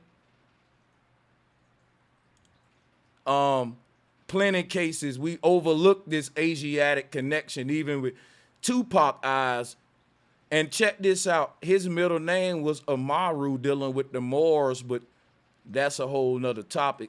Brother Bay, anybody want to interject? I was just trying to explain, yeah. That sounds right, because we was like the land of the eagle, America, or Amaru. Those are all different ways that we pronounce this land here, what we call America. Now, if you know about certain different nations or people posing as nations, different rebels and pirates, they infiltrate different nations, and they start making names that sounds more common to the ear of the people of that land. Now, when it comes to the Moors, people don't understand that we are, Canaanites, Moabites, Hamites, etc. The thing is, when we were all Berbers, nationless people before anything. We had no nation. When we are talking about nationhood, we are talking as Moroccans, as Moorish people, and so we're not. That's what nation we fall under, the Moorish Empire, and the kingdom is over in Morocco. So when people say, oh, like when you were referring to them having Moorish culture inside and still worshiping the Naga, is because us being explorers, we explored the whole turf, the whole world, and so we brought our culture throughout the entire world because we were responsible for civilizing the entire earth. And so we were responsible for civilizing the entire earth. Of course, we may have went astray in this area, went astray in that area, but when it looks at the overall culture of earth, we have to credit the Moors for civilizing the planet. You know what? The Moors, no one civilized the earth, first of all, but that's a derogatory word. It's to say that the Most High created an uncivilized world, and an empire had to sail around and tame it and civilize it. And you working for God that you can say that. No, bro. That's stupidity. God ain't appoint nobody to take the damn lion out the jungle and put him in a cage and say, this the zoo. God ain't appoint nobody to take the damn lion out the jungle like the Moors did. It's a circus thing. Let me see what we're doing on the stream. Everybody stand by. Hold on. Let me get a tech check from the chat room. Drop a 1 if we still rocking and rolling. If the stream is still rocking and rolling, drop 1s in the chat room. What I'm telling him is he think the Moors civilized the world, the Kemetic people think Egypt civilized the world, the Christians think the Greeks civilized the world, and the world can't be tamed and civilized. Man got some nerve to think, I'm the reason everybody behaving. Actually, everybody was behaving better for man interfered in taking us out of our natural habitat.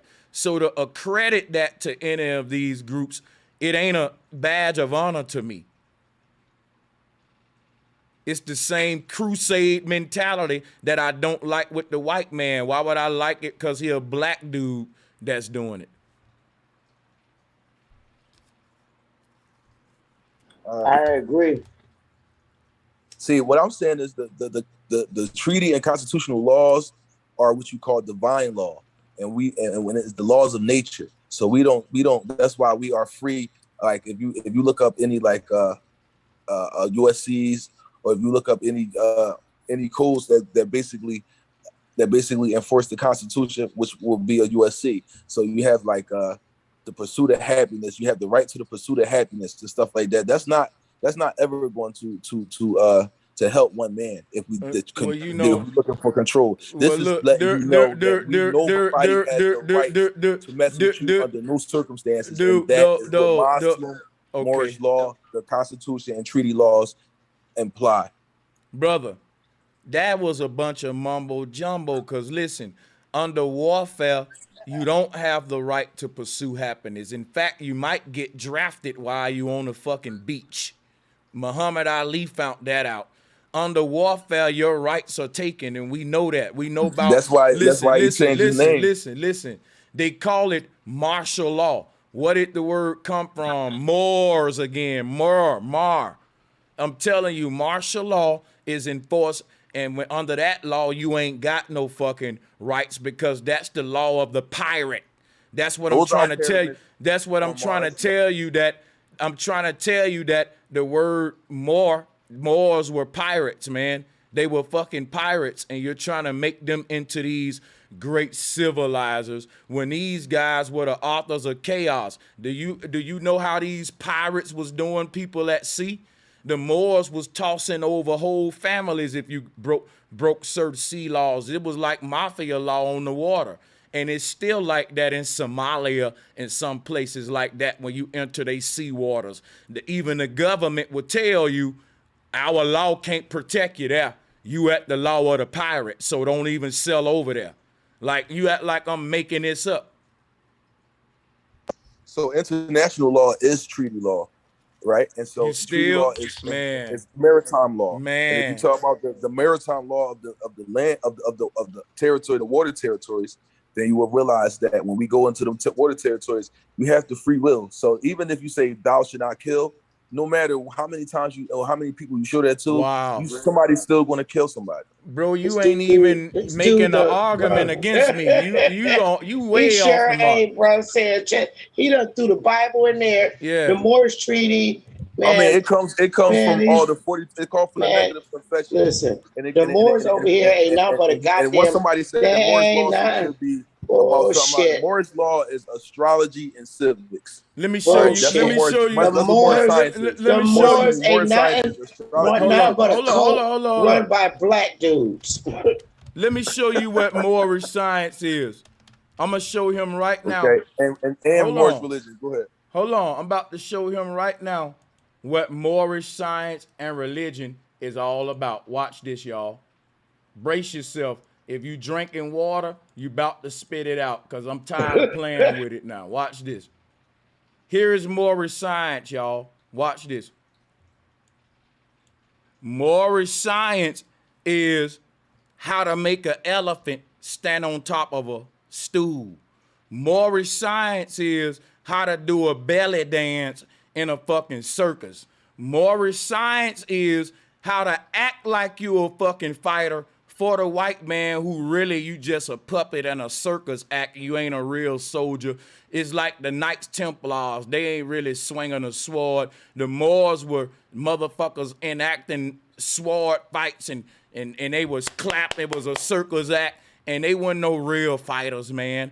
and it was just show. The gun that he's shooting right there, when he shoot it, it's like the clown gun, bang. The little bang shit pop out of it. It ain't a real gun. See, this is when the Moors lost their power and they became just niggas performing at circus acts and shit. That's what I'm talking about. If you want to go back to true Moorish science, you got to talk to me about airships, anchors, sailing, naval, I agree. compass, and to the end, you talking about this fake Moorish shit today, which is clown shit. And that's what it all boiled down to, niggas who was working for Barnum and Bailey. Yeah, I wasn't part of the Moorish religion in those shape or form. I'm only a part of the Moorish science, and that's civics and astrology, and it derived from the Egyptian culture, and just like the Muslim law is the constitution, the supreme law of the land. That's what we talk about. We understand certain people, took it upon themselves to make the secret treaty of Verona, and a lot of and it was a forged document, and it was forged documents. Listen, man. You understand treaty law. You understand what happened within these nations in America. Why they can't deport us? Who enforces the fact that they can't import us nowhere or deport us somewhere? It's Moors who enforce that fact. No, there's no Europeans that's going to tell us, you can't, don't send them nowhere because else. You're a religious group. Else. Because you're identified as a religious group. And if you Google dumb hats, it shows a Moorish hat, the ones they wear that look like a lampshade with it's a tassel clown on it. hat. It's a clown hat. You Google dumb hats, that's the hat that show up. And y'all brothers walking around the ancient with them damn wore the same red thing hats as clowns. that they if you Google dumb hats, a Moorish science Google hat Canaanland. up. Google the The Canaanland one that flag. look like, if you Google dumb hat, Google, and they got Google that, and it's a Canaanland Moorish map. hat. Hold up, brother. You trying to make us see something that you want us to see, but you don't want me to show like I'm showing you. I told you to Google it. Brother, hold on, brother. I'm Googling what I want you to deal with. But when I give you something I want you to deal with, you say Google this and Google that. This is what I want to talk about. I don't want to talk about nothing else. I want to talk about the fact that the Moors went around the world on ships doing circus acts. You know how the circus come to town every few years, Sister Betty? Yeah, Reading Brady, Barnum Brady Brothers Circus. Like, why don't he want to deal with this clown shit? Like the actual clowns of today dress like Moors in the baggy pants, like MC Hammer, where he was a clown. Look I'm telling you, man, like, look at what the Moors would come and do. That they go with the red fezzes on, and they black men. Look at what they doing. Now you know what they now guess what no that's called. No tassels. Man, you trying to motherfucking bro, you ain't getting around this, man. You ain't getting Finish around this, bro. Real talk, cause I'm gonna show you something right now. Watch this. What's the name of that shit? I did a video about the pole dancing. What's the name of it? It's an M-word, Molly Com. See, when you talk about North American culture, look, let me show them some, Sister Betty. In North America, the Indians over here used to practice this. It's called Malakam.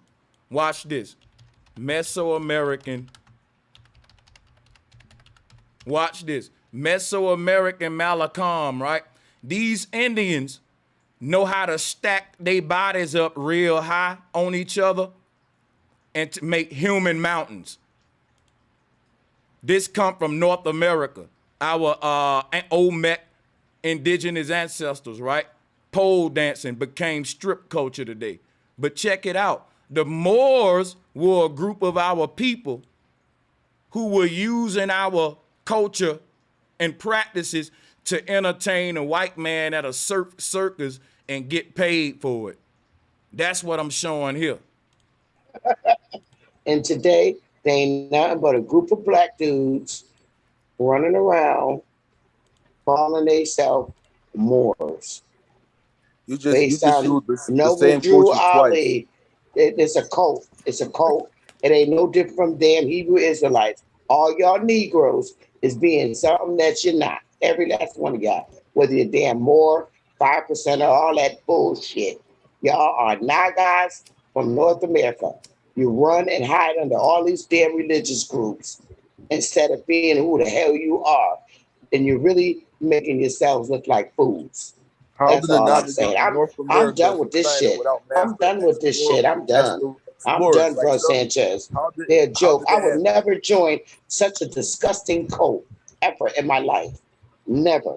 Look, here go all the grand sheiks attending the circus show. Like, I don't know if they understand that a grand sheik would be a dude running a circus too. When you civilize the earth, is everything under your belt. We are responsible for so many things that you would not give us would not give us credit for. So many things. Just the Negro in general. Like I said, you guys just showed the same culture twice. Of course, it's going to be Indians doing the same thing, but if she is in a genealogy, she will understand that Indians were the Mesoamericans. Look, here go the Sheik of Araby.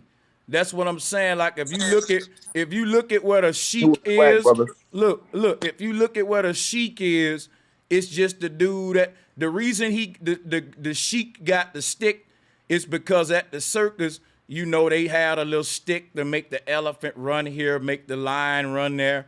Like this some circus culture shit. And I'm gonna keep bringing it up till he deal with it. Cause he wanna deal. Y'all see how every time he talk, it is not dealing with the clown stuff. I ain't gonna stop. I'm gonna keep talking about this shit, bro.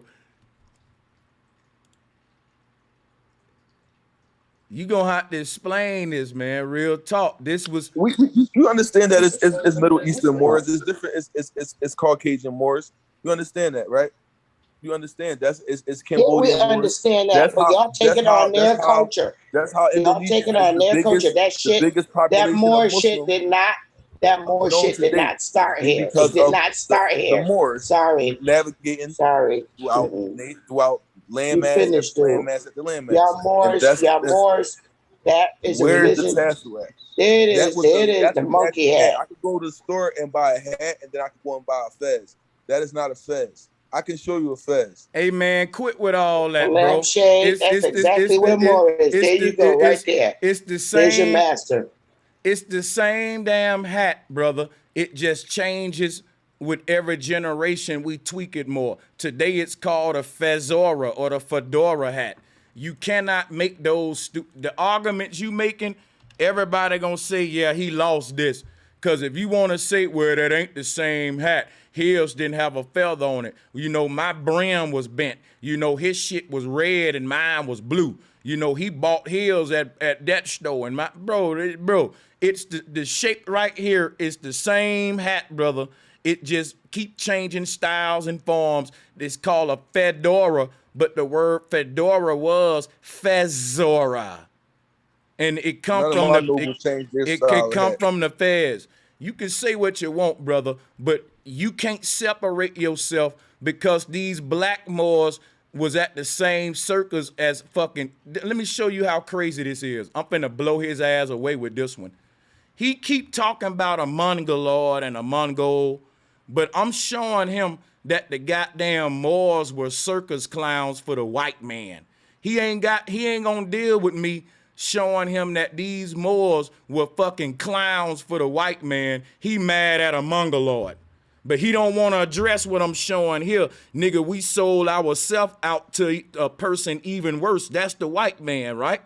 You was fucking niggas was jumping on trampolines and swinging from ceilings That's why about it's the the secret break they Treaty of Verona. man, you want to talk about treaties when I bring up the clown shit. Instead of saying that's clown shit. It ain't got nothing to do with treaties. Cowardice. You know, listen, as Moors, you don't understand how many Moors inhabit the earth. You don't understand your true ancestry. I ain't got to understand that to know that they was Because some you still damn. call yourself an African, I don't got to understand all that to know that these niggas was clowns. And there's no explanation for that. A person can take your life and your land, but they'll never be able to take your dignity. You got to give them that shit. A nigga ain't gonna force you to clown. You clowning on your own as a coward. You never been to the circus, I guess. Yeah, and ain't nobody at the circus at gunpoint. Ain't none of them niggas at the circus at gunpoint. It's called culture. It's called culture. We can. And you know what I call, and you know what, and you know what? The people who own the circus, which is Barnum and Bailey, got a different culture than the clowns who got a fucking red nose and they jumping through fucking fire rings. I rather, yeah, you right. It's definitely do that when they do the Charlotte, when the Charlotte monks go in. It's definitely. Look, now look at here. Now he want to bring. Now he want to bring up what another no good, lost, oppressed culture doing to give us an excuse for being oppressed clown circus cowards. They cowards too. They jumping through hoops too for the white man. They swinging from the ceiling at the circus for the white man too. So why we can't be cowards and be clowns for our oppressor, Bro Sanchez? Bro Sanchez, can you type in Moorish, Moorish, right? Dumb hat. I swear. Just type in Moorish, Moorish, dumb, D-U-M-B, hat. And watch it come up. Yeah, that's the feds. You typed in Moorish dumb hat. Yeah, this is what come up right here. There it is right there, the lampshade, right there. Yeah, that's Moorish dumb hat. Yeah, that's called a fez, yeah. That's why I was even they mark them. Dumb hat. It look like a lampshade with a tassel. That's how we get the graduation caps and shit. I see it look different than what you just had up. Huh? It looked like a lampshade, no different. What you said, babe? Yeah, stay muted. I don't think you want to make that argument. That you did the right thing. Whoa, no, I was trying to be respectful because you keep saying I interject. That don't have a tassel on it. Like that's the hat. It don't matter. It don't matter, brother. You seen the difference between hat and fez right there. Brother, let me show you the argument you making, how silly it is. Watch this. Watch this. Here go the first car. Guess what? It don't got an air conditioner on it. Here go the first car. Guess what? It don't got seat belts on it. So in his mind, it ain't a car, y'all. You know why?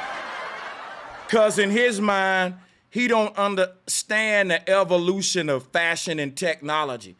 The first Atari didn't have a memory card, but they got them today. I'm showing you that these hats all derive from the Fez and Nefertiti's hat, the fedora, all of these, even every derivation is just a different generation interpreting this style in their way, just like we do today. They wore skirts in Ireland. They wore skirts back in the old days in Rome. Men wore skirts. Today, we still wear skirts, but men don't wear them. And women wear them to be sexy. So it's a different interpretation of the skirt now today. I mean, it's still a skirt though, brother. This is a crazy argument to make. You should stop making it and go somewhere else.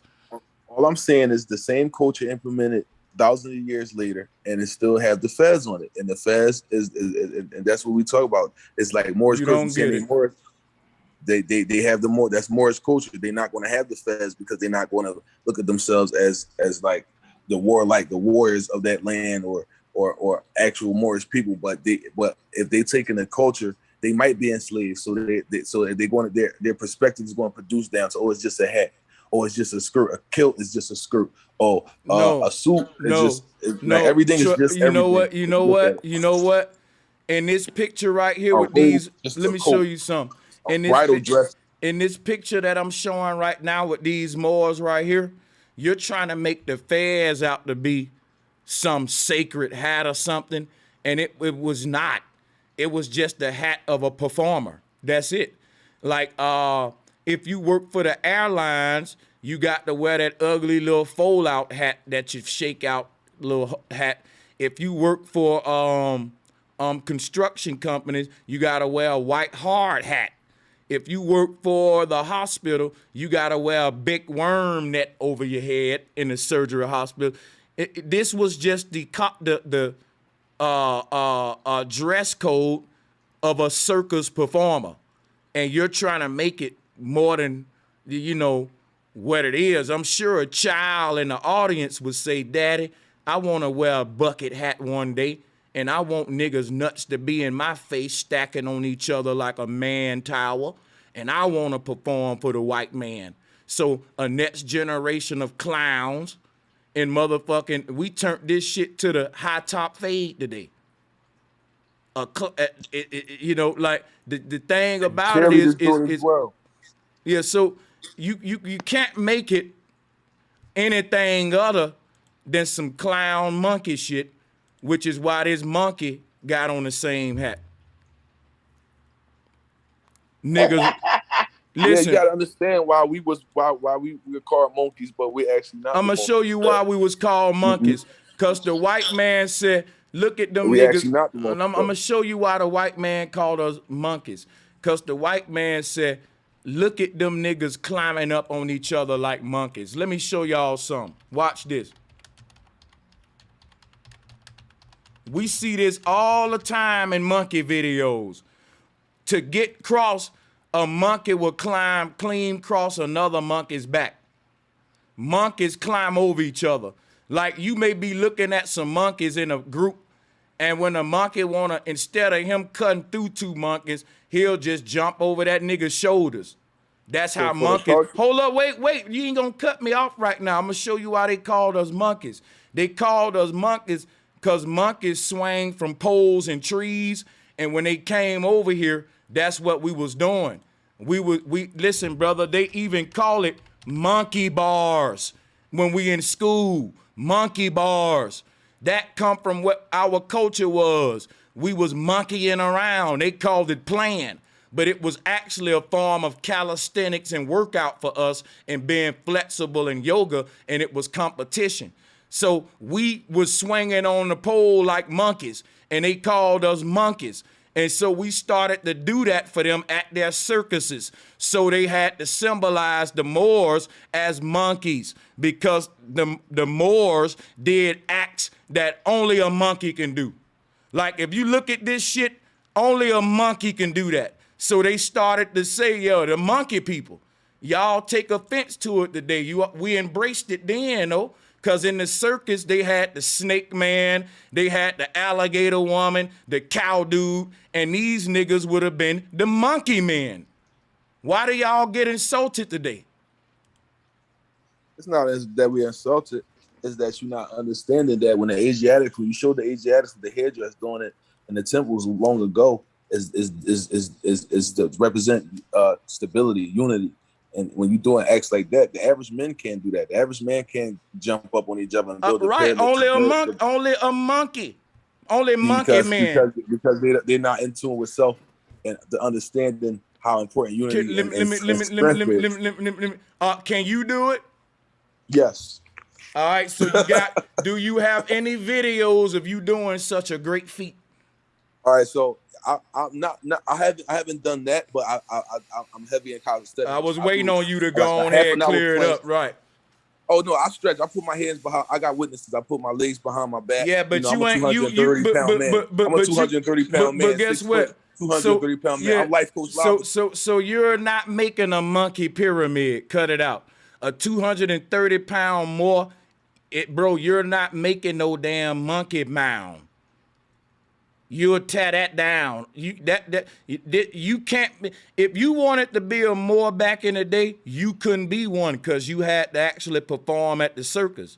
The Moors today are all fat with beer bellies. They wearing the fez, but they can't do none of this shit. They don't even want to be called monkeys no more. When they prided themselves on. Like, why don't Moors? You know what? Let me tell you what's crazy. That's in better shape than an average person. It's crazy that Moors think that It's racism that the white man portraying him as a monkey, but no other motherfucker in the circus got mad when the white man portrayed them as an animal. I'm keep telling you, and that's what the white man did in his circus. If you were real strong, he'll say you was the bear man, right? They'll had a woman that can move her body. Look, like, listen. Noble Drew Ali wife was called the Serpent Lady. You know why? Because she can move her waist like a snake. Let me show you. Like, look, you see, La Charmeuse de Serpent, charming serpent. Why was she a charming serpent? Because she can belly dance and snake her waist. So they call, that's basically in the circus, that's saying you the snake lady, right? Wow, ain't no woman that flexible. You part woman, part snake, right? But by the waist movement. So that's the way the circus did to sell tickets. So when they looked at the Moors, they said these were the monkey niggas. And now these niggas want to get mad today when you was selling them tickets for the white man at that circus. You knew he was going to put monkey man on the front of that shit. You was the one telling the children, look, little white boy, look at me. I'm a monkey man. Rah, stack me up here, brother. Hold me up. Look. May I speak for a second? Now you want to say it's racism today when we try to show you a sellout who embraced it back in the day. Yeah, go ahead. So back to Miss Bethany was talking about, like status in the 1800s and stuff like that. You don't want to if you know anything about genealogy and everything, you know that through like a mutation process and genetic splicing, the Caucasian was grafted and developed through certain processes. So, but that being said, I disagree with that, but go ahead. You did. So, all right. So, if not to jump the gun, but could you explain to me your idea of how we became subjects to the European, and we are being looked at as, okay, we monkeys because we dancing for the white man. Let me show you something. I don't care how a nigga lost a football game. I betted money on it, and goddamn it, they lost. Now, if the Cowboys playing the Packers and they lose by 1 point, they lost, man. I don't want to hear nobody on a losing team saying, well, can you talk about how we lost? Well, listen, let's talk about how they won. Let's talk about how they won. Not all of us. Man, listen to me. Excuses. This is what's happening right now. He want to make an excuse for why these niggas was monkeying and clowning around. We was colonized. We was this and we was that. That's why we was jumping through them fire rings, Brother Sanchez. That's why we was blowing smoke out our nose. That's why, Sanchez, that's why we were juggling them balls for the white man and kissing them seals in the mouth, Brother Sanchez. We was colonized. We had to go and monkey around for that white man. And that's what you're saying, right? Am I getting that right, my brother? Go ahead, unmute. Let's cut through the shit, right? That's what we're saying, right? This is what I'm saying. It was a series of events where we lost our principles, right? Lost our identity, and lost our values. And so once that happened, of course we would be subject to doing stuff like that. Now, it's people that's been beaten, battered, and bruised, and still survive today. And that's why he on top of that elephant and swinging from that ceiling. He's been dealing with animals before the Caucasian, before this. Yeah, but guess what? Hey, no, I ain't gonna let you do that. In this image, they doing it for Barnum and Bailey, baby. What made the Moors famous was the treaty that you keep bringing up. What was that treaty? The same treaty that the yearly circus got, Sister Betty. Do you hear me, Sister Betty? I'm not making it up. Grandmaster Jay get a Grandmaster Jay get a parade license for that shit. These niggas had an ancient parade license, and he calling it a treaty because these motherfucking clowns had permission to show up in your backyard and let your children honk their nose. Yeah, I'm making a treaty and a contract with the clown at my child birthday party to be on my property. Yeah, if this clown gonna go to my family property in California, then we gonna extend that treaty. Sound familiar? That's all the Moroccan treaty is. We got a group of entertainers and gypsies, and I think they'll entertain you over there to my cousins in Ireland. And we're going to send these clowns over there to Europe, too, because I think the Queen will like this, too. Hey, won't y'all go perform for the Duke over there in Scotland while you're on the way? Let's make a trip. These niggas had the same contract a rapper on tour got. Quit making it deep. These niggas had the contract of a treaty of a clown. They have a contract that indulge in commerce, and so when you're dealing with commerce, Right. Let me show you what. Let me show you what kind of commerce it is.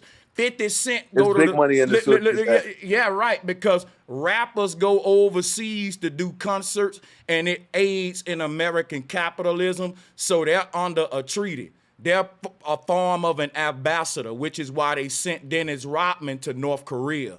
What I'm telling you is this. The Moors were called sellouts because they was working for the Queen. They were a fucking circus. They were an entertainment group. Just like for today, the hip hop is owned by the Queen and the Jesuits. And they allow these entertainers. We can be going to war with China, but yet 50 Cent will be in China. They do the same thing monkeys do. Look, hold up. We can be at war. Everything we involved in is owned by them. We can be at war with China, and our children will be blowing themselves up with the Chinese, but the rapper will be in the same country doing a fucking concert.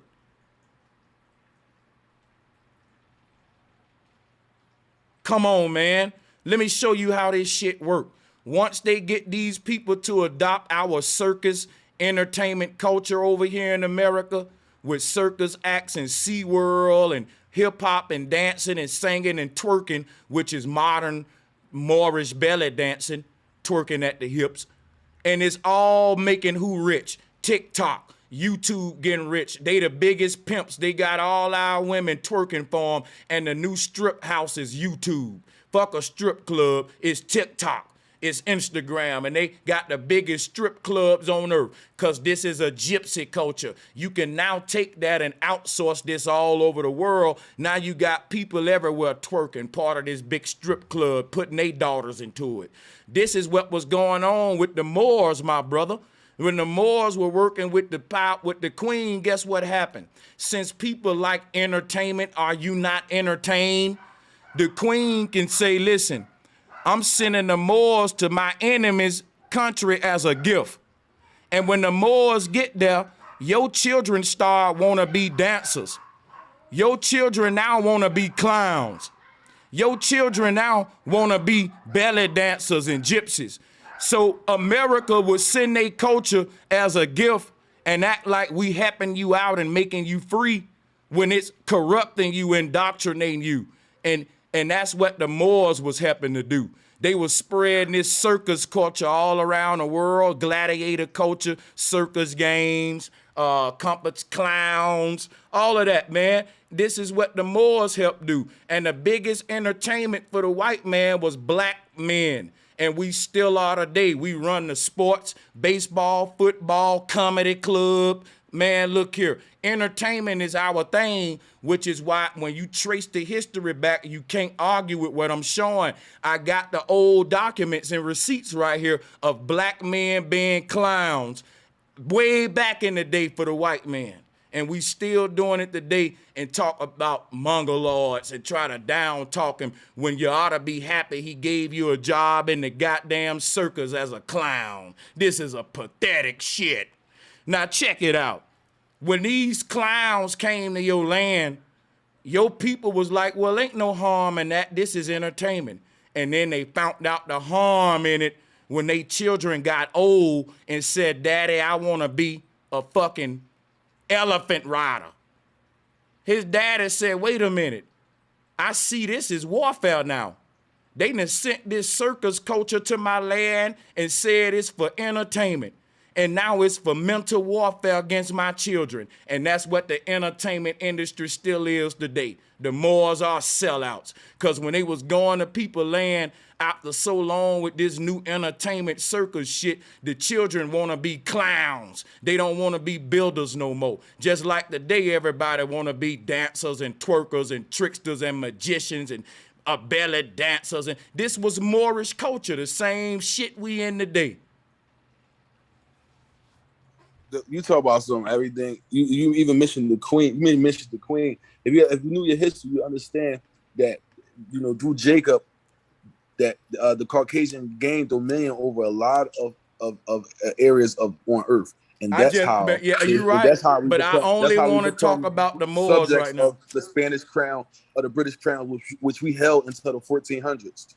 And so you have to understand that they have a secret treaty, meaning that we did not authorize that. So man? I'm going to tell y'all what's happening. I'm going to let you get the mic back, but I want y'all to like and share this. This is called cognitive dissonance. All this knowledge I'm bringing up and facts I'm dropping, and this man cannot say, you right, brother. We sold out. The Moors started working for the white man and they became fucking clowns. You can't say that. You got to keep making excuses. And that's even more clown shit. No accountability.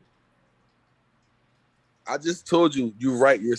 They sold out. I understand. Well, but look, you have to understand. If I'm right, what is Moors? It's so many Moors in the world that you telling me that no Moor was going to sell out and take the bait of any type of no type of like treason against a nation. You becoming pirates, just like when the colonists, the British colonists came and they wanted to get rid of Britain. They started the U.S. They wanted to become sovereign, and a lot of people want to do that over time. They happen to be Moors because Moors are so civilized the earth, so they want to get blamed for making major mistakes and selling out, but not all of us are sold out. You have to understand, only 14% of this population all sold out. Is look like us. And if you don't believe us, if you don't believe it, you gotta look up what eugenics was, and you gotta look up where our population, half our population is incarcerated, brother.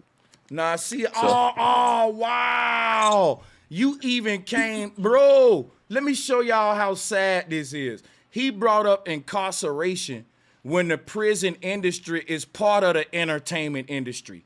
Dude, don't you know that if you were a prisoner back in these days, they would make you perform in the circus and they would make you wrestle a fucking lion. And if you beat the lion, you can be free. But if you didn't, then hey, you died. That was part, like back during it. People don't know about this circus culture. People don't know about this Rome gladiator, the Colosseum. It's the same shit. The dome Colosseums of Rome are the Moorish dome temples today. It's the same thing. Robin Hood men in tights, St. Patrick, these niggas wore tights too to be able to jump with them poles without, certain Moors had to wear tights because they was pole performers and you didn't want the baggy pants getting in the way. So when you see Robin Hood and them with the tights on, swinging and shit from trees and skipping, this was circus performance. He don't want to deal with this shit. Like, I'm not making this up. And the Moors gotta accept all this work, bro, because this is selling out at its finest. I'm calling out all the Moors, bro. Y'all gotta deal with this history right here. Because look, this brother don't want to deal with it, right? He don't want to, I don't want to talk about nothing else but how we was clowning up at these circus acts. You bringing up the prison system, but they, just like they used the prison system for entertainment today, they used it then. So if a nigga get, I'm just saying, don't focus on one fault that the Moors had. You can't tell me what to focus on. What my whole show is about the Moors right now, and all of my shows are focused shows where I'm focusing on a particular topic or two or three. Now, if you don't like the point of focus in this particular show, you can run, because that's what it's sounding like now, because you don't want to focus on us clowning around, kissing seals in the mouth, riding on top of elephants, jumping through fire hoops. I want to focus on that. I want to drive it home. I want the embarrassment to sink in to the Moors. I want them to see it's fucking clown shit. That can't happen because we know how it would led us to that situation. Facts. They are Moors are very I know horrible for our people. They're very horrible for our people, and they are the destruction of our people's identity on this landmass. But people are waking up to these Moors, and they're moving away from them in a lot of hurt. A lot of them are in a lot of pain because they really, really trusted Noble Drew Ali in his writings, in his beliefs, and his works. But at the end of the day, they are a let down people. They're dangerous to our people, as far as I'm concerned, especially with the process. Hey, Sister Betty, watch this. Don't you know that Jack in the Box is a Moor? The Jack that pop. Yeah, go ahead. My bad. I believe it. No. Go ahead, Bro Sanchez. I believe it. I'm done. Yeah, the Jack that pop out the box. You ain't know? Did you know that, Freeman Bay? Repeat what you said, brother. That the Jack in the Box toy, the Jack popping out the box is a Moor. Jack is a Moor. The concept is dealing with the Moors. Yeah, I told you the earth is our turf, so there's a lot of stuff dealing with the Moors. But yeah, we can focus on this point. I just wanted to make sure people know that how we got here, and that's not. But we know that. We know the history. Listen, what happens is this. What Brother Sanchez will say. Let's show what happened to the black man after we got conquered, because what we doing after we got conquered is the most important shit. How we lost the game as a football team ain't more important than how are we acting after the loss. Because and that's what I'm saying. After we lost, this is what we became. And this is what we still are today. And if we don't see that this is what we are today, a fucking bunch of clowns for the white man, and every time I try to point it out, a nigga try to say, well, let's look over here and let's look over there. No, this is the most important thing for black men can learn from the Moors, why not to be a sellout and a clown for the white man when you defeated. It's one thing to be defeated, but if a bully beat my ass, I ain't gonna start dancing for him at school the next day. The bully gonna have to beat my ass every day. The bully ain't gonna make me show up for school and say, nah, nigga, twerk for me. That's what the Moors did. I agree. Yeah, the bully said, nigga, jump through this fire hoop and wrestle that lion. And that's not what you already just showed us doing this thousands of years from the Asiatics. This is what happens when we were colonized and we had to do this. They took advantage of the stuff we did already. You proving my point. You saying just what I'm saying. You just trying to say it nicely though. You got your ass whooped and now you jumping through hoops. We doing it for somebody instead of with somebody. That's all. They're trying to sucker our people into removing themselves from the United States birth certificate, join them because they're trying to set up their own government. They've been trying for years to set up their own government here, the Moors, and it's not working. It fails on every level. I want to correct you on that. We have one here, but the whole thing is, we are in the empire here. The kingdom is in Morocco. This is the empire. This is what the Northwest. It's called the Northwest of Mexico. This is an empire. And you know what? And you know what? America. And you know what? And listen. And listen. Hold up. And you know what the Hebrews say? The Hebrews say America is the kingdom of Yahweh Shah. And this is the Holy Land where judgment gonna take place. Everybody got this mythological map in their head that only they little group acknowledge, but the rest of the world is like, nigga, where your kingdom at again? And they snickering at your ass. Like, okay, we gonna let these retarded folks think they got little kingdoms on earth, even though they work at Walmart and McDonald's and Arby's and shit. But in their mind, They inherited these earthly kingdoms just like the children of Israel. Y'all got a milk and honey land, huh? See, all this stuff pseudoscience to me.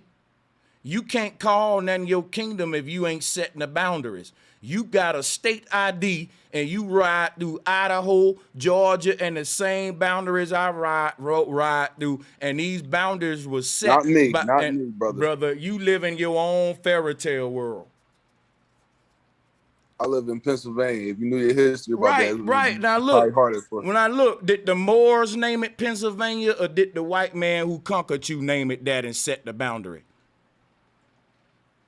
Right. You acknowledge your enemy's kingdom, not the one you fucking fantasizing about. Wake up. Right. That's my point. Do you have your own fiat, Mr. Bay? Do Moors have their own money? Because if you don't, you're dismissed, bro.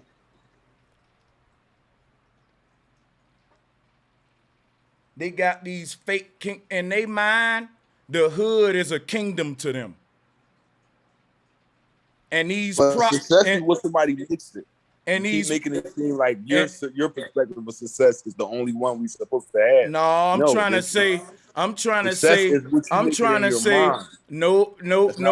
That's called being delusional. That's like a nigga saying I'm rich when he eating ramen in the ghetto every day. At that point, I would say, yeah, brother, you want to think like success to become successful.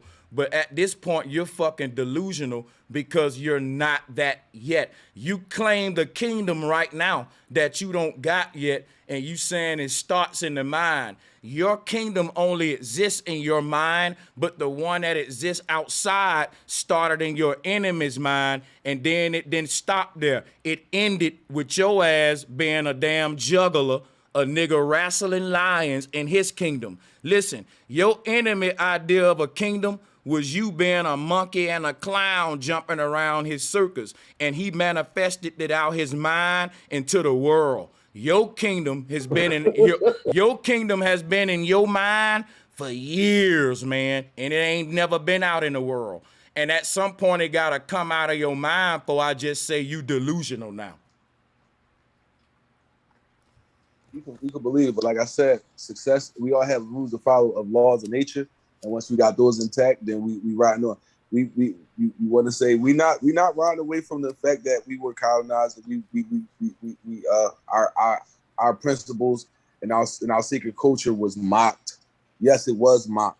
But the thing is, when it comes to me personally, Freeman Bay, Life Coach Lava 215, when it comes to me, anytime my rights are violated, I'm going to be compensated. That is a gift from the Most High, and that's what my brothers, the enforcers of the Constitution, and people who secure our treaties, secure rights. We make sure that we seek remedy anytime our rights are violated. That's due process. That's how life's supposed to be. You can't tell nobody, oh, it's not, stop killing y'all, and the whole world is going to stop killing. No, that's not how it works. So in my kingdom, I live in my kingdom. The thing is, I had to awaken at one point in time. All right, all that right there just summed up to me. You know what I get at the end of all that?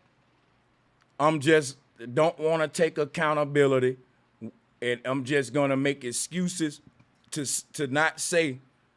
See, you got you can have your own idea of success, and I can say your idea of success is actually failure to me. Like, if your idea of success is to remain conquered and to excuse yourself for being in a conquered clown-like position behind treaty talk, then that's like some coward. That's the problem with black men right there.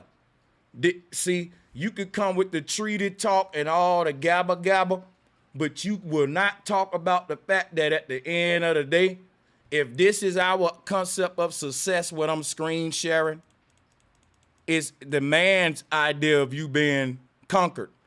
So if your enemy say that his idea of conquering you is you only ruling the entertainment industries in his world, when you say, well, You can't say to me, Brother Sanchez, that that's not success.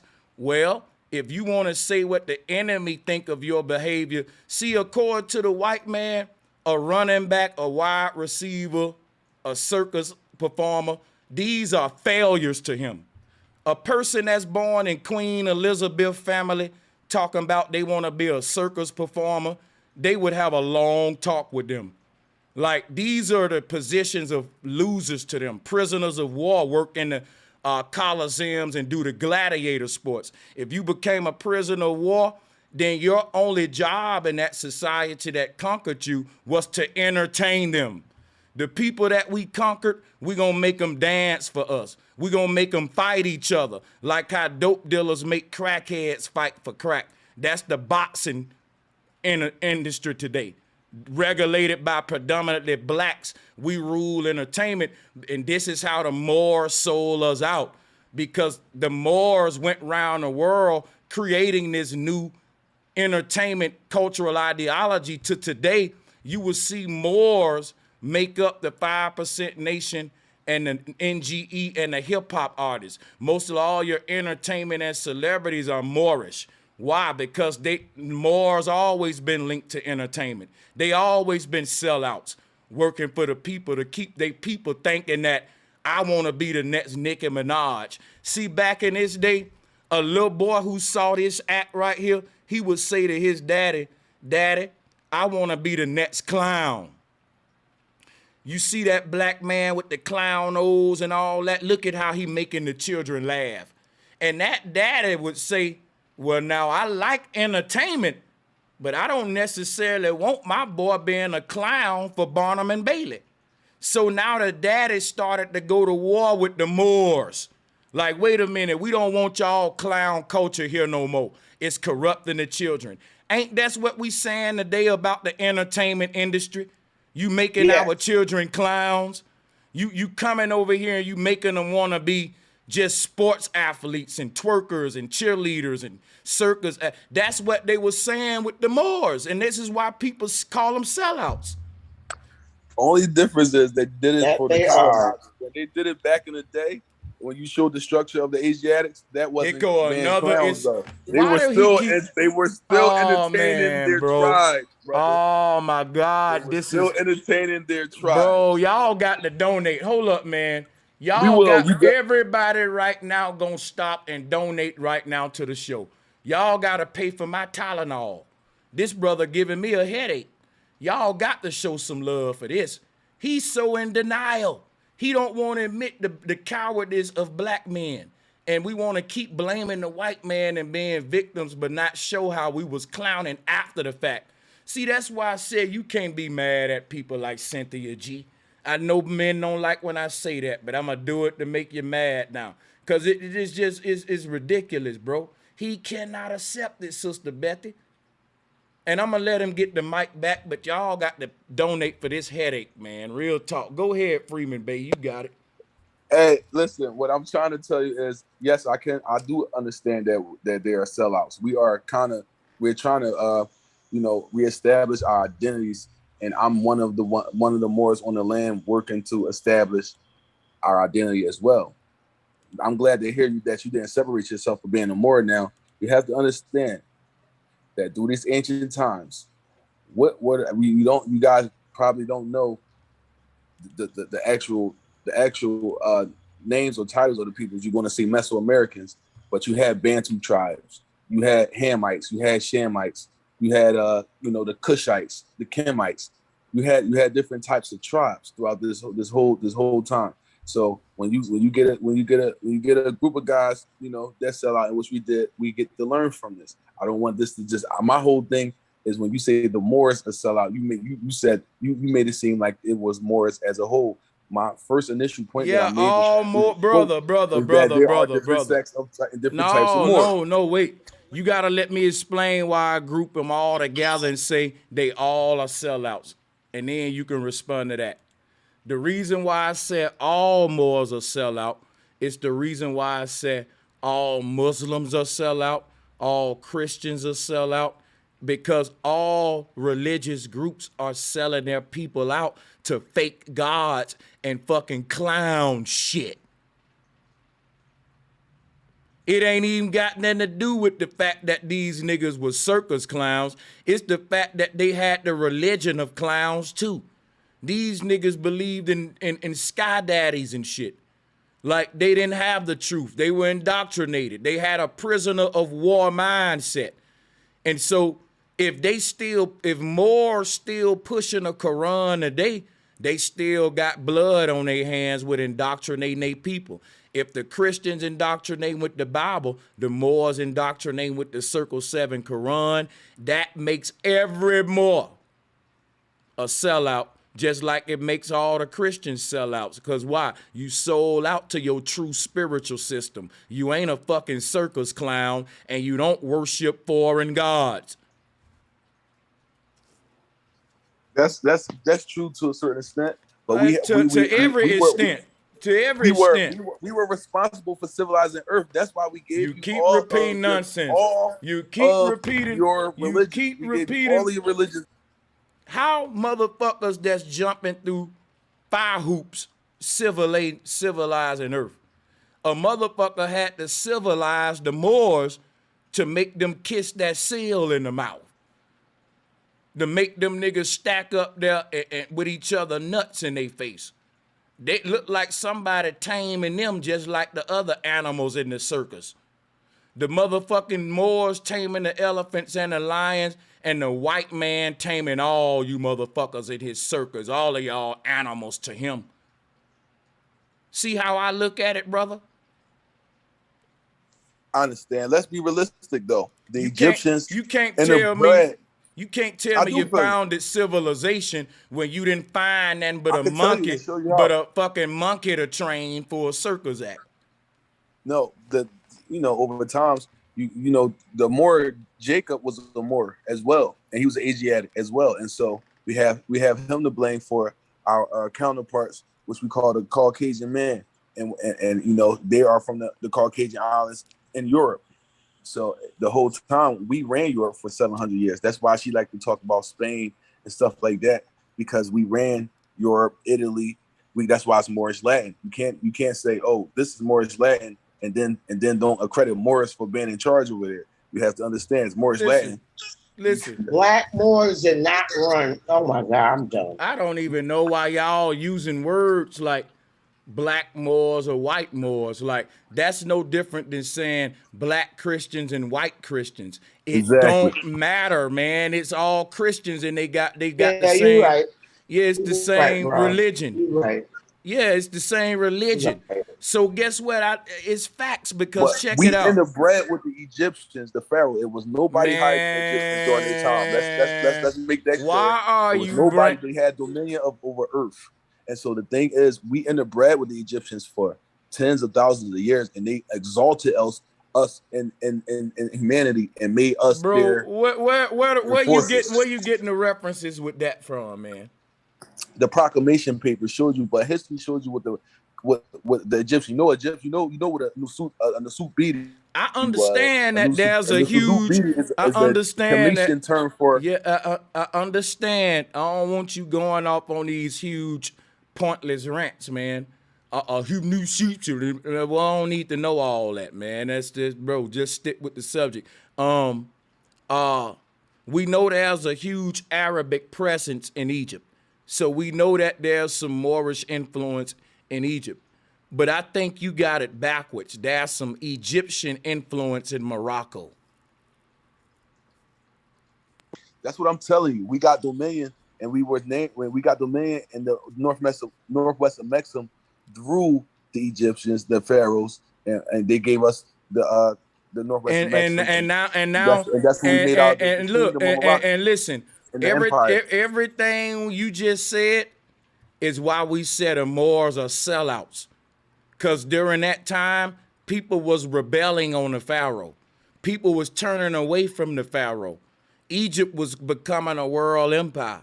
And the Moors made a deal with the enemy of the world. It'd be like a nigga making a deal with the Pope today. and think I'ma respect him for it, and you think I'ma do it because they did. Like, bro, nobody respect the Pharaoh or the niggas who made deals with him. You digging a deeper hole. The Moors, the Romans was the fall of the Egyptian Empire. I ain't They were say exiled. that. I did not. No, I ain't gonna let you. I'm not. I don't know if this dude got a mind problem, but for some reason, when you make a point about one thing he said, he go to a whole nother argument that ain't got shit to do with that one. He just said the Moors made a deal with the Egyptian pharaohs, and I said you just admitted to them being sellouts when you said that, and now he want to talk to us about the Greeks and something else now. We don't want to zoom in now that I got you right there. That's his tactic, y'all. And it's getting exhausting, man. Listen, man, I'm just telling you history, and so you understand where we coming from. No, but don't tell me history, because when you tell me something and I agree with a lot of your points. No, I don't want you to agree. You know what I want you to do? Acknowledge them. Fuck that agreement shit, bro. Because when niggas do that, Sister Betty, what they doing is they don't want to acknowledge that you right. So they don't have to, so what, let me show you what happened. See, when they say that, they make a point. You make a point on them, and they don't disagree with it, but they don't agree with it. But there's a rule that says silence is agreement. That's why he keeps saying, yo, I agree with you. I know you agree with me because of silence, but I don't want the silent agreement. I want an acknowledgement. Never let no one do the agreement by silence with y'all. What I want him to do is say out of his mouth, yeah, you're right. Because acknowledgement means I just put knowledge in his mental. Because everything he's saying, he teaching me, I'm saying as he opened his mouth, he's proving my teachings right and that the Moors are sellouts. Everything he say sheds light on my argument, and it goes against his, but he won't acknowledge that simply by pleading the fifth. And I'm calling him for it. Like, yeah, you in agreement with me, and you ain't saying that by you being in agreement with me, I'm right and you're wrong now. And so now at that point, maybe you need to listen now a little bit more, because at this point, I'm the one teaching, and you're the one in agreement with my teachings. I ain't in agreement with yours. What you saying is debunking your own shit, and it's acknowledging mine, but you don't want to verbally acknowledge it. So at that point, a person would have to say, well, damn, my brother, if everything you saying proving Sanchez right, won't you fall back and learn from the brother? And admit that we were clowns in circus acts. I'm going to admit that, but I want you to just not link all the Moors and think we want to go defend ourselves. That's all. I gotta put them all together, man. To that situation. You got to put them all together, brother. Yeah, you can't separate them. You're an easy target, Freeman, for the Moors. Easily influenced. A lot of the brothers that come out of prison in there are easy targets for Muslims and Moors. So I actually feel bad for y'all, man, because it's like y'all didn't even have a chance to think on your own. And I'm going to show them. Oh, okay. Yeah. Yeah. Look, I'm going to show them why you got to. I'm going to show you, Bay. I'm going to show you why you got to put all Moors together. There are some Christians that say, well, I'm a Christian and I'm against slavery. But I say you can't do that. All Christians are for slavery. I don't give a fuck if they are a black person. Lutheran, wait a Baptist. minute. You're not going to cut me off before I make my point, brother. Listen to me, because I'm finna kill you with this one. All Christians condone slavery, and I don't care what they say out of their mouth, because a Christian can say, I don't condone slavery, but if your God that you pray to and who you worship condones slavery, you condone it. A person can say, I don't condone pedophilia, but if your God and mythology have sex with little boys and he's a mythological god that like children, but in reality, in the physical world, you saying, well, I don't mess with children and I'm not for it, but you pray to a god that's a pedophile, you're condoning pedophilia. So if the Moors serve the god El of the Quran, they're condoning a lot of the bullshit that's keeping our people at the bottom in the name of that God. And I don't care what they saying out of their mouth. I listen to what they God saying because that's who they listening to. Well, we agree that we agree with slavery. You know, we had to understand that slavery was a way of life for everyone who lived back in the day. It's slavery today, but you know, people don't want to acknowledge it as slavery. You know, we call it modern day slavery. But all out like I acknowledge that, but I don't gotta be no more to acknowledge it. And of the modern day Islam, of the Sunni doctrine, and he has slaves. We acknowledge him as more as somebody who existed with an Ethiopian mother as well. But I'm telling you, we understand that our leaders had slaves. When we talk about treaties, when we talk about the Slavic, we understand what slaves were and status, and the Negro was, and the Negroes were slaves, and that's why we understand what you're saying, Brother Sanchez. Yes, that some Moors did so. We wasn't slaves. We were sharecroppers. We were slave owners. We employed people. Exactly. So that's where I disagree with you at.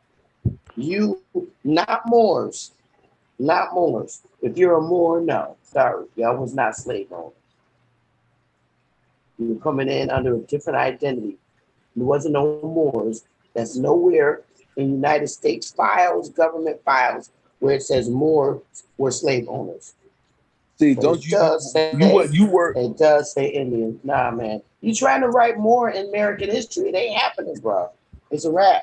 You could look at the treaty in 1787. Google that treaty, and that's what American Yo, history I know is. that treaty. That ain't got nothing to do, man.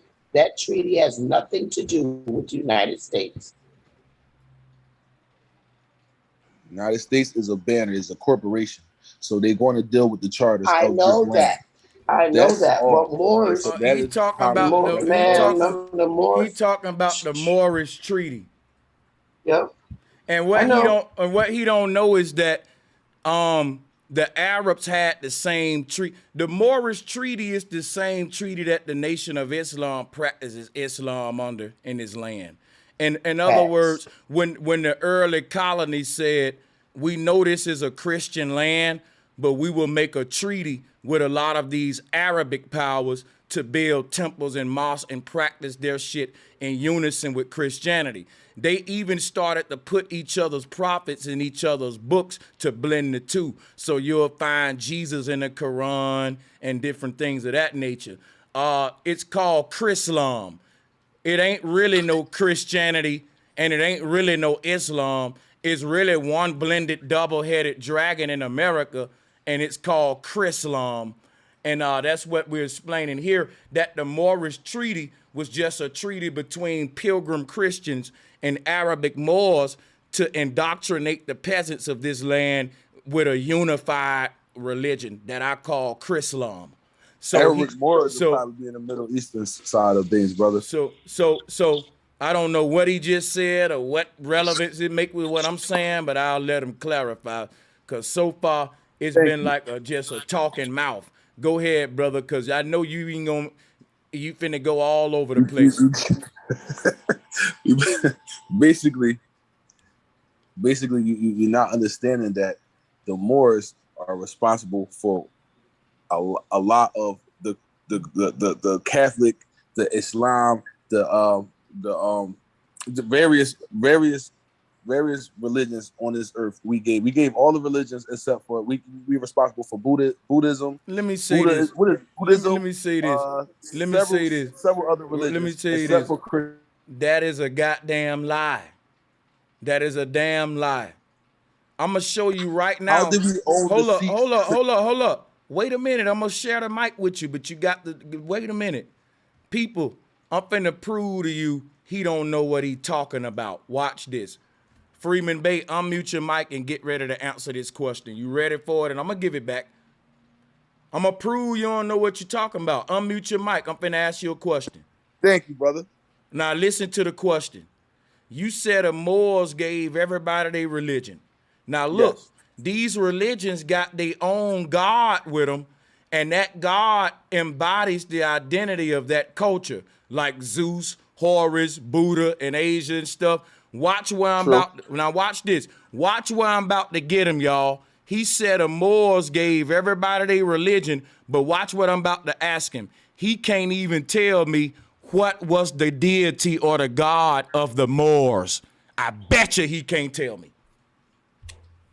Before they were Moors, they studied a lot, and there was a lot. The feminine god. It was a part of a 12 demigod Wrong, system. wrong. No, that's wrong. Wrong.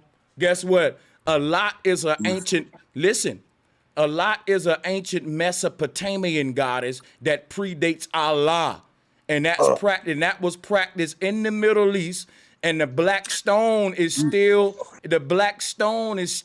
a remembrance of the great womb of Allah. That was the feminine form of Allah, and you ain't gonna find that nowhere in Morocco or Turkey. So you're reaching like a motherfucker. Try again. Just admit you don't know. Just listen. But listen, why don't you just admit you don't know the deity of the Moors so I can give it to you? That let me know you don't want to learn and you stubborn and egotistical.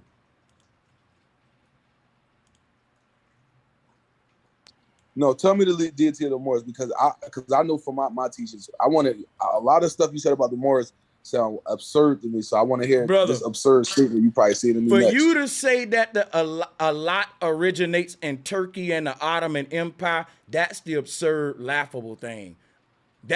I told you all throughout this show I've been teaching you, but you acting like you teaching me when everything you say proves you don't know what you saying. I know what I'm saying, but you don't want to humble yourself while you're ahead. But let me show you the deity of the ancient Moors. Here she go right here. This is called the Moorish bee goddess, brother.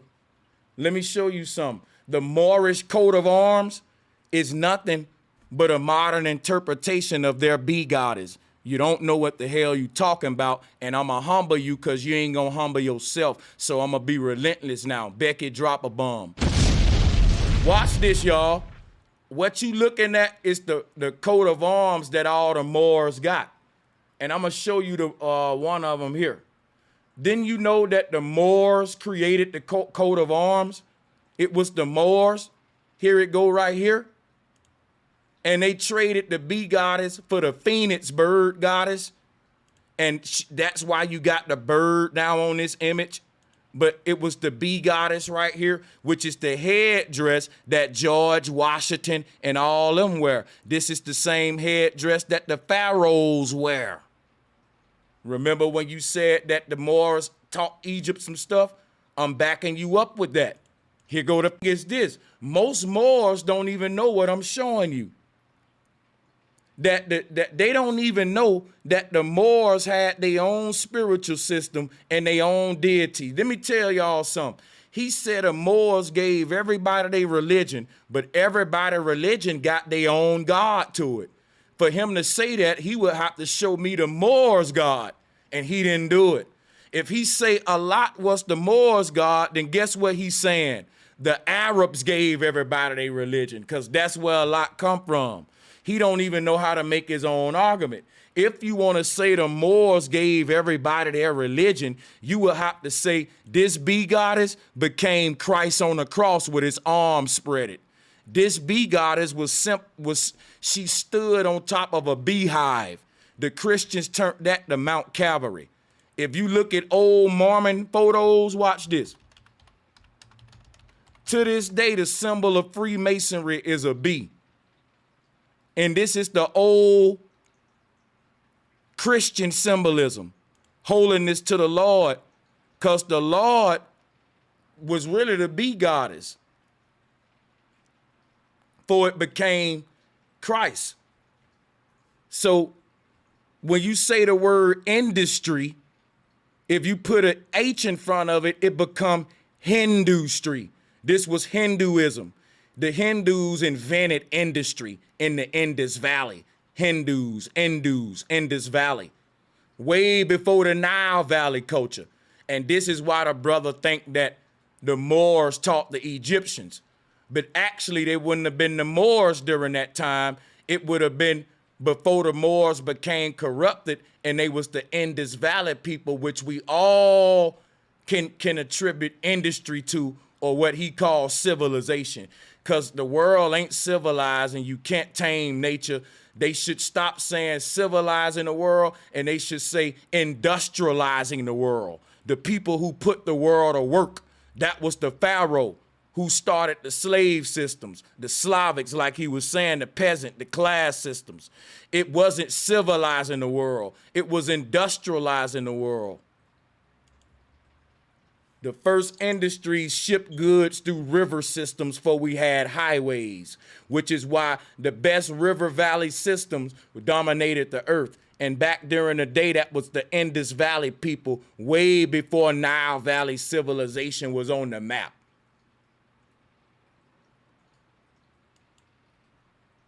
Moors like you teach that it all started in Africa, because you don't know what I'm talking about right now, about your own science. And that's my beef with the Moors, which is why none of them will debate me.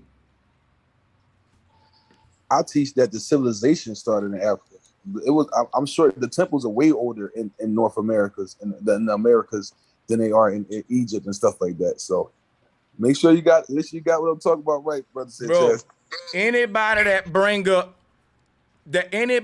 makes a claim and say the Moors gave everybody their religion and God, but don't none of the Moors know the original deity of the Moors, because all the Moors today got a Circle 7 Quran where that sellout ass pedophile allegedly agent Noble Jew Ali got them worshiping Allah, just like what Elijah Muhammad did. All the Moors, you're gonna stop cutting me off. All the Moors call themselves El. That's the name Elijah Muhammad. Why is so much pedophilia surrounded with these El and Bay groups and all that stuff, man? Now check this what I'm telling you right here. Black and gold is the color of Mason, of the original Moors and all that. Noble Drew Ali changed it and gave these Moors today Islam, when the true Moors wasn't worshiping no damn Allah, Allah, or El. They was worshiping the Moorish bee goddess that I'm showing here, which is why they wore black and gold. Moors don't know what the fuck they talking about. Any Grand Sheik want to debate me, I will mop the floor with your ass. You don't know what you're talking about. I should be teaching all the Moors. They didn't even become Moorish. They were Moabites. They were Canaanites. They were Hamites. Now you using, guess what? You're using biblical terms to describe a people. You shooting yourself in the foot. No, we're using names of tribes. Man, biblical. These tribes come from a mythological book, brother. Yep. They keep mixing their shit up. You're messed up, bro. You see the Arab. You don't understand that the Arabs. I think you should just do the genealogy, bro, and join the tribe. Hey, Arabs have no origin. You all messed up, man.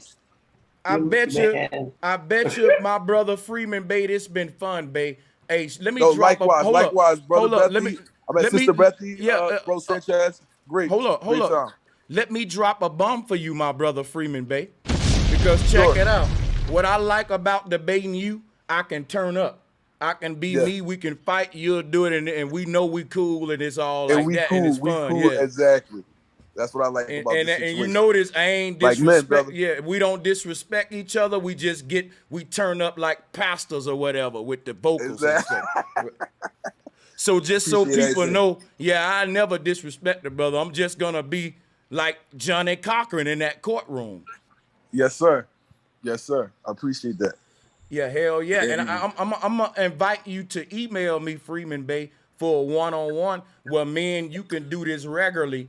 because I think, man, you having these back and forths can teach the Moors, because you agree a lot with what I'm saying. What I do.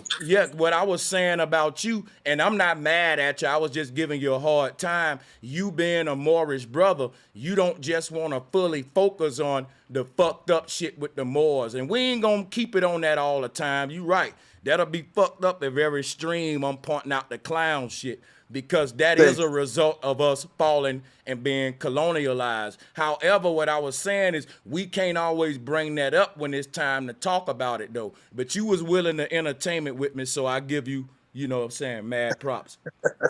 Yes, sir. Yes, sir. Appreciate it. I had a good time tonight. Hell yeah, me too, man. Hey, and I hope this right here get me a one-on-one with Tahaka Bay. I ain't gonna lie. A lot of what I'm doing and having Inky over here, I told Tahaka Bay one time, we debated on his channel. I said, brother, I really want to come back to debate y'all about Moorish science. Like, because really then I can get into the flat earth shit on a deeper level. And they didn't invite me back. So I said, this will be a perfect opportunity to get his attention with all this right now. And you notice people saying Inky was over here and all that, but I didn't, you know, Inky and Tahaka may be beefing, but you notice what happened. I can even admire Inky for saying, look, me and Tahaka beefing. Brother Sanchez want to debate the Moors on Moorish science. So why not group with Brother Sanchez to give him the smoke? Because at the end of the day, it ain't no street fight type beef. It's YouTube intellectual beef. So look, that's how Inky looking at. That's how I'm looking at it. Like, look, y'all want smoke? Fuck all the riffraff. Let's debate the shit that's really gonna go into the deep thing about pedophilia, the religion of it, the occult shit, these schools of thought, these symbols where all these teachers was learning from. Let's really get into it, you know? And the door is open for that with this Polite thing, for us to push it deeper into the occult perspective. Just, hey, they messing with little children. Yeah, rich people doing it. Aleister Crowley, all of them sick folks was doing it. But let's go into the books that they're reading to make them think sick like that. Because if you find out your child got hold of some crazy voodoo book and now they drinking blood in the bedroom and sacrificing motherfucker, you know what I'm saying? You'll be like, let me deal with the book as opposed to what my child doing. Because he didn't start being bizarre till he got these sick ideologies from this damn book he brought home. So the parent will be like, you know what? I'm going to get rid of this damn crazy book that my boy done brought home because it's changing him. You know, and that's what I'm saying to the conscious community. Let's get rid of all these crazy books that's breeding these pedophiles and crazy ideologies and all that. And Noble Drew Ali and the Moorish Science Temple have to fall with that. We can't pick and choose, and it gotta be fair. And I know Freeman Bay don't like that, but I appreciate him for being willing to tell us why we shouldn't just throw it all down. And I'm hoping that Tahaka Bay and other Moors hop on board with what he doing, have these conversations, because I haven't disrespected. I'm only going hard based on the allegations as a man with children. All right? If people say, well, you disrespecting Drew Ali. Well, no, I'm a concerned parent. That was girls that accused him, underage girls. And if that accusation was made in the ghetto today, you wouldn't be trying to hear what the pedophile's saying or what the people who know the man saying. You'll be saying, look, man, them little girls said you be trying to mess with them, and 3 of them said it. All right? Now, I'm going to drag you based on why is these little girls saying this about you and no other man in the neighborhood.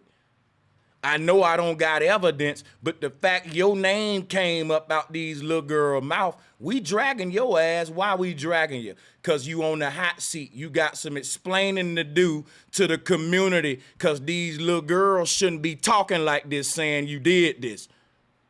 But when it come to their favorite teachers, they ignore the little girls, y'all, just like with Elijah Muhammad. And I'm not going to let these Moors do it with Noble Drew Ali, which is why I respect Freeman Bay for saying, hey, I'll stand up and answer to Noble Drew Ali. I'm a Moor. and I will defend, and because you owe that to the people.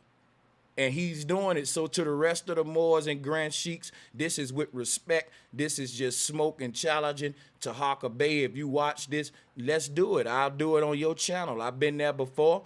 It's fair. I want to debate. Tahaka said he open for all smoke, and he the more you gonna remember. He got the militant behavior. Well, Tahaka, don't ignore me. You know who I am. You watch my stuff like I watch yours. I like your channel. It's fun. I like it.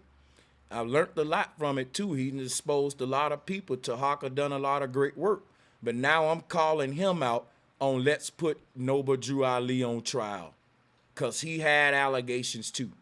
And I'm also putting Moorish science on trial, saying none of the Moors teaching the real truth about this Moorish science. Now, if you accept these challenges, show us that y'all ain't just popping shit that you about to smoke. I'm calling you out. Is you gonna answer the call? Otherwise, quit acting militant. Quit saying you about to smoke. Quit playing the loud music like you turned up and gonna debate, because you're running from it. And a story. Anybody want to say anything before we get out of here? I just want to appreciate everybody. This is Freeman Bay. My Instagram is LifeCoachLava215. I'll be looking forward to work with Mr. Brother Sanchez and anybody else that's willing to work with us on a positive note. Thank y'all for the night. Have a good one. Most definitely. It was a great bill. You're very mannerable. I enjoyed it. You're comical. Brother Sanchez, you always do the fire stuff. I really appreciate your mannerism. And I just want to thank you for being brave enough to stay up there with Brother Sanchez. Oh, yeah, because I've been debating a while, so I know how to break my opponent's confidence level down with my tone and projection without being disrespectful. Pastors do it all the time. That's what made Malcolm and all of them, he know what's up. I got to do that, man, to amplify the statements. But y'all know what it is, man. The brother held his own, though, like the sister said, because he kept coming with it to a point where I was like, damn, he actually making me tired, and he ain't broke a sweat. Am I winning right now? God damn it. He got to, he always find another argument. But look, I'm going to always find another answer, brother. That's why I want to keep doing it with you, because we can do this all day, I see. This is good sparring. That's good sparring right there, yeah. And hey, Sister Betty, I see you be wanting that smoke too. Hey, whenever you want that smoke, email me, Sister Betty. Let me know who you want it with, and I'll arrange the debate, because, we still do the debate network show over here too. We already had 2 big ones over here. So that's to anybody in the chat room as well. But with that being said, I got to get out of here, y'all. I got to go. Peace and much love to y'all. And before I actually go, let you know, hit the Cash App, guys. Support for the time. I dig deep. I do all kind of content. This is content I like to do because it's competitive.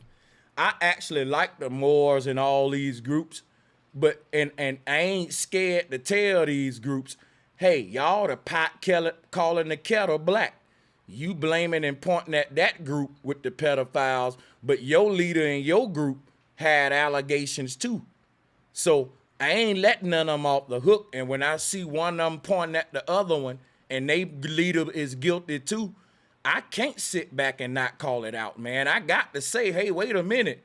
What about y'all leader? I ain't saying he guilty or not guilty, but y'all owe us an explanation if you want to put everybody else leader on the hot seat. You know what I'm saying? I think that's fair to all the Moors out there.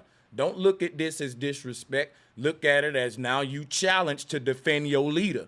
And if you're a warrior and a true Moor and you about that life and you respect Noble Drew Ali, you should hop up to the challenge. You should say, guess what? These are the claims made. They out there in the community circulating.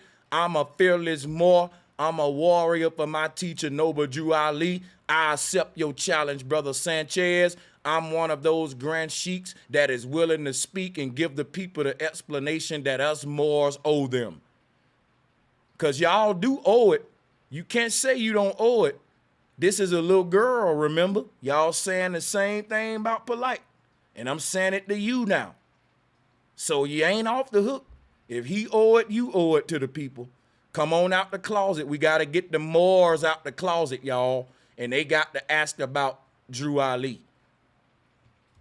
This is the time for bringing out all the leaders with accusations. Email me their names. They students got to come defend them now. Y'all, you can't be a warrior for your teacher and don't defend them at this time. I'm just calling those, I know there are some real Moors out there that's going to accept the challenge and say, hey, Brother Sanchez, because Brother Sanchez being foul.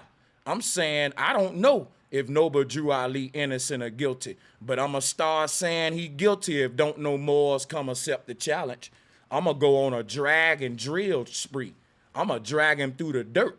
I'm going to call him all kind of pedos, because it let me know none of his students got nothing to defend that he's not one. And they won't do it, but yet they saying, I'm a warrior. I'm a Moor, and I'm a brave follower of this man, and I'm willing to defend my shit. But yet when somebody come out like me saying, really? Now defend them now. Here go my challenges. Your teacher ain't here to defend himself. If you really honor his legacy, step up to Brother Sanchez. Defend your teacher against them Moors. And if you don't, I'm going to have to go and start saying, well, maybe he is a pedophile because they don't have no evidence for his defense.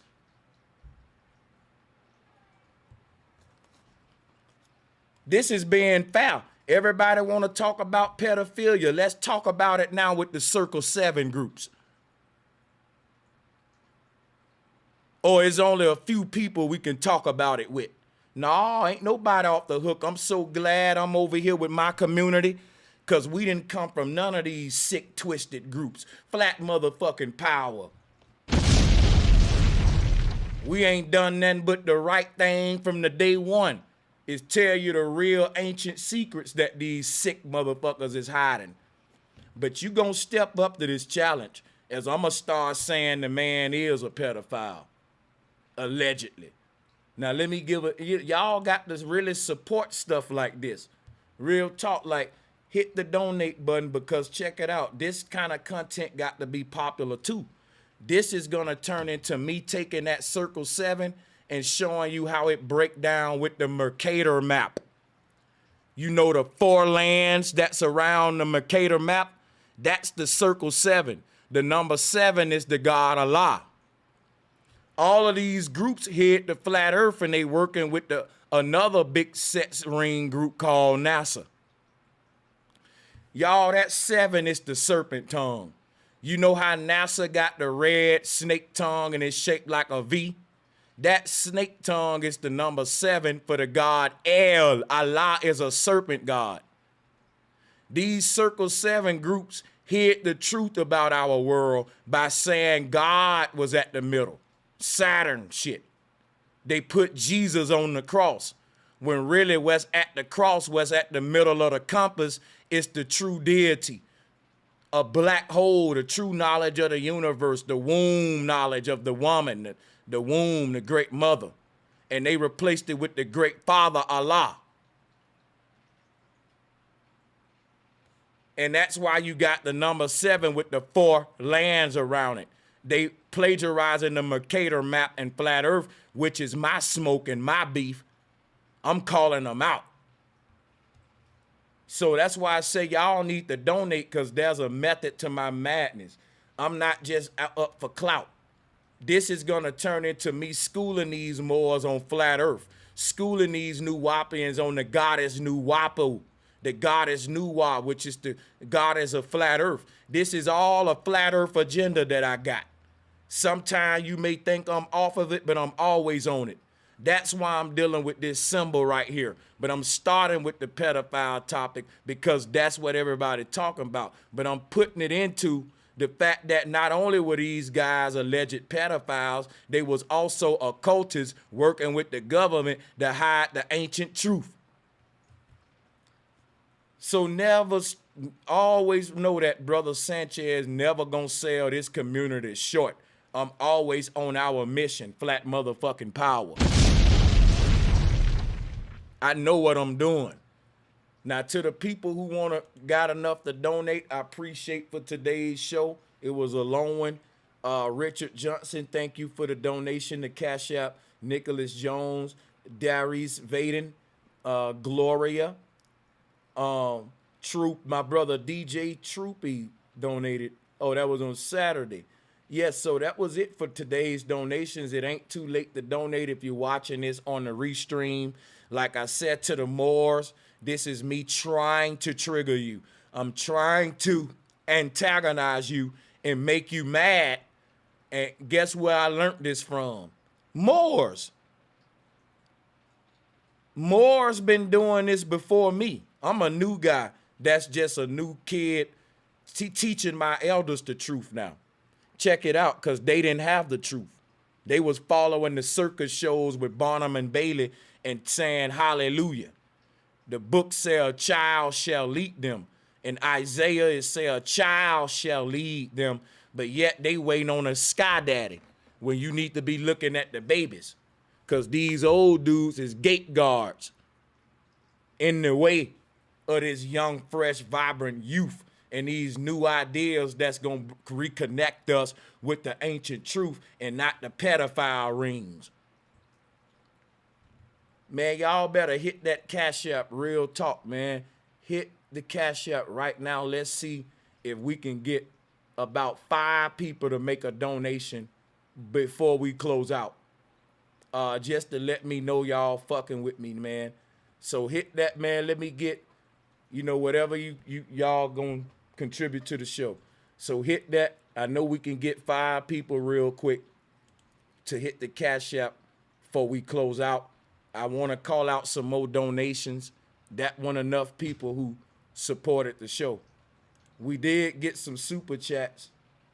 And when you send in a super chat, it is going to be embedded in the video, as well as the Cash App will be embedded with this video forever, because I'm calling you out with the audio that's recorded. And if it pop on the screen, that's recorded with the show too. So you're eternalized in this video. But yeah, man, I'm not going to troll y'all for too long. I got to get out of here. But I really want to keep teaching about this Circle 7, the God El, and the Moors, and how they went off track with their true teachings. And I'm going to do it with the Nuwapian too. But what I'm doing, guys, and I'm doing this just for y'all, man, because I love you motherfuckers. When Bro Sanchez TV come off strike, I'm going to be doing deep presentations back to back. I'm talking about deep shit on this cosmology with all of these groups, with the Nuwapians and the Circle 7, the 5% Nation, and I'm going to be blowing y'all away with how black conscious teachers were sellouts. All of these guys were sellouts working with NASA and all the white occultists to trick their people and keep them blind, dumb, and deaf, just like the white man. And I'm going to tell you, that's why they all say the white man learned it from us. So that give you the right to indoctrinate your own people with pseudoscience. If the white man learned it from us, then we was evil first, and we need to do away with it all together, no matter who learned it from who. But these occultists want you to keep arguing about who learned it from who first. It's fucking pedophilia, man. Fuck who learned it from who first. We all need to get rid of it. And if you say the white man learned this sick behavior from the black man, that makes us even worse than him. Quit taking credit for sick behavior just because you don't want to address it like men acting like cowards. Tired of it. I'm telling you, man, that's what all these groups only exist because of cowards. Men need some dude to follow and to call daddy.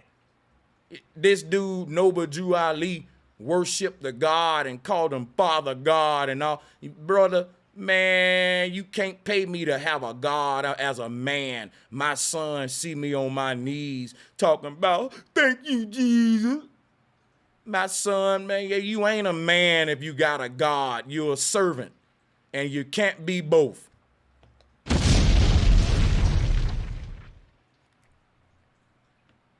Can't be no damn man on your knees.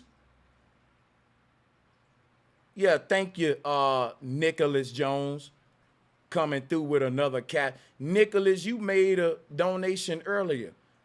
Y'all gotta get new people hitting the cash app, man. Nicholas is alone right now. Hold up. The same people making donations, man. That ain't right. Come on, guys. Hit that button. And yeah, man, like, come on, any of these groups with a God at the center of it and forefront of it, we got to do away with them. That's taking away our manhood if you worshiping a damn God, man. It's taking the God out of you. I don't see how that ain't simple for y'all to see. All of these men talk about they alpha males, but they God fearing. And real alpha male men don't fear nothing. But you niggas be like, I don't fear nothing but God. Motherfucker, I don't fear God either. So what did that make me? If you're an alpha male and the only thing you fear is God, what am I if I don't even fear God? There are no alpha males that are God fearing. Because you niggas still scared of something. And your God scared of me. The God that the alpha males worship while they thinking they such alpha males, that God scared of me. You waiting to kneel down to that God when you die, and that God is waiting to kneel to me when I'm die. Your God know to give me my respect when I get on that other side and get his ass on his knees. Now let's get this straight. Your God kneel to me and you kneel to that God, but you the alpha male.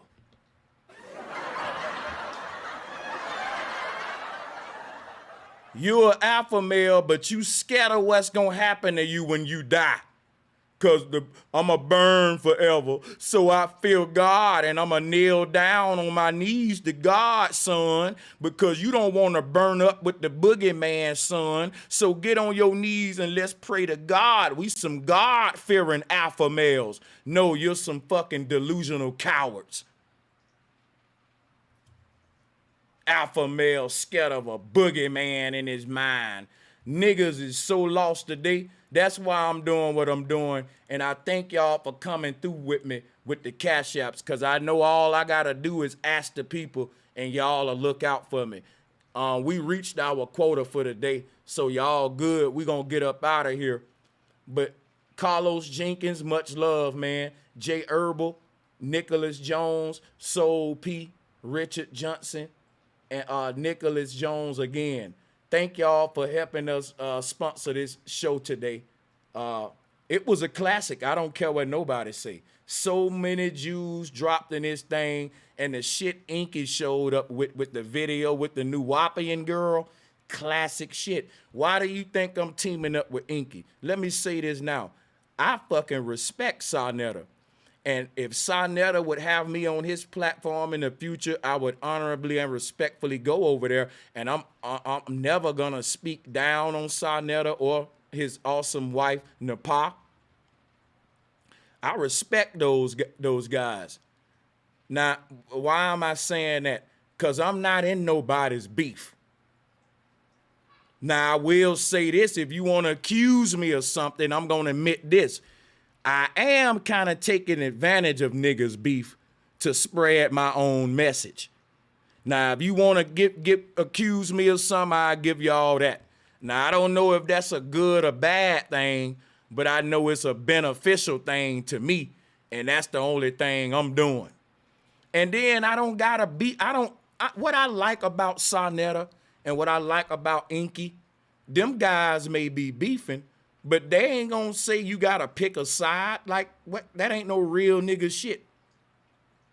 If I'm beefing with Sarnetta at one point and you over there donating, I'm not gonna be mad at you. Hell, cause I'm gonna be watching the show too.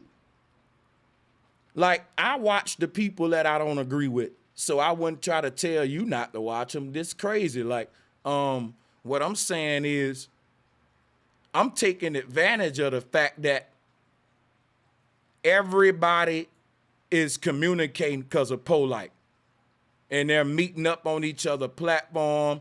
And now, as Brother Sanchez saying, look here, I told you what I said on Polite, and then I'm gonna fall back and let the people who was with him and who in that keep going with it. I'm not a Tasha K, and I'm gonna keep speaking on it as I need to follow it. But I ain't clout chasing.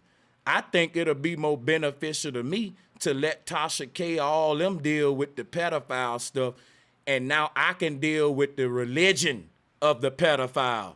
Ain't nobody doing that. One thing about me, I always tried to make my own lane. I said, everybody dealing with this shit with pedophile, but nobody dealing with the books that the pedophile was reading. Like when that girl said that on that podium what Inky played, she was reading sick books that Aleister Crowley and Ron Hubbard signed. They into all these crazy religions talking about our ancestors was doing this. Because our ancestors were corrupted and lost too. Hello. That's my job, to come in and push it deeper and show you the cult-like mentality that lead to the pedophile and the people that condone and protect the pedophile. That's the bigger conversation. That's why if anybody would allow me on their show to have that conversation, I'm going to do that, because I need to do that for the children. See, the pedophile don't like a motherfucker like me, because I'm going into his sick, twisted, occult mindset that he used to justify his unnatural behavior to his cult following. The shit that Jim Jones would tell the family members to make them excuse him for abusing their children and them condoning it. See, y'all don't know that's when the religion come in. That man just beat your little baby and the parents stood by and watched it and agreed with the cult leader, because it says here in the book, don't spat a rod. And they go to twisting the scripture, and next thing you know, they fucking your wife, beating on your children, and got the book right there justifying it all. This is old shit what they've been doing, y'all. Telling you, this cult shit is deep. That's why, well, I'm gonna take it deeper. Shout out to my sister Takia for the last minute donations that we getting in. Thank y'all. Shout out to Nene.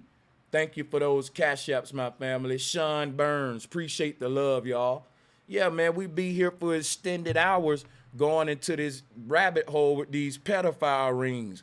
Everybody leader got allegations, and everybody want to point at the next person leader and be silent when I say, well, what about yours? And the people got to stand with me and make sure all of these groups is held accountable, and ain't nobody getting a pass, man.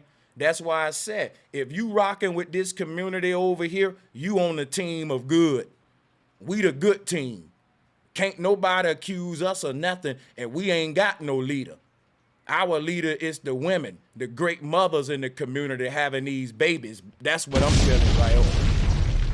We ain't worshiping no man, no sick, twisted man. We worshiping every woman in that chat room and these women who's finna reproduce our children. I don't know what happened to these men with the rise of these cults and condoning sick behavior. But I'm telling you right now, I can't let it slide, y'all. I'm passionate about it.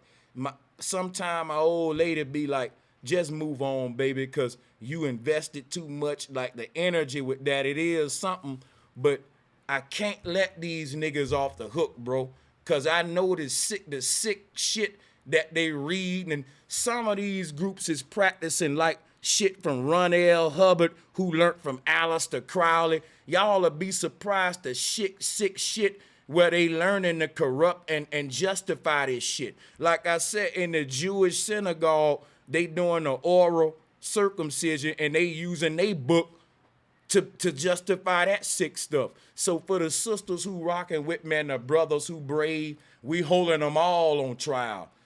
See what I like about what's happening now? Real men and women standing up, and we got our own damn group, and it ain't no leader at the top, like no Malachi York, no Polite with the New Covenant. This is the people now standing back up saying we grouping together under what's right. And ain't nobody getting the pass trying to blend in with the people and act like they off the hook, which is why I'm coming with it with this Circle 7 groups. Because they up here talking about Polite, and a lot of them leaders under these Circle 7 groups ain't no different, if not worse. Y'all, a lot of stuff gonna come out the bag at this time. A lot of shit finna come out the closet about a lot of people. And I'm gonna make it happen that way because it need to come out, and it's a lot of groups got a lot to say and point at each other, and it's the kettle calling the pot black, and they want to sweep this stuff. The Nation of Islam, if you speaking on Polite, you gotta speak on Elijah Muhammad. I'm telling you, this is a whole ring that all of them connected, and they pointing at each other when there's one big web, all of y'all sick stuff together. Six bastards. I ain't letting none of it. It's the best time now not to belong to no group at all, but just with the people, y'all, because that's who winning. That's the winning team now.